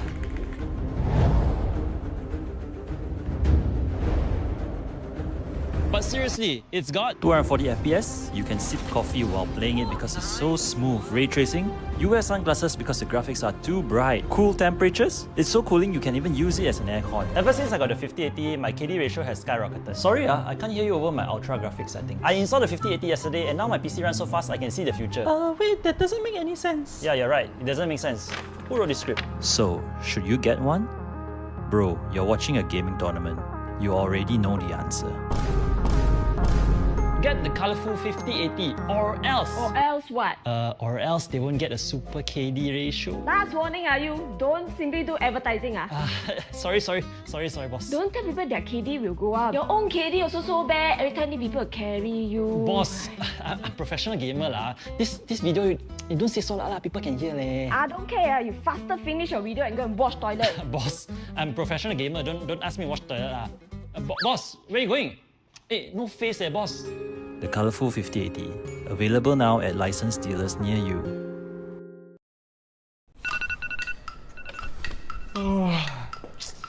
Sleep 飽咯 time for some Valorant.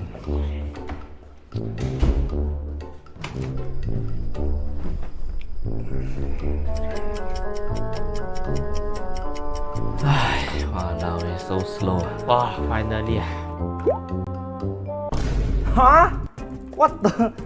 Oh, your late blue screen. Hey, baby boy.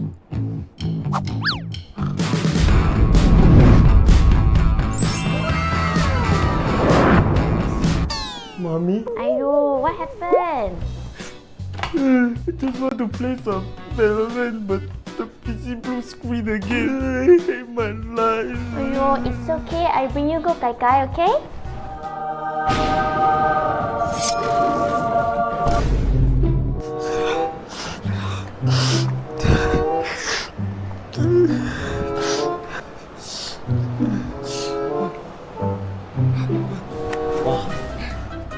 You're so pretty. You like it? Yeah, Then buy look. but I no money. How much you currently have? I don't even have money to buy a wallet.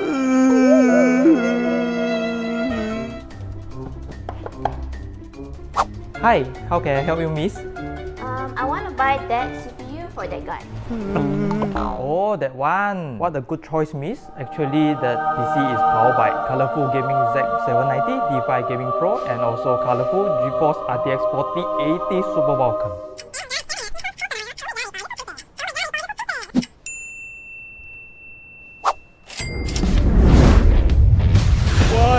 Why am I so broke?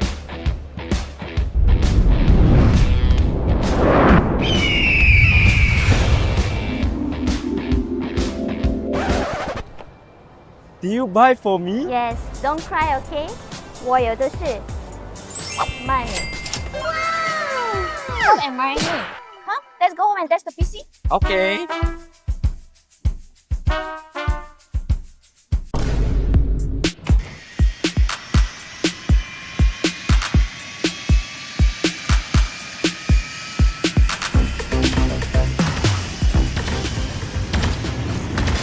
How's your new PC, baby boy? So smooth, so nice, and so pretty.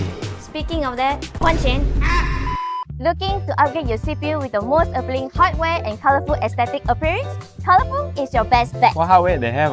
They have GPU, motherboard, SSD, RAMs, and they even have mini PC and laptops. Oh yeah, just now we test the PC. The performance is amazing and it also looks great. Speaking of that, Huan Chen. Oh shit.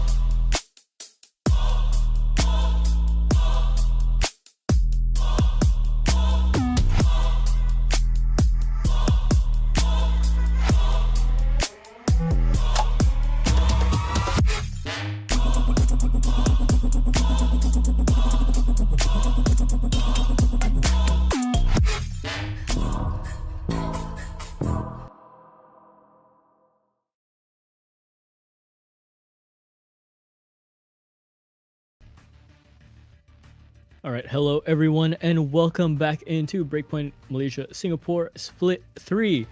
It's currently the second best of 3 series of the night, and we've already gone by one map. Lotus was taken away from the grasp of one of those teams. That was Suicide Empire.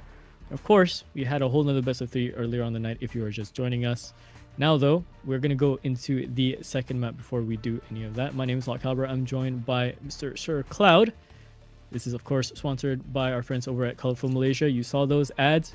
If you possibly want Soulberry to call you a baby boy and maybe get a 50 series card, not saying that's possible. I'm saying it's not my contract, but hey, maybe, you know, just saying, get one of those cards, you know, in for your luck, try your luck. On the other hand though, thank you to Soup for powering the entirety of this stream as well. Thank you again once to Berryfam, and make sure all the watch parties out there are having a good time. So, Cloud, let's see. What do we got for the Havens? What was that? Is that a Reyna? Wait. It's a Reyna. Wow, it's a Reyna. Whoa. Okay, yeah, whoa. Hang on. We're just okay. Yeah, and I guess who's using it? Mr. Clutchman himself. Of Mr. course. Senor. Of course. Oh boy. I'm thrown for a loop all of a sudden. What do you have? Do you have anything to say about this? This seems like chaos. It's just showing that he's going to go out all aggressive. Okay, he came up with a good clutch before this, but maybe he's telling himself that, you know what? It's only a clutch, you know, I do that all the time. But I want to be at the top of the leaderboard, the top KDA guy. So he's going for the Reyna. Well, that will be interesting. I would expect him to be able to pull off more clutches with the fact that it's a Reyna itself. I mean, he's gonna try and roll back the years, essentially. That's gonna be the surprising thing. We'll see if that works out for him. So yeah, late into the night, we're seeing some chaos already. Good luck, have funds are being proceeded out. Let's see how the pistol round goes. Aggressive into the A. Not only have the Reyna, but you have the Jet as well. But here comes the aggressive gameplay, and Idris Hangman will stop there at that track, but Nax will chase it back. But it's going to be wait a second. Rainrod Demon got the Reyna through a wall bag, but Miracle from the side. Beautiful flank. Equalizing the numbers, but hey, Old Man Hawkhogs came in with a double towards the end to bring them the win for round number 1. I thought Hawkhogs has still got it in him. He's literally the oldest player. Is he actually? How old is he? I haven't checked. Yeah, it's in our sheet. I was looking at it, it's like, he is the oldest player. I'm not gonna say anything. It's just I'm very curious. Usually the older players, you know, for a game like Val, they take a bit of a step back. You don't see them in the aggressive limelight. You see the younger ones. It's a young man's game, Val. That's what it is. Hawkhogs experience, though. You can say that. They missed the timing, from the back, though, right? Yeah. Cage trigger. But it's going to be Miracle all alone here at C. And it's going to be a 4-man stack push here. Brainrot Demon gets Miracle, but they lost Fluffy in the process. All the shots being rung out. TP over towards the back platform. Dodges the flash just barely and finds one more. These pistols, they're so close around the corner. That's what makes them so dangerous. But no, instead, it's going to be the flank coming in from Senior Carl himself. Wrap things up the way that he wants to. These rounds are looking dangerous, but not too out of control. Again, you're seeing the same pattern of just Noxu and Low-Key making the plays. And the team's taking a while to kind of follow them in, try to get these refrags. So they really do have to sort that out very early on if they want to try and continue and extend their play a little bit more, make themselves look way more competitive. Because if not, this is... I won't cast a curse or anything, I'll just say it looks troubling.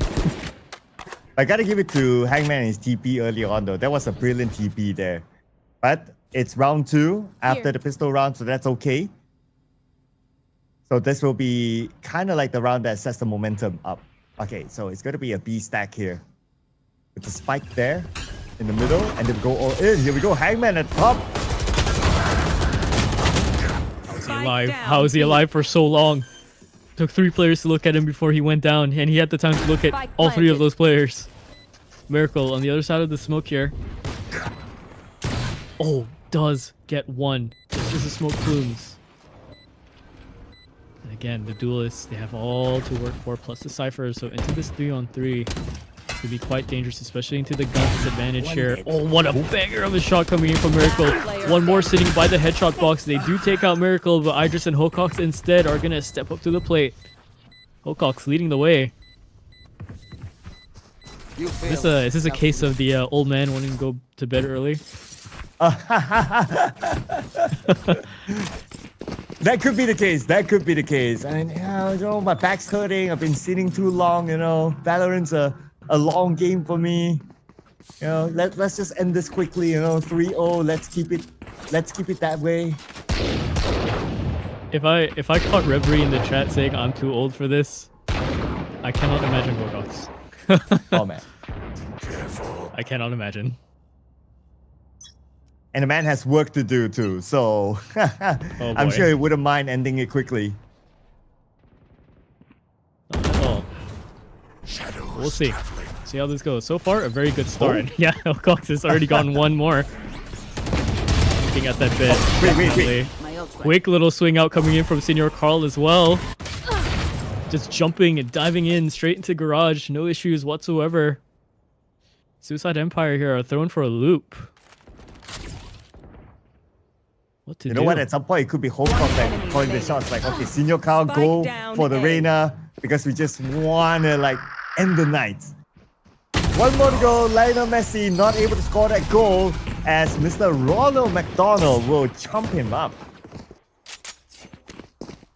Put the fries in the bag, as he says. It's making me hungry. It's also making me hungry. Don't worry. I think we're all a little bit hungry. Every single one of my co-casters I've worked with, every single breakpoint, every single series, we all get really hungry around this time. So it's welcome to the club. Oh, yep. No, we wouldn't mind a bit of food sent to us. Just saying, right? Just saying. Just putting it out there. Is that in our budget? Producer will let us know. Speaking of. Oh, gets checked, gets cleaned out. Noxu instead. I think had the idea for it now. Dimensional Drift going to be pushed up forward to try and take a bit more space. He's going to clear this out. Sees the operator, sees 2 players in this backside. Does he do this here? He's going to try for it. TP's away instead. Plays it way more safe. No way, Idris.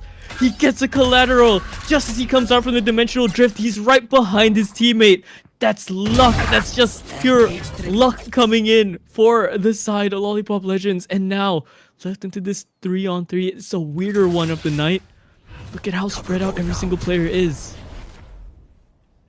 That could be the luck that might bring them the win for this round. But okay, anyways, 3v3, but the spike's not planted yet. 45 seconds on the clock now. It's definitely going to be C. They probably won't have enough time to make that big rotation. Okay, here comes Hangman. Gets 1, gets 2, 1 more to go. Oh my word. Okay, Choosy. Dude, it seems like if you're a captain, you're a team captain, and you're playing Omen, you're gonna hit some nutty clips tonight. It just seems like it. Instantly, that was timeout call. Definitely a highlight there. Oh yeah. I mean, it's not the first Omen captain like big highlight that we've seen here today. The Omens, whoever has been playing it, like Edward before this as well, like they have been stepping up the game and creating clips for themselves. Yeah, I mean, they just find themselves at the right places, right? I mean, that's the thing about the Omens, right? If you're a smart player, you'll know where to position yourselves. And most of the time when you're going to TP as Omen, you have to be ready for the fact that that TP might just not work out. So you're going to be very active with your aim. You're going to start tensing up. You're going to start putting your back against the wall and trying to fight for it. And I mean, that's the best case of putting your back against the wall and you're going to have to fight 3 people. Yeah, I mean, sure. You win those. You take those. Yeah, and I guess because of that as well, Suicide Empire, they call for a timeout. Because they're like, okay, no, that should have happened. No, that was arguably their best round so far, but yet they still not able to overcome Lollipop Legends. Kind of a similar start, essentially, right? Lollipop Legends leading the way. And maybe we'll see Suicide Empire try and come back for this, but so far, I think just the way that Lollipop Legends are playing really are just throwing a Suicide Empire for a loop here. Look how fast they have to rush up to the space. It's a Cypher looking up to face against an op here around the side. Jet on the other side of the map over on C Long. Spike hasn't made his decision to really either stay or rotate just yet. And they're gonna slow down the pace here. The last like 5 rounds they were like playing at a high tempo, high pace, but this time they're gonna just take it chill. Just try to see if they can draw out the players of Lollipop Legends. But Lollipop Legends, they're not really taking the bait. Okay. At A Long, they missed that opportunity, I think. It's alright. Here comes Miracle, here comes Hangman, but Naxu takes out Miracle as a trade instead. It's a quick move. It was a very, very quick move from Loki to go for the backwards dasher after getting caught by the trip. Good shot from the Sickers there. And okay, a bit of a weird beat coming in from Naxu. Hocox will pick that up for free. No problem, no issue. Old man Hocox showing it again. Fluffy gets Hangman. No more charges. Okay, so it's 2v2. It's still pretty close this round. Anything can happen as the spike is at A. Spike planted. Players low. Yo! Oh my! What is that coming in from Idris? Whoa! Oh, Idris just wants this done. Idris just wants this done and out. He's in the game. He's here to land these headshots. He's here to play for his team. That's disgusting. The updraft into the first shot was nuts. The second one, I mean, yeah, sure. Why not? Why not? Yeah, why not? And they probably have the information of like, okay, the dude's pretty low. You know, simple. Just spam the Blade Storm and you're gonna get him. And that's what happened indeed. And after that, the rest was history. It's 6-0 right now. Oh man. It's looking pretty solid here. And if we kind of look at the KDA, okay, between Idris and Hangman, they're pretty close. But in fact, if we kind of look at the whole team, everyone is fragging. Everyone's contributing. Nobody's letting this round go. Yeah. Suicide Empire are struggling a little bit. I mean, their numbers are along the same lines as well, right? But they need a little bit more. They need some sort of X factor to come through. Hocox really losing. Whoa. Or rather, not Hocox coming in now. Instead, Sickers fighting that trade back. Hocox going for it. He gets a triple kill. With a spray down with the Phantom instead. Naxu left on this 1-on-2. This is still doable. As a Yoru, he's isolated both of these fights. He can find them, take his time. He has a minute to work with. Miracle has to be so careful to not give up this fight, because if he does, he's left. He's just leaving his teammate into his 1-on-1. Choosy shows his position, has the TP back, but he doesn't have enough distance with the TP. 1 round on the board finally for Suicide Empire, and yeah, it really is showing the same signs of life from the last game. 6-1, 6-1, just at the right timing. Just for them to keep their economy running still. Oh man, 4 Vandals, 1 Phantom. Okay, but they're going up against the Operator this time, man. Idris with the Operator. Okay, he sold it. Okay, switch back to a Vandal. So the Operator strat is not going to be happening this round. But 6-1. Okay, can they keep it up this time? Shout, that's a good pick if they can find Idris here, but no, the spray goes a little bit too wild. There's the secondary flash coming from the decoy instead. Somehow that works out. Idris going down. They found 2. The leader of the leaderboards as well. Miracle finding this pick though onto Fluffy. It's going to be good. Hero Theft has been activated, so they know where the play is going to end. And look at Senior Carl going in, taking the space down into mid. Into garage, linking up with his team. Oh, but shot right into his face. Through the smoke. Got Senior Carl, one of the key players here. 1 enemy remaining. Down to 2 left, and old man Hocox has to do it. 1v4. But Naxu got the best of him. 6-2. Pretty similar storyline, like how we've seen in the previous round. Yeah. sometimes you just cannot write that. it will just play out the way it does. They like the similarities, right? We're seeing the same 6-2 scoreline for both of these teams, 2 maps in a row. We saw how many 8-4s tonight? Mm-hmm. I mean, I don't want to say anything, but really, if we're gonna match up the script's already written. Well, a slight difference in the script this time with the fact that timeout is being called by Lollipop Legends, not after a clutch. But we are heading towards a similar script of like, oh, this 4-2 or 8-4 might happen again. It's still at 6-2 though. And so far, the team that has the lead has not lost it yet. So I'm just putting it out there, right? So, but that doesn't mean that it could not happen in this round. So you still need to keep the focus. But on paper, that is, so far, that's the record today. The team that gets the lead, they retain their momentum. Somehow, the momentum is retained to the end and they bring the win in the series. Let's go. Yeah. See if they work this out a little bit more. Idris though, gonna buy up the operator now, so the strat's now coming to fruition.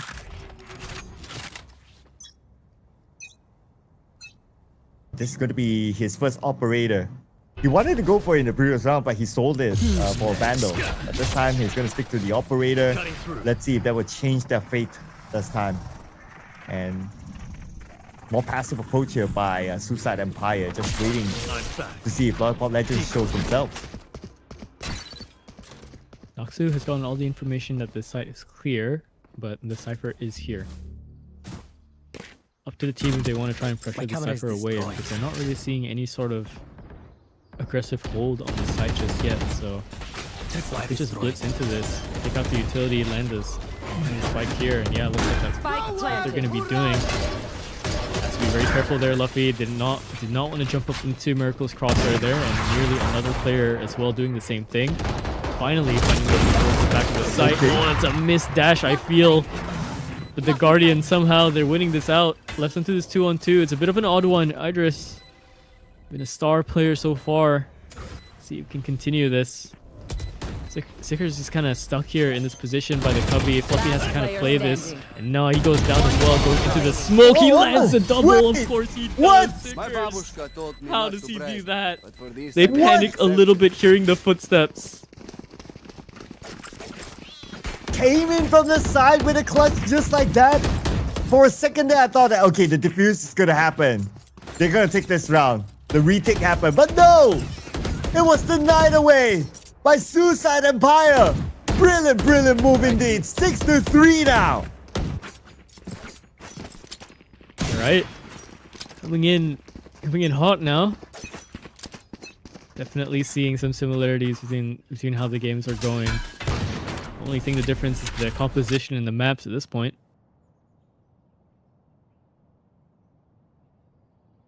Hopefully that doesn't break their momentum or their spirit after that round.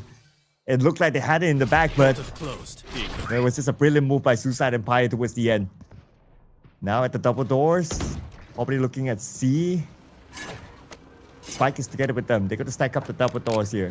And here we go. It's going to be Mr. Senor all alone at C. He needs backup, and backup is on the way. Go for the early peek though, and he loses his life for it. Does give them a way in. They hear this dash, and oh, what a banger of a shot coming in from Idris as well. Dash in as well, and no, it's gonna be so much pressure coming in. What is this coming in from Low-Key? He has the classic out in his hands. He's going for the ace. He's gonna try and hunt this down. Already 4 frags, looking for it, and yes, he will land it. And, oh man, how can you contest such a demon of a player sometimes? Yeah, literally brain rot demon. But that updraft, switching to a classic, that was insane. That was a classic move there. Totally caught his opponent off guard. We can see that, oh, okay, he was whipping his shots. It was like, I totally didn't expect the updraft to happen. And he got overwhelmed by the classic at the end of the day. 6-4 now. Okay. We're still looking at a similar script here especially if Lollipop Legends wins the next 2 rounds. Yeah. Operator is going to be played really aggressive, but just tapped out of the round. Looks like he's in it. And now Senior Carl has to try and take this space a little bit more, making sure that they don't really advance up into sewers here.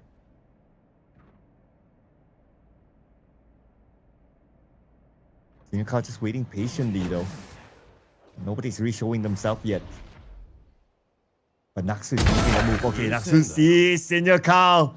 Senior Carl down. 3 more left for Lollipop Legends to win it against the full team of Suicide Empire. Suicide Empire with the numbers, they can easily spread out. They can easily identify where is the best place to enter, and they found Hong Kong, so A is going to be their choice. TP just leaves him with low HP. I mean, you pretty much call it at that point. You're kind of just harvesting on the fact that Hangman could maybe get 1 or 2 there to try and activate this, but instantly he's dinked out, 8 HP, has to run away. Looks like we're not going to be seeing such a familiar script. But the script of the team that has the lead still wins it. Still on course, maybe. Lots of questions here for us to answer. Miracle from the back. Trying to get those exit frags. He knows that somebody's just in front of him. But doesn't know which direction, that's the thing. He's going to go in for the save instead. He knows that it's done. This round is done. Just look forward to the next one. Tripwire destroyed. Cage triggered. Swapping Miracle, trying to save this gun away. Thing is... What? Last round in the half. Oh my. Okay. Just barely lives his life. Alright, so either we're going to go into a very interesting 6-6 half, or we're going to get a bit of a lead once more. Either way, this is pretty close. And I think, regardless of how you see it, I think Suicide Empire can be a little bit happy of how they've recovered this half so far. Yeah, I mean, we're talking about like, what, 5 wins in a row for Suicide Empire. That's definitely a cause to celebrate. But not for long, as the mission is not over yet. At least 1 more round to go before we talk about the switch.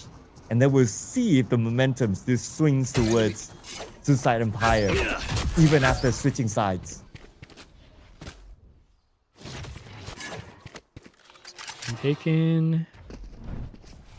They're going for a big kind of walkover here into A. And a lot of the presence is here. They're hearing this drone, so they do want to kind of stack up a little bit more. Solo being there might actually work them off a little bit. Spam, not going to go through and catch Noxu either. He's going to be able to run away. And now, every single one of these attackers flooding towards the other side of the map. Garage is slightly contested here, considering Luffy is just sitting on the other side. Cage triggered. Oh, that jump spot tells you everything you need to know. They have to go now. Cyber cages are up into the sky. The sonar dart is going to be huge because they're going to be caught out either way. Oh, but the headshot right through the cages is enough. Oh, shotgun in hand, not enough. Classic swapped over, but again, he manages to get out just barely. Hocox lands the ultimate kill with his Hunter's Fury, and a flick over towards the left. Senior Carl recovers this somehow, some way. 7-5. Switching sides. Yeah, it's close. Like I said, they can be happy that they kind of recovered that half, right? 5 in a row. 7-5 is not too bad. And Lollipop Legends, they can kind of take a little bit of a breather and figure out what they could do for this attacking side. Yeah, now that they switch up the sides, right? So the strategy is definitely going to be very different. But I also want to point out the fact that it was a scrappy win for Lollipop Legends towards the end. It was like just so messy, but I guess it's one of those like last round things, right? Okay, before the swap, last round, let's just do whatever that we feel like doing. It looked a bit scrappy, but the win is a win, so that's okay. Now they have to reset themselves. They get a little bit more time with the swap, and now the ball is going to be on their court, or literally the spike is going to be on their court to try to find a way to get in to plant that spike, or maybe getting a whole team wipe. Ooh, damage tag right through. And this means Fluffy can't really play around his utility unless he wants to be the brave one in. However, it's gonna be the Brain Rot Demon himself coming through Garage, getting 3. Idris has to try and play that around as well, but so far, good defense. The pistol round goes their way. A 3K off the back of Low-Key. For a second there, I was kind of worried for Brain Rot Demon. It's like, oh, okay, did he press the wrong button? But okay, he had it in the back. He knew what he was doing there. 3 kills back to back. Beautifully done. And that brought them the win. Okay, 7-6 now. This is so close. Now, this is the new record of the closest game that we're having so far today. Yeah, and I think the Haven stat line has kind of shown that this would have been a possibility, right? Between these two teams. So, quite the oddity. And oh yeah, massive shot on it already. That's the other one jump through. Has to try and find more. And Steam is going to find instead. That's going to be Slickers. Okay. Here we go once more. Low-Key just trying to clean up. Hangman somehow gets 2 with the classic. Not too shabby at all. They do take away 2 guns. But yeah, could have asked for a little bit more. 7-7. We are tied up. I don't think I've said we are tied up in a while. It is definitely the first time we're seeing a tied up game here. Today at least. Oh man, this is so insane. Brain Rot Demon, he has been playing his brains out literally. Pulling off all those 3 kills, a close clutch, and now he's at the top of the leaderboard for his team. 17-11-3. This guy has been putting in the work to now bring his team to a tie. Something alive. Sees the gun barrel. Go for a little bit more, but Hokok somehow wins that one out.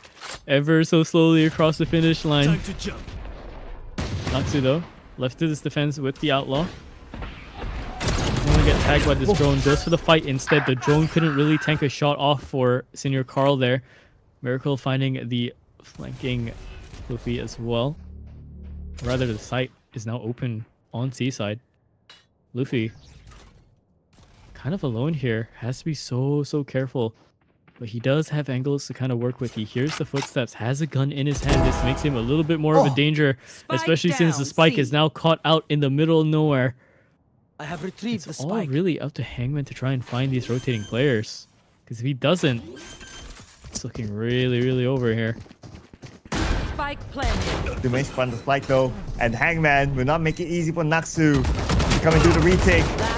Miracle is here from the side. No, Messi scores that one against Miracle. Gonna be 1v2, but will he be able to defuse it? Oh no, not yet. Hangman on the other side of the TP, very low, and Hangman gets Lionel Messi. 1 more to go. Okay. And the full health is able to pull off a clutch here by the executioner, the Hangman itself. Couldn't say it better myself. Hangman comes in right then and there. That's Choosy. That's the team captain coming in. Yeah, he had to get across. He just had to get across. If he had gotten any sort of damage or just contested a little bit more there by Sickers, by the Sova on the defense, there's just no way he could go in. Like, he just decides to run it down. He knows there's some information that, hey, Luffy's low. Go for it. And he goes for it. And that's when you don't hesitate in those sort of moments, right? But Naksu definitely not hesitating there to take down the clutchman, Hangman himself, but Idris trades it back. 4-4 with the spike still on the other side. Spike dropped. Now they're trying to find the next entry point. Where are they going to go? They're probably thinking about A right now. They have to make that decision. Okay. A is kind of clear from our view. We obviously know that. And it's all down to them. But Lionel Messi will come up with a surprise. But no good clear view. The only thing is that this A site hit is going to be really dangerous because the player that they lost early on is their smokes player. So they can't really get into A here as safely as they think they can in the meantime, right? I mean, we have the privilege of seeing both sides in the X-ray, but they don't know this. So they have to be so careful coming in. Heaven always has to be looked at. They do not have the smoke for it. The only one that could possibly smoke it in the meantime is 30 just Idris. seconds left. That's only going to last a few Spike seconds. planted. We senior car with the plant. Okay, now the retake has to happen here. Idris is waiting. Okay, here comes Brain Rot Demon. That's one. It's very, very low right now. Takes a lot of damage. At the end of the day, take it out. But here is the defuse, and they will win this one back. The retake did happen for them. Looked a little bit strappy, but at the end of the day, we're back to a tie. 8-8.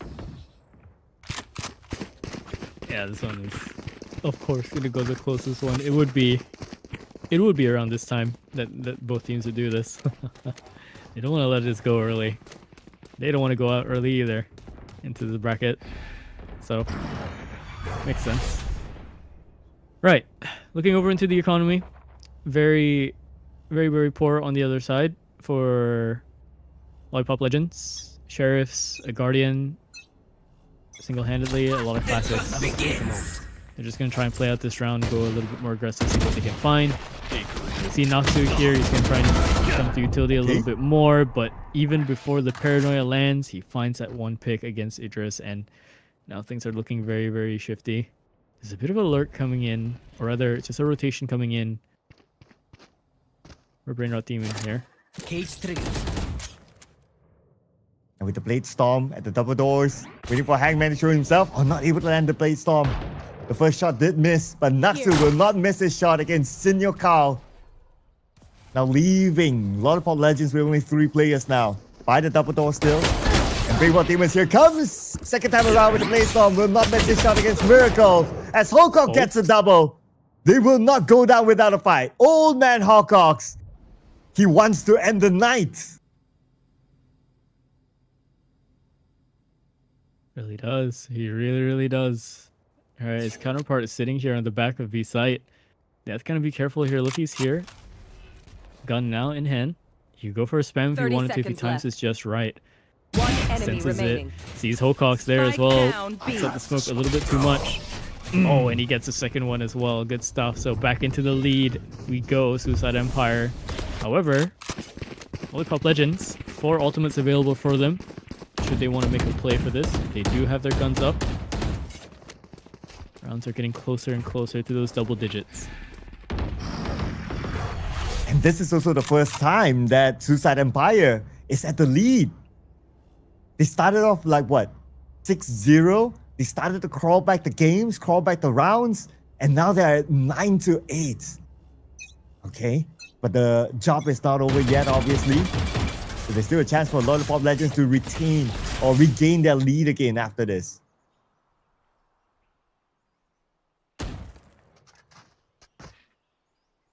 Bit of a fight happening here. Noxu is looking to try and pass through the gate here. Knows that this trip is here. Again, we've slowed down the rounds now, and I think both teams have kind of figured out that this is the way to maybe try and catch each other off guard. Although to whose advantage, it's hard to say at the moment. Idris gonna pick up that one. Get out of my way. Not much you can do there. Fluffy though, over on the other side, he's hearing all the footsteps come into garage. Noxu spotted out as well into this cubby. He has to go into the dimensional drift and just barely makes it out. He sees 3. All of them pass long. He's gonna try and ping them out for his teammate. Miracle though is gonna try and play a little bit forward, passes ultimate, gonna let one player through, but he's too low on his HP to make that fight work out in his favor. Hangman again left into the clutch. Spam into the smoke line. That's huge. A good flick over. Not enough though to catch Stickers off guard. So double digits finally, and we finally break that one round, going into the 2. Ooh, 10-8. With now Lollipop Legends and their economy kind of shattered, so they're going in for a half buy at least as of now. But looks like the defensive side, they're going to call in for a timeout. Okay, they want to chill their own excitement perhaps. It's like, okay guys, we finally got our lead. And it's a lead by 2 points. We're at a double digit right now.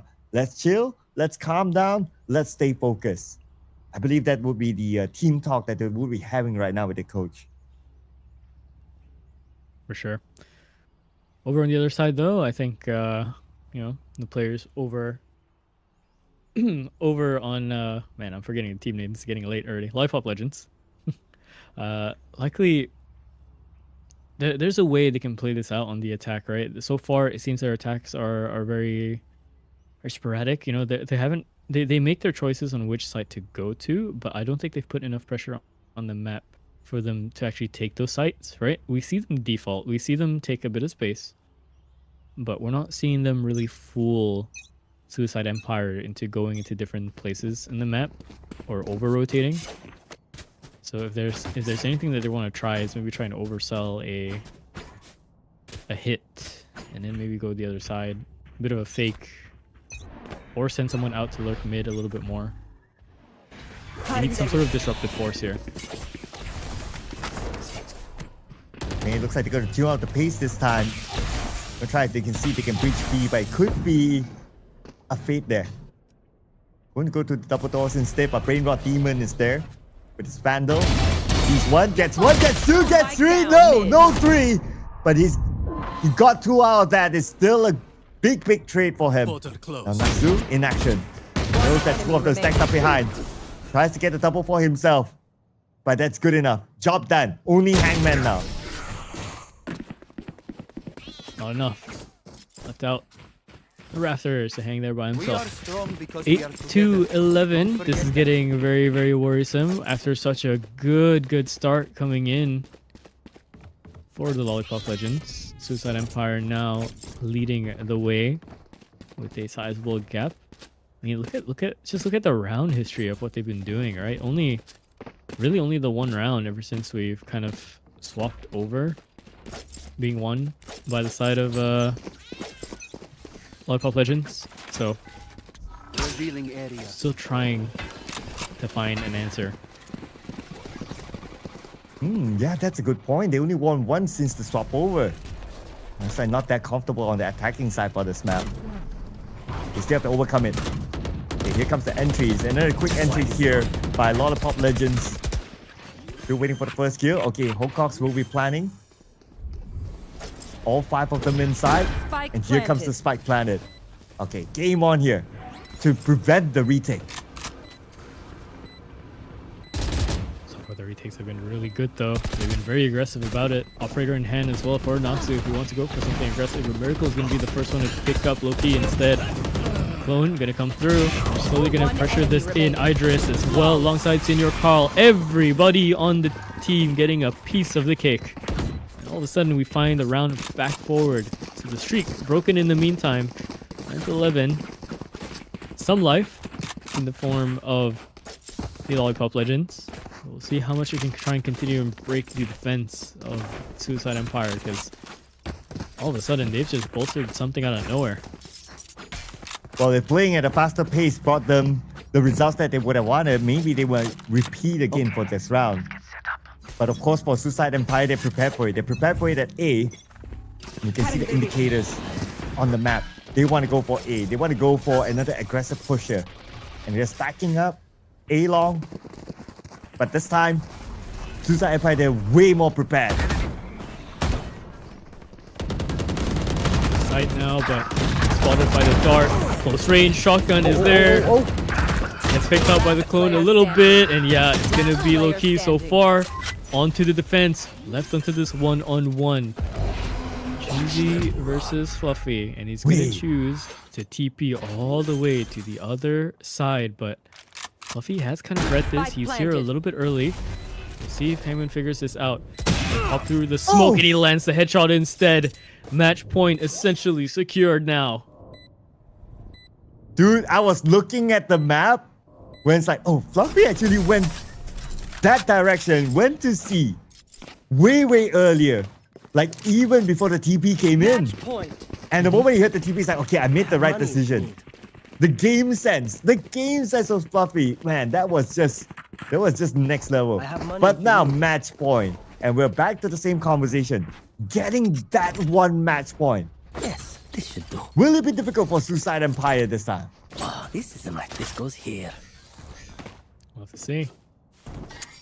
Maybe we'll see an extension that the Ignite game couldn't do.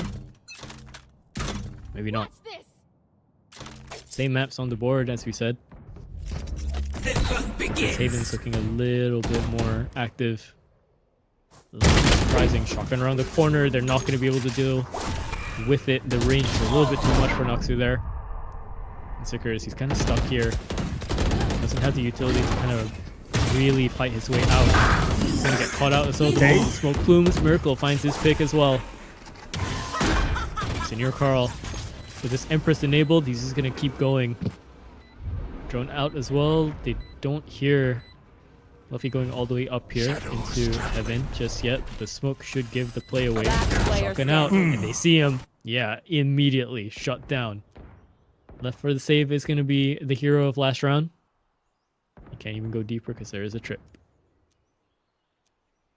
At this point, you'll be like, okay, you know what? It's just too difficult. Might as well just save this round. It's okay. If we can get exit frags as a bonus, that's fine. But if not, then, well, I guess he'll be happy to just keep himself alive for this round and just look forward to the next round. But the next round is going to be 10 to 12, though. We have yet to see an overtime today. Not that we're going to see in the next round, but we are getting close. We are getting close. I said that last time, and it got immediately cancelled out, so who knows? Our abilities as casters in the caster curse, I have yet to understand it to this day. Oh man, okay. It's a phenomenon. The fact that I said it right, so I don't know. I'm just going to retract now, okay? Just going to retract and see what happens. It's too late. It's out there. It's out there. I don't think you can retract it. The phenomenon, it listens to every word, you know? Well, hopefully they'll be able to listen to the footsteps as Naksu gets close. Naksu showing himself, misses a shot. But now there'll be 3 plays in front of him, but it's okay. He'll be able to put himself back to safety at B. Getting a little bit spooked here, but they're losing a lot of control on the map, and I don't think they realize it just yet, Lollipop Legends. The moment this trip is broken, or the moment they choose to decide to do this instead, however, it's going to be Sickers to get that first pick onto Idris, and that's a huge pick to find. They've lost their entry, essentially. Naksu coming in with the right click, with the classic out of all things. Finds another pick. Fluffy with the gun that was saved over finds Hocox as well. This is looking so weary. So much trouble in this one round. These are just guns that they do not have. How are they winning this out? They're winning this out off scraps. There's the last one, low key. A flank coming in. He finds that headshot. One more. No, he couldn't find the player over in logs. So overtime. Definitely not the case. Haven taken away by Suicide Empire instead. A thrifty, out of all things, we're going to Ascend. Well, just like every viewer will want, we want the games to go the distance, and you're getting it tonight. First series, all the way. Second series, all the way. Man, this is a treat for all our viewers out there. But speaking about a treat, let's see who gets the biggest treat here in our overall stats for this round. And it looks like Brain Rot Demon with an excellent performance. 6 first splits, 25-24 KDA.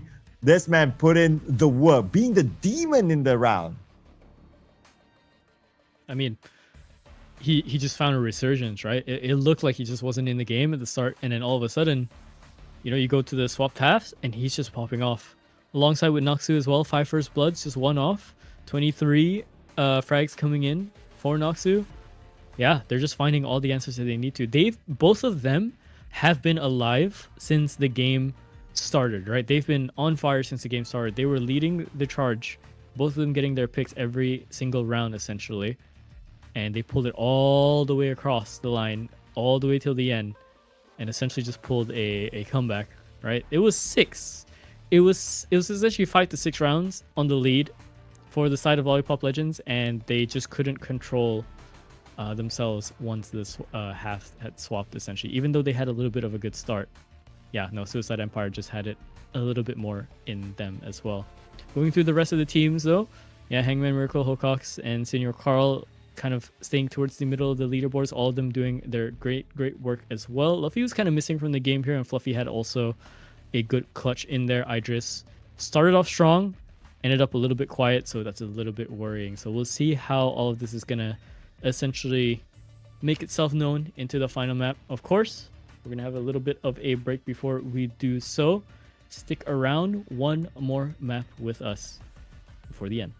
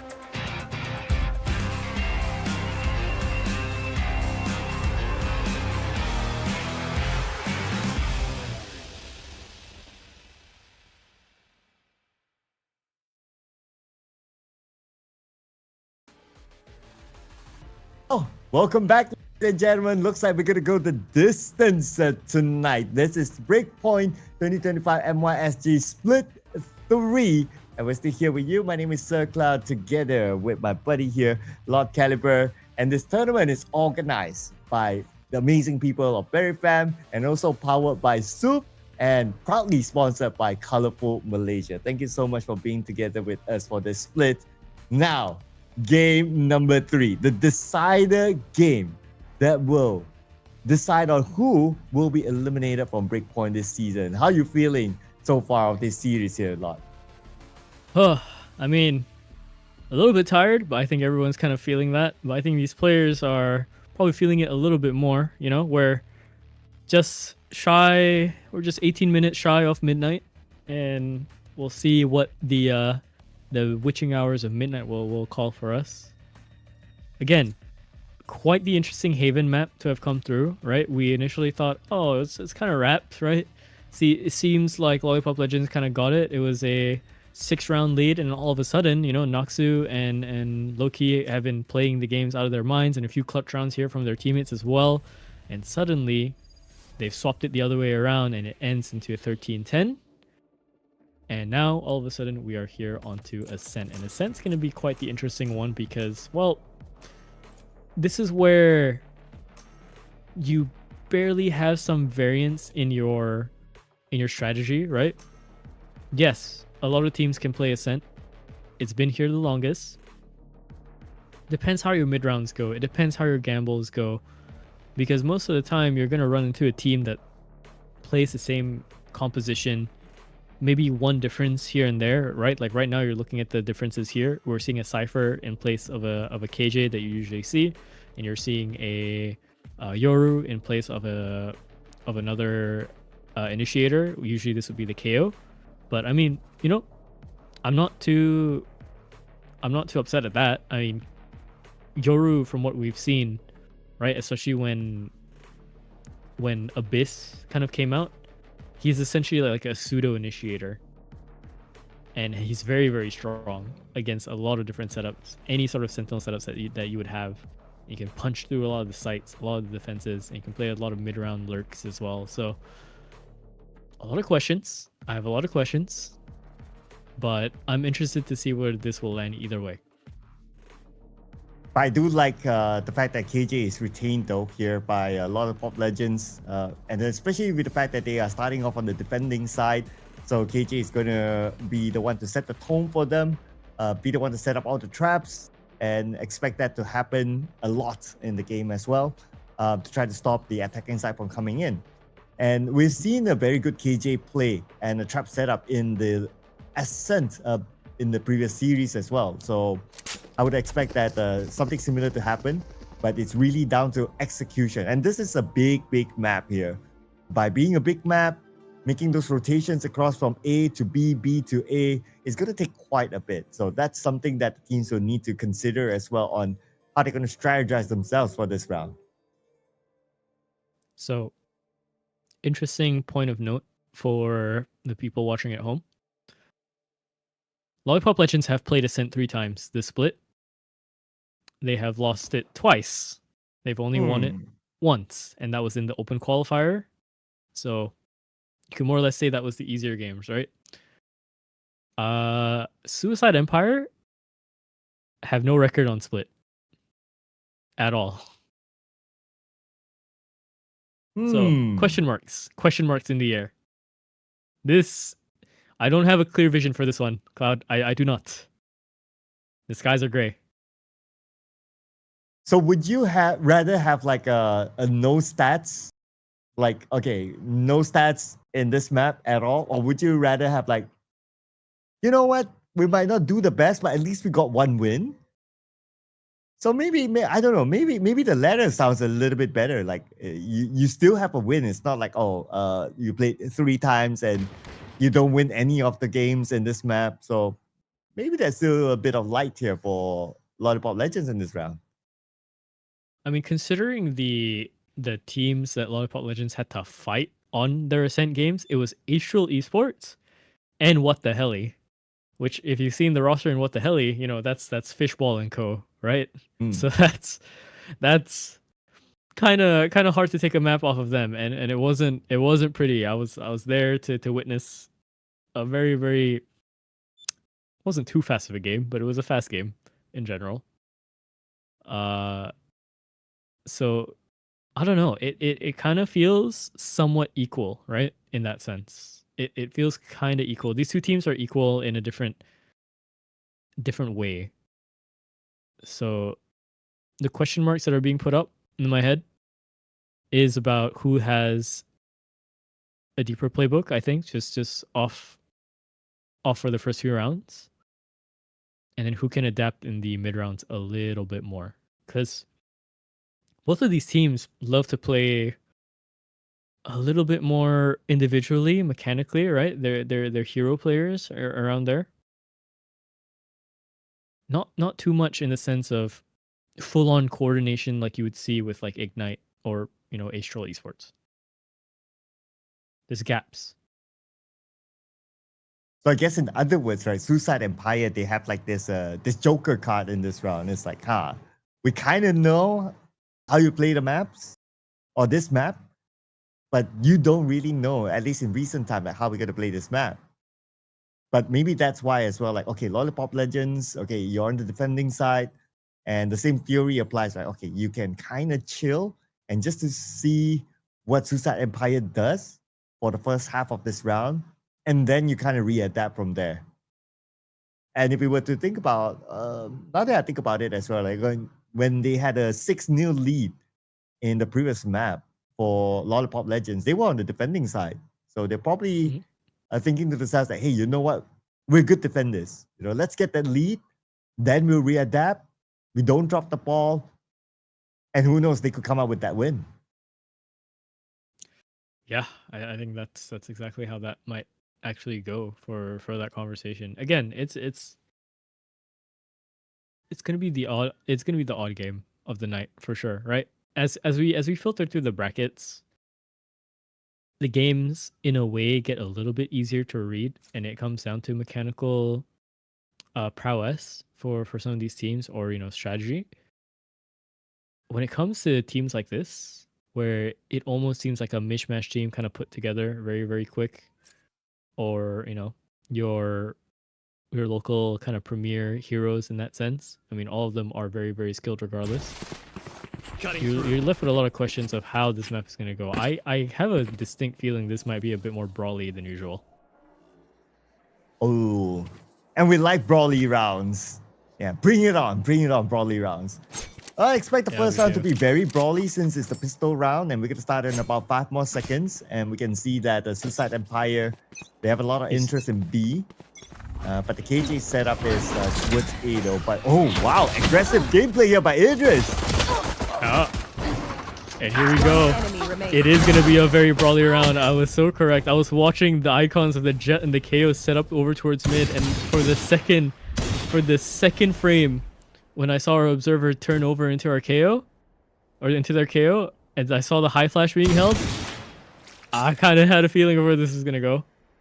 But this hasn't gone anywhere near what Lollipop Legends would have wanted. Massive losses. All of those fights lost, and Miracle is the only one alive with very, very, very low HP. Yeah, he needs a miracle here to come up with a win. Brainrot Demon is just waiting. It's just a matter of time right now. And I don't know how Miracle can come up with a big one here. And okay, he got one, okay, but fell towards the end, which is kind of expected with the stack that they have inside of B. And eventually, it is the attacker side that won. So, 1 up here for Suicide Empire. Not too bad. Keeping up their streak a little bit. See how well they can continue it into the second round. If you start to lose more rounds here coming in from the side of Lollipop Legends, you have to ask the question, right? I think did they get tilted? Were they able to not mentally recover after losing their lead in Haven, right? Or are they tired?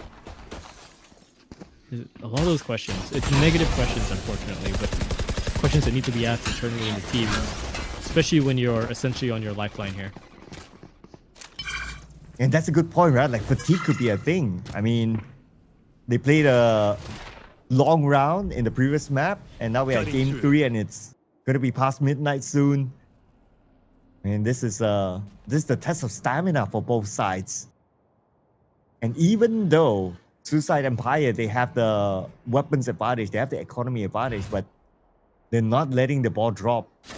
And they're still like, okay, let's play respectfully towards the opponent's side. Let's see what we can come up with. Try to play the game a little bit here, as Miracle will be the first one to be gunned down by Naxu. Scanning ahead. That's a good dart. Looks to scan all 3, but they confirm the presence of more over towards the back, and yeah, just slaughtered. That's not a boathouse anymore. That is indeed a slaughterhouse towards the back. 30 seconds left. Senior Carl Spike left alone. planted. Classic in hand. Not really much he can do. Gonna be pretty hard here. I mean, even if he has like a Vandal or so, well, maybe can pull off a clutch. But with the Classic, it's gonna be kind of hard. There's gonna be a flawless victory, but it is round number 2 after winning the pistol round. So this round, round 3, this is where Lollipop Legends will need to be talking here. And so far, Miracle has been the only one to be able to frag for Lollipop Legends with 3-2 KDA. And with his Vandal in this round, his teammates will be hoping for him to put up a good performance as well. But let's not forget about the potential of like Idris, Hangman, I mean, even Senior Carl, like Hocox, they're all able to frag, but they just need to find that level of momentum for themselves. Yeah, absolutely. And again, we won't really know until one of them lands that first frag, and then seeing if that graph of consistency continues upwards, what the trend is like.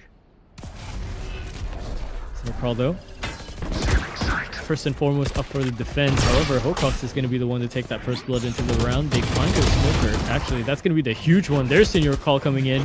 Finds Naxu. Loki has to kind of back away here, but he does decide to think about it. And yeah, he does find that frag back the other way. So there's a chance for him to go in this way, or they could just hold for a little bit. Let them do their rotations. Hear out how the utility is going to be played out. Hear the sounds of the map. Cage triggered. Go over towards mid instead.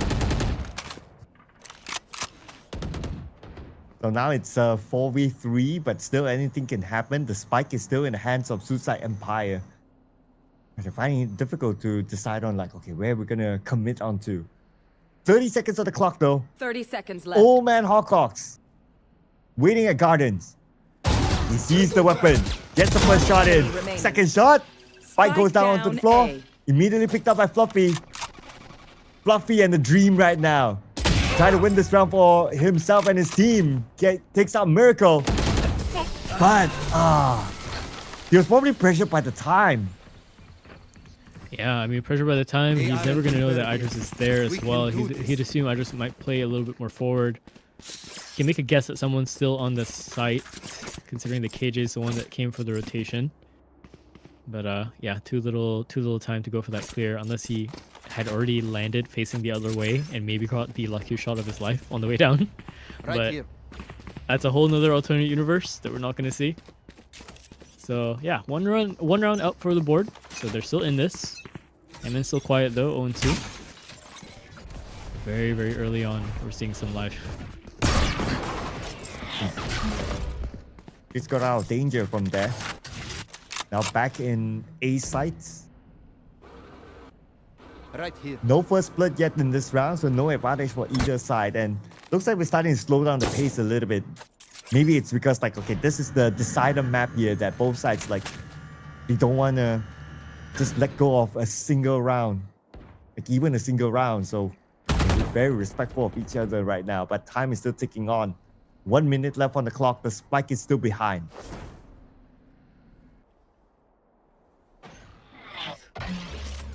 Relative mid. Be wary about the drone. It's going to be taken out. So just be careful. First shot lands. It's good for it. They can't go for this reswing just yet because he's dropped down behind the dices. Still holding the angle. So trying to go for a little bit of spam to see if he will peek out one more time. On the other side of the map, though, Fluffy's found 30 another seconds pick left. over towards Hangman, so still left onto 0. Idris still alive. Still keeping things in the game. Onto this 4-on-3, it's looking very, very messy. Neural going out. It doesn't have the time to swing back to face Miracle. Losing player step by step time sitting at 14 seconds. I don't think they can do 10 this. seconds left. I think they're gonna just have to call this off and save. Yeah, it's a big map. So even if they want to go to either side, it's going to take them a while. There will not be enough time. And looks like the defensive side will win this round. Lollipop Legends now equalizing the score. 2-2 at this point. So far, so good for them. And a timeout is being called by the attacking side, Suicide Empires. We need to rediscuss this. They need to maybe be a little bit more decisive, because from what we saw in the previous round, the time ran out and they were not able to find an entry to either side at all. Yeah, a bit of struggle on their end. And so far, the trend for Suicide Empire has been either Low-Key or Noxu leading the charge. But all of a sudden, it's their Lionel Messi, their Luffy, their Luffy. Now all of a sudden on the top of the leaderboard alongside with Fluffy, of course. And that's not to dissuade his performance or anything, right? But usually when you have the trend of, hey, our duelists or our star players are supposed to be doing their star player stuff, but they're not doing it this map, raises some concern. Maybe not yet. We're only at round number 5 early. now, so there's still a lot more rounds to go. Gotta give the benefit of the doubt, right? Yeah, but for on sure, the other for side sure. as well, we do see Miracle now on top of KDA, but Hangman is still yet to get off the charts here. Still no kills at all for him. When we saw him able to pull off amazing plays in the previous round, so he definitely has that potential here. So let's see here. A little bit more focus. They're going to switch it up onto B side this time, but B side is heavily defended by Lollipop Legends. Oh, Hangman's definitely not having a good start at all. Shut down one more time, sitting 0-4. This allows Noxu to use up his dimensional drift, go forward, really scout out what he needs. I think that little bit of information that he got was enough for his team to push in. Be so careful with this. Carl now coming in towards the middle, alongside with Miracle. The push through the smoke is aggressive, but Noxu is there to try and hold it off. Left into the 1-on-2. This is very, very doable. Look at Fluffy's position. He only has Sheriff though. So Sheriff and Dream here. Hocock's pretty low. Okay, he saw that. He knows that Hocock's at the corner. Checks his corner, but on the other side, the other one is waiting for him. And Hocock lands the final blow. Old man Hocock again. Now giving them the lead that they've been seeking for. 3-2. Tech timeout going to be called here for a moment. Allows the teams to kind of think about what's happening here. Reset a little bit if they need to. And yeah, I mean, for Hangman, I think Hangman would feel that kind of fatigue a little bit more, right? If we want to bring back that conversation. He's been performing the past 2 maps. He's also the IGL. He has a lot on his plate. I'm not too surprised if you see him kind of disappear a tiny bit towards the end cycles of some of these series, right? It's almost natural. You're asking a lot from one man. Yeah, naturally as an IGL, you not only have to think about your own gameplay, but you have to think about the entire team's coordination. So by playing so many rounds in the previous match, he's probably guys, my brain is overheating right now, so he needs a bit of time out for himself. So I guess with this tech pause, it will also give him a little bit of a breather to just reset himself. But so far, he has been able to guide the team well. I mean, they've been winning 3 rounds in a row, so that's not too bad. But like what you said, right, I guess for himself as an individual, he will be looking at the board and telling himself maybe you know what? My boys are doing the work, but I need to find a way to step it up as well. To give him that level of confidence to know that he's not only doing the right thing for himself, but also doing the right thing for everyone else. Yeah, it's a lot of pressure. It's a lot of pressure, and that kind of pressure is very unique.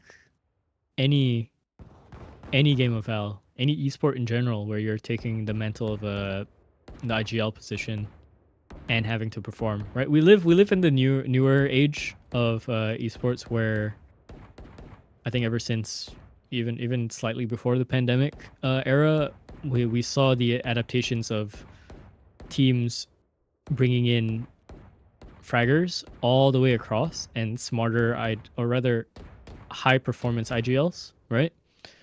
So no longer do you have the IGL that kind of sits out and lets 4 other players play for him. It's everyone is doing their part, everyone is fragging, and then the usual older IGL that would be there, usually that sits someone out, that's usually the coaching position's job now. So that's been adapted into every esport, and it's always very, very worrying to see when you have this kind of start. But yeah, I mean, then again, Hangman or Chuzi is the one that has disconnected, I believe, off ping issues. So that might also just be it. Could just be that.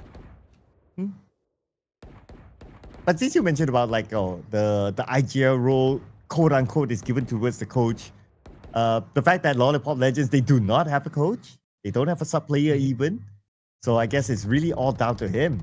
Like you don't have like a third person to really tell you like, okay, you know what, guys, this is the bigger picture. Let's play along the bigger picture sort of thing. So he still needs to be the one to carry the weight of like, okay, I'm able to bring in the frags, individual performance, at the same time still think of how we're gonna unlock our opponent. Yeah, that's pretty much the gist of it, and how they would proceed forward. Still in the tech issues still, so I'm assuming you might be having a little bit more, although I think one team is already calling for the ready, so we might be getting into the round here soon. So one thing to kind of bring this up already, I just brought up the operator for a second there. I think he might be doing it still. Yeah, he is. This is going to cause some issues for the attacking side. If they cannot deal with this operator in these next few rounds, this lead is gonna extend out forward for the side of Lollipop Legends, and that's where things will get very, very hairy from that point on. It's really up to Lollipop Legends to see if they can actually pull that lead after seeing what happened on Haven. But Hangman can't continue to put up 0 on the board. Yeah, if Suicide Empire doesn't do this one, that's going to be hard for them in terms of economy. But nevertheless, you did mention about Idris and his operator. He gets the first split in this round. But at least there's a trade back here. Still both sides. The Omen is still up. They still have a smoker. Can still come up with something big. But we can see here, Miracle, he spots a movement there. He knows that someone's around the cubby. The tag going for the jump spot though. 10 HP left for him. If that was a Vandal, I believe he is cooked. But lives off with 10 HP alone, and oh, low-key so smart. My ult's ready. Yeah, just sneaking up towards the mid side, didn't even know what hit him. So now the defense over on the B side, crumbling. It's just the lone player, and it is just gonna be the captain. It's gonna be Choosy. If there's any time for him to step up, it would have been then. But no, continuing the streak of 0. Loki slowly powering up into this game, and that's going to be the worrying conversation. We had that happen last time. You saw what it did to Lollipop Legends. They essentially crumbled under the star players. Hocox, though, gonna make a retort. And just behind him, it's going to be... Oh, okay, Fluffy might come in for the flank. Here we go, Demon gets Hocox. It's going to be... One more to go, Senior Carl. As to pull up this performance here, but looks like from the back, the flank did happen. Senior Carl was not able to pull off a win here for the team, bringing us back to a draw, a tie at 3 versus 3. Back and forth they go. Back and forth they go. I feel like I can almost feel production slowly sinking in their chairs. Slowly. Let's go. Every time it hits a draw. Placing swarm grenade. No It'll be the significant first lead time. this time. But again, after like 6 rounds, right? So there's round number 7. So Hangman is still at a 0 kill. Hopefully he's not breaking down due to the amount of pressure onto him. Okay, there's a move here by Idris with the Blade Storm onto Brainrod. Just to be countered back. Oh, good shooting. Oh, finally. Finally. Yeah, he's on the board. Juicy. Good shot over towards mid. Into tiles. That's not going to stop Noxu though. He's going to push up to try and take this away. And a bit of a slow one coming in for Fluffy. For the lurk peek, right? But all of a sudden, Hangman, he's here to play. He's woken up. Welcome back, Mr. Hangman. The Executioner coming in with 4 kills in that round. Putting up a captain's performance to bring them back the lead. Need a few more rounds like that, and I think they can hold that lead as well. So, see if he has that in store for him. Ultimates across the board so far, 3 a pop for each team. TP's available for both sides. Knives available for key. Lockdown available as well for the defense. Let's see what they decide to do with this. A lot of gunfire. Knives making their way across the map as well. He's not going to find that pick. Instead, it's going to be Miracle.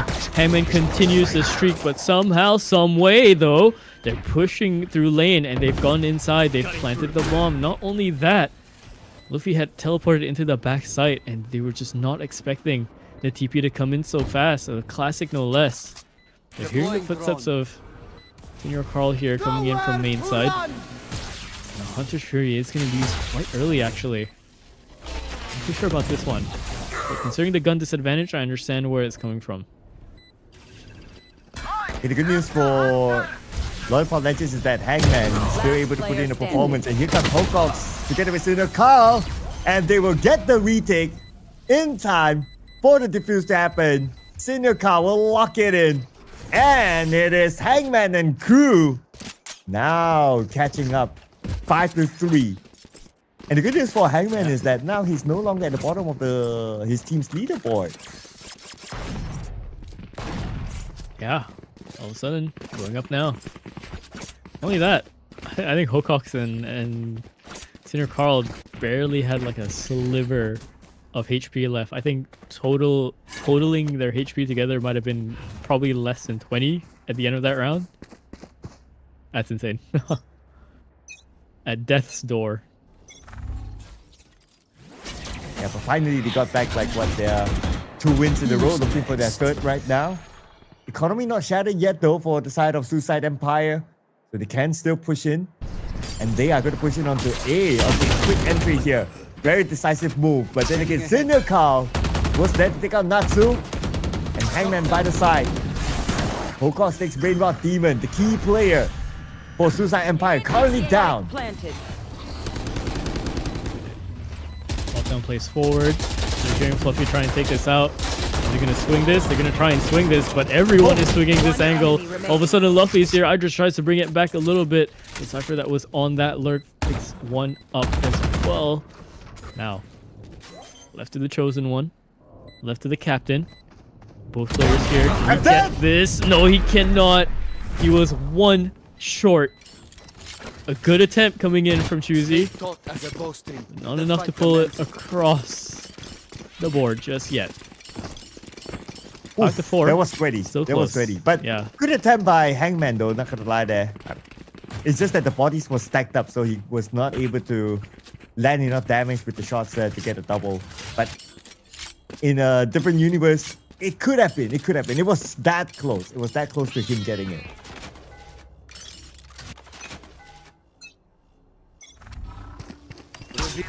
Prep for mid here. And good spam coming out from Senior Carl himself. A blind shot through the smoke finds Natsu. One of the problems that's been an issue for them, right? The Yoru just going back and forth, finding these lurk timings. So dangerous on this kind of map. You have no idea where he could be.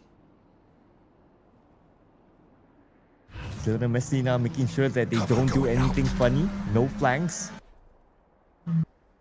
They're now kind of deciding on like, okay, A. Minute more on the clock here for Suicide Empire. And they still have smoke. Same goes on the other side as well. Try to detect where Mr. Sinukar is at. Sinukar gets one, not able to get the second one. It's still alright. They stopped them at their tracks. That looked like a very dangerous cross for Loki. I'm not gonna lie. He could have lost his head to Idris right there. But nope, Idris instead gonna lose his one. And somehow, some way, the fight up into heaven is successful. 2 on 2. Both Silva's alive. Not ready yet. Sentinel and the Smoker left. How does the story play out? It starts out with the loss of Miracle. It starts again with the captain trying to go for the clutch, but once more beaten out by his opponent in the other Sova. It's gonna be sick. And timeout being called. Okay, they need a breather. They need a breather here. But then again, you got to give it to Hangman, though. I mean, he came from like behind in terms of his own personal performance, and now bringing like 8 kills. Although he came close to like winning like 2 fights towards the end, like 2 rounds back to back, but still got to give it to the man. Like he's able to like really shove his past aside, and now he's back. Yeah. I mean, again, it could have been a ping issue that he was dealing with, right? That's why we had like the tech timeout.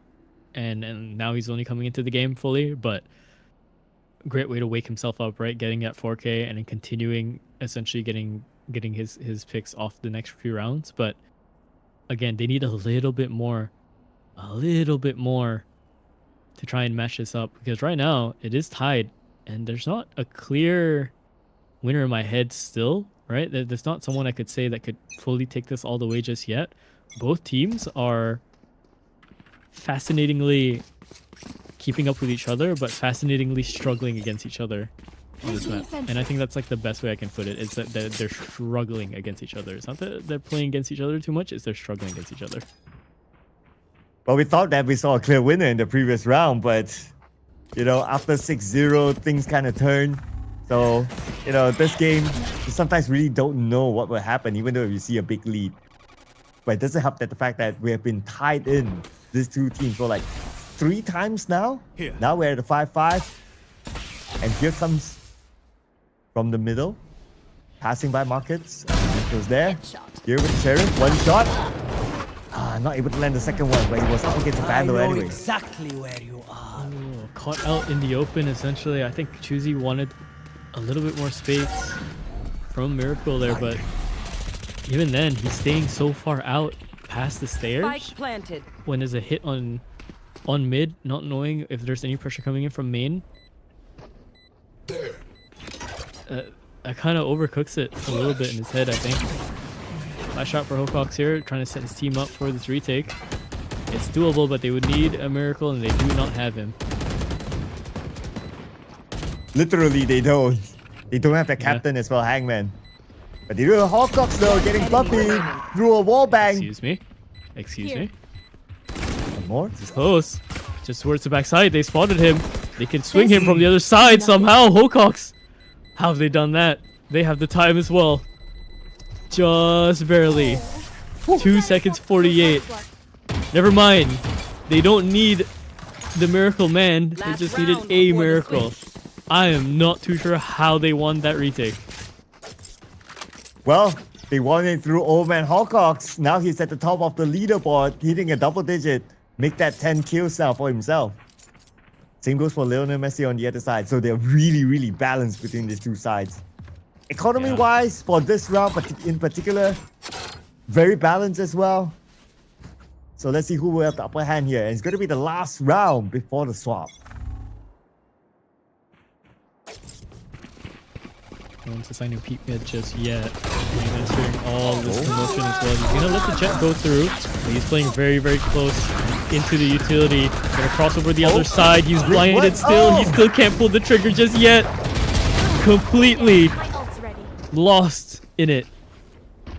And somehow, Last their player jet, their standing. carry essentially, Brainrot Demon, low-key, has found his way in and gotten multiple frags off of that. Senor Carl left up to the task of clutching. Oh, and his leg is spotted. He has been tagged as well. Headshot coming through. 6-6. Equal footing for both teams Switching as we sides. swap halves. What do Out of charges. you make of this? Oh man, this is the most I don't know what's gonna happen round. Like I'm counting right now. Okay, the 4th time we're seeing a draw. Now it's 6-6. Will switching sides help? Maybe. If you gotta think about it based on the agent draft that they have. So we don't have a KJ for Suicide Empire. So that means that the defensive stance might be a little bit less. But that doesn't mean that they can't defend. I mean, it's so hard to tell, right? I mean, this is the round that I really don't know what's gonna happen. Oh, well, that's definitely one of the things that did happen is Noxu losing his head on the early peak. No flash needed. He went for the dry swing, lost his head for it. It's not the best way to start things, and I think that's given Lollipop Legends the little bit of a morale boost. You can feel it, right? Going into this site.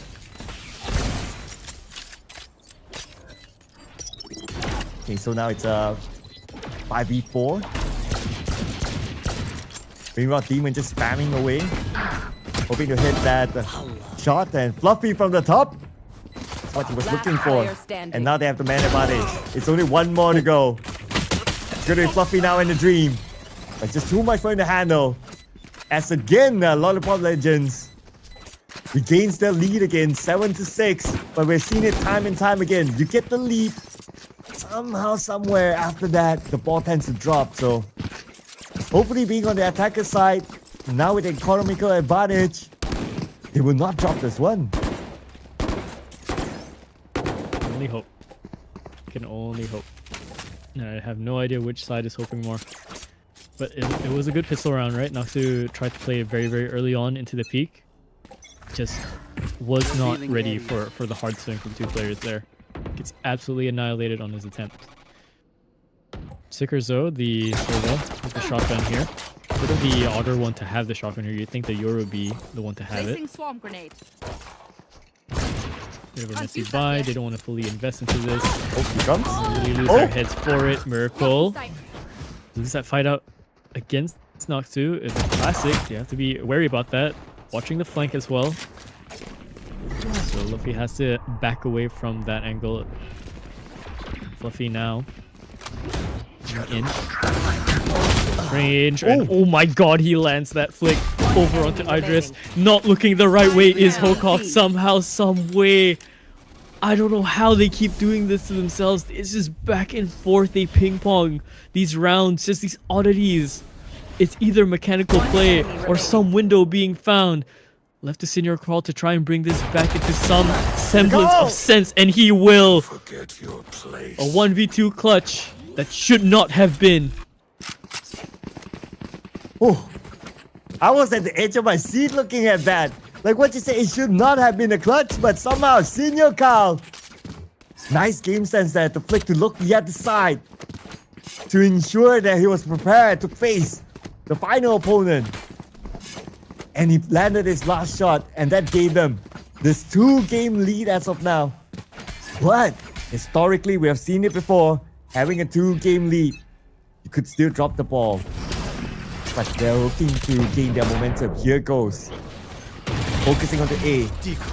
And it's going to be Noxu waiting in wine, just waiting for them to show themselves up. While Brainrot Demon will back him up. So they're stacking up here around A. Oh, ew, that's disgusting. That's essentially a run and gun the other way. Noxu gets one free. Idris is as well dropped down to low HP. Miracle onto this flank, and they're kind of aware of this timing. 2 players here around the corner, and yeah, shut down almost immediately. Noxu's right there, waiting for that play to come in. TP right for the smoke, has to be so careful. Long range stinger coming out from Hangman. But a 1v4. Okay. Okay. This night is gonna get crazier and crazier. I'm seeing glimpses of rounds that should not be the case. Let's calm down here, guys. Yeah. Let's absolutely calm down here, okay? 8-7. And if they were to draw again after this, it will be their 5th draw for tonight. It's crazy. It's insane. Their fifth draw? You kept count? Their 5th draw? I kept count. It's that many. My word. Oh, someone let us go. Let's not even count the potential overtime, but yeah, that's a whole different story. All right, playing into the early angle here, making sure no one's around. They're gonna brave the position as well, stick around the area, making sure no one's here. Hydrate though. Gonna shoot out the tripwire over into mid, and it's gonna create some form of pressure because now they're a little bit more wary of them coming through spawn. You're seeing the pings come out. Doesn't even matter though because Senior Carl catches out both of those players coming in from A, and that's gonna cause the full rotation. But little do they know that the shotgun around the other side of the corner, but flashed fully, could not do a thing. What a play coming in from Senior Carl.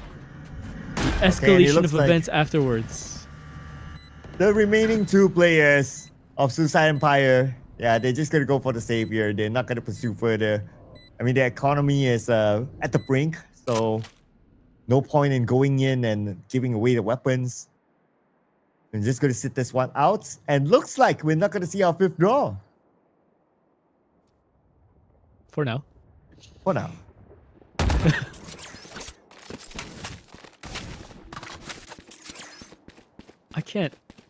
I can't believe he got 2. He's just waiting. Well, he had the idea. Hangman probably can't believe that he's now at 13 kills. He's just 1 kill shy of the top player, Mr. Ronald McDonald. What a big comeback for the IGL himself. Started at the bottom, and now we're here. Wow, this is a nice spot. Right. Cypher setup. Here. You can put into A instead. So it's fascinating, right?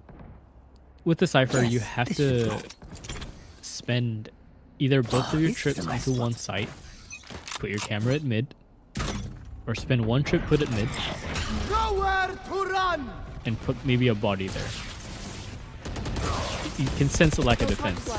Coming into this round, there's definitely no lack of defense here. They're keeping it up with the pressure. That's Noxu coming in. 2 headshots for one. Hangman going for this wide peak just gets instantly put down into the ground. Miracle, last one alive. Neural Theft is going to sort out his position, and a singular tap needed. He gets that kill. 9-8. One more off to that ever so fabled tie. Well, cancel your dates, ladies and gentlemen. The night is going to be long. Well, I don't know who's dating at like past midnight, but okay. But 9-8 now. Man, this game is just going insane. Like every single player is now performing if you kind of think about it. Yeah, you have like somebody at the bottom of the charts and that's natural, but still overall everyone's pulling their work, and that's why we see this very tough back and forth. Good spray down coming in from Noxu. Hocox is there to go for the trade instead. Damage done either way. Goes straight in. Loses his life for it, but he's able to get res, thankfully, from his captain. So 2-on-4. Looking like they can continue this a little bit more. They can still widen this gap into the double digits, but they have to play this post plant correctly. They cannot let Fluffy in. They cannot let Luffy in. Same names, it's rhyming, but they do not have the rhymes for that one. Hocox, a triple kill for him in the round, double digits secured. The old man Hawcox again back at the top of the leaderboard for his team. 16, 11, and 8. Well, as much as he wants to end the night early being the old man, that looks like he's not getting it yet. But at least they're at the double digit right now, 10-8. So edging closer and closer to match point, and that's where the real pressure begins. This goes here. Where? Oh, this For is sure, a nice. indeed. That goes there. When you kind of flick your eyes up, when you're kind of behind, you see double digits. It kind of gets to you a little bit, but of course, these players are taught to play out the rounds, make sure everything is still available to them. Don't look at the scores, just focus on the round itself. Focus on the game until it ends. Here. But they still have to play out this round though. 10-8, and looks like we're gonna slow down the pace this time. Lollipop Legends taking it a bit slow. Brain Rot Demon. Oh, this angle. Oh, they checked. Oh, what a big find from Idris. That's all that they needed. That was the biggest danger that they had, was the op watching that cross.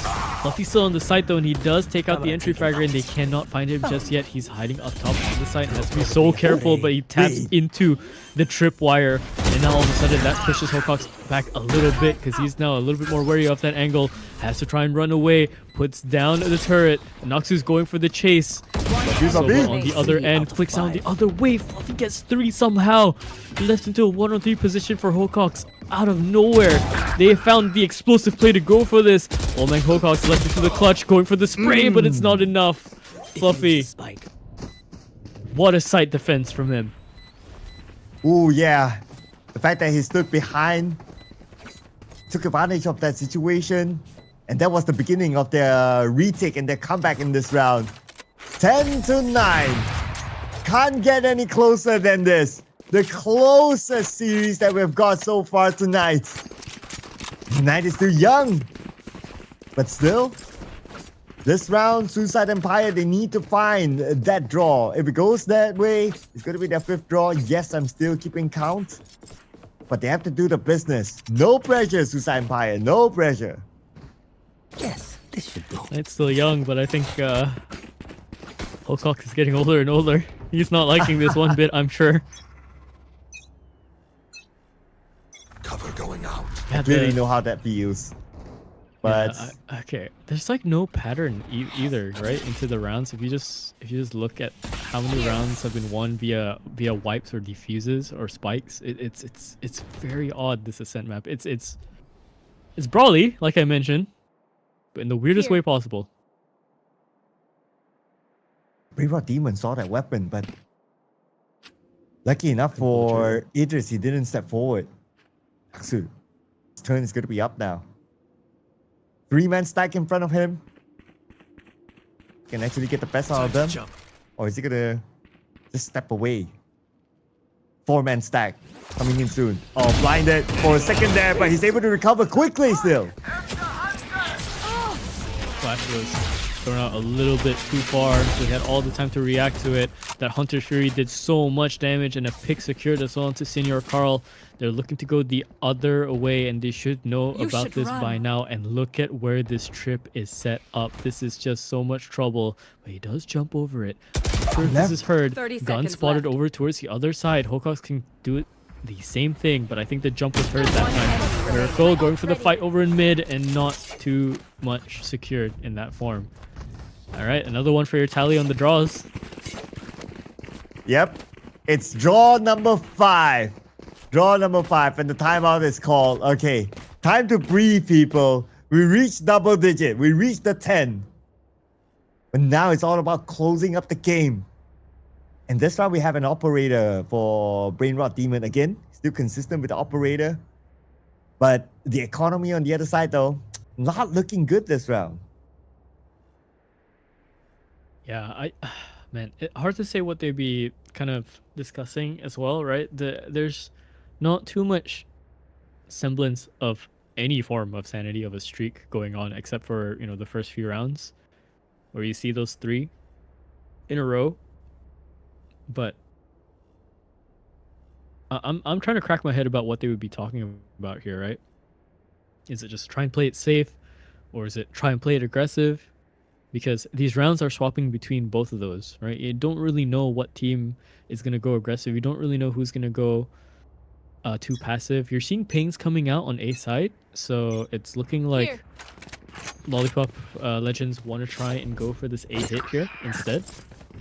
And The only issue that they have about doing so is that they have to run into the Cypher. Oh yeah, and definitely he's gonna set that up. But now it's a matter of like, okay, are they gonna be able to overcome that one Cypher? But it's not only the Cypher though. From the side as well, Lionel Messi is also waiting. We probably get an off angle there, but here comes the smokes. Matter of just going in now, and they will make that push in. Here we go. Caught by the trip over by the stairs on the way up. That's Hocox. Unfortunate for him, seen right through the smoke, and they could go for the spray. Not only that, Miracle's left at low HP, no armor. He's a dead man walking unless he can find some semblance of, well, a miracle. They get a pick here. Naksu pushing out the decoy. Doing out a flash as well. That's with the other ways in her call, but he's gonna fight this. He's gonna fight this around the corner. He does get one for his troubles. Fluffy though, yeah, alongside everybody, just finds their pick. There's a bit of a little after frag there coming out from Miracle with this Nanoswarm, but not enough to deter the defuse coming in and the rest of the team from playing into the site. So, lead taken away once more. Oof. And with the economical advantage, they took that lead. Now 11 to 10. With the operator still retained here by Brainrot Demon. Yes, this should do. And he's going to be the one to look at A, but This goes here. for Lollipop Legends, they're going to switch their attention onto B instead. Goes there. They're going to change their strategy this time, but looks like it's well read here by Suicide Empire. You see all the traps now, they're set up at B instead. So they kind of like have this hunch that, okay, they're going to switch things up, so we're ready for them there this time. Here. Good drone, but an even better camera up top. Look at the position of this. Gonna play around in his cage. Go for the scan, and the scan is big. They're going for the spams. It's looking all too well for Suicide Empire. Setting themselves up now for success. Match point secured for them. And all of a sudden, Lollipop Legends kind of at a loss. Oh, this is a nice But it's match point. It's match point. We've seen this before. When you're at match point, it's cool, it's great. It's always a nice feel. At the same time, This goes here. the pressure is real here at match point. And the fact that they are really close, it's not like they have a big cushion here. It's only 10 to 12. So they must make good use of their match point advantage now. Yeah, be robbed away from them just as easily, right? Both of these teams are performing. It is a struggle against another struggle. Top peak. Oh, he unswings. There's a chance given, but not too high of a chance. Two players picked off. Idris and Miracle are gone. It's looking all but over.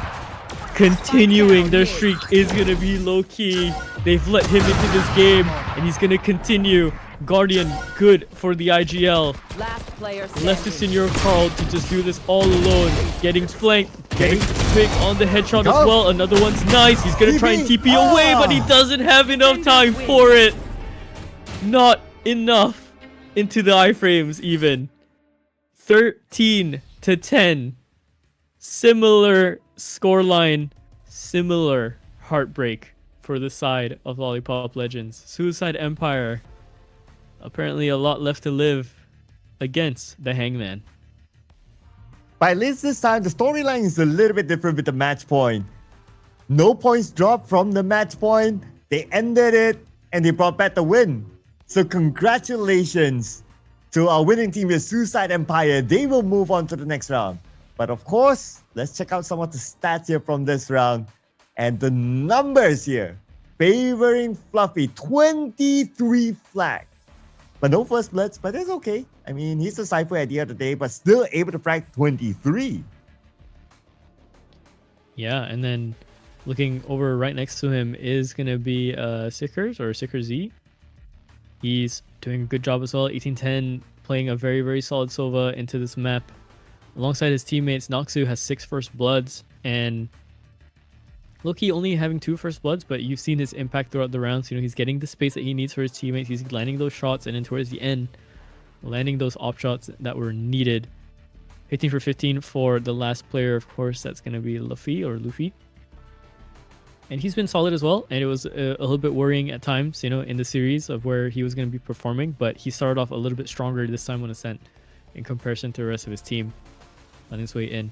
I will have to say, massive props to Hocox. He played essentially a life game here towards the start of this series. He was a little bit gone on some of those starts, right? You weren't seeing him on the leaderboard. You're seeing his team do everything that needs to be done, and then he'll kind of filter into the game later on.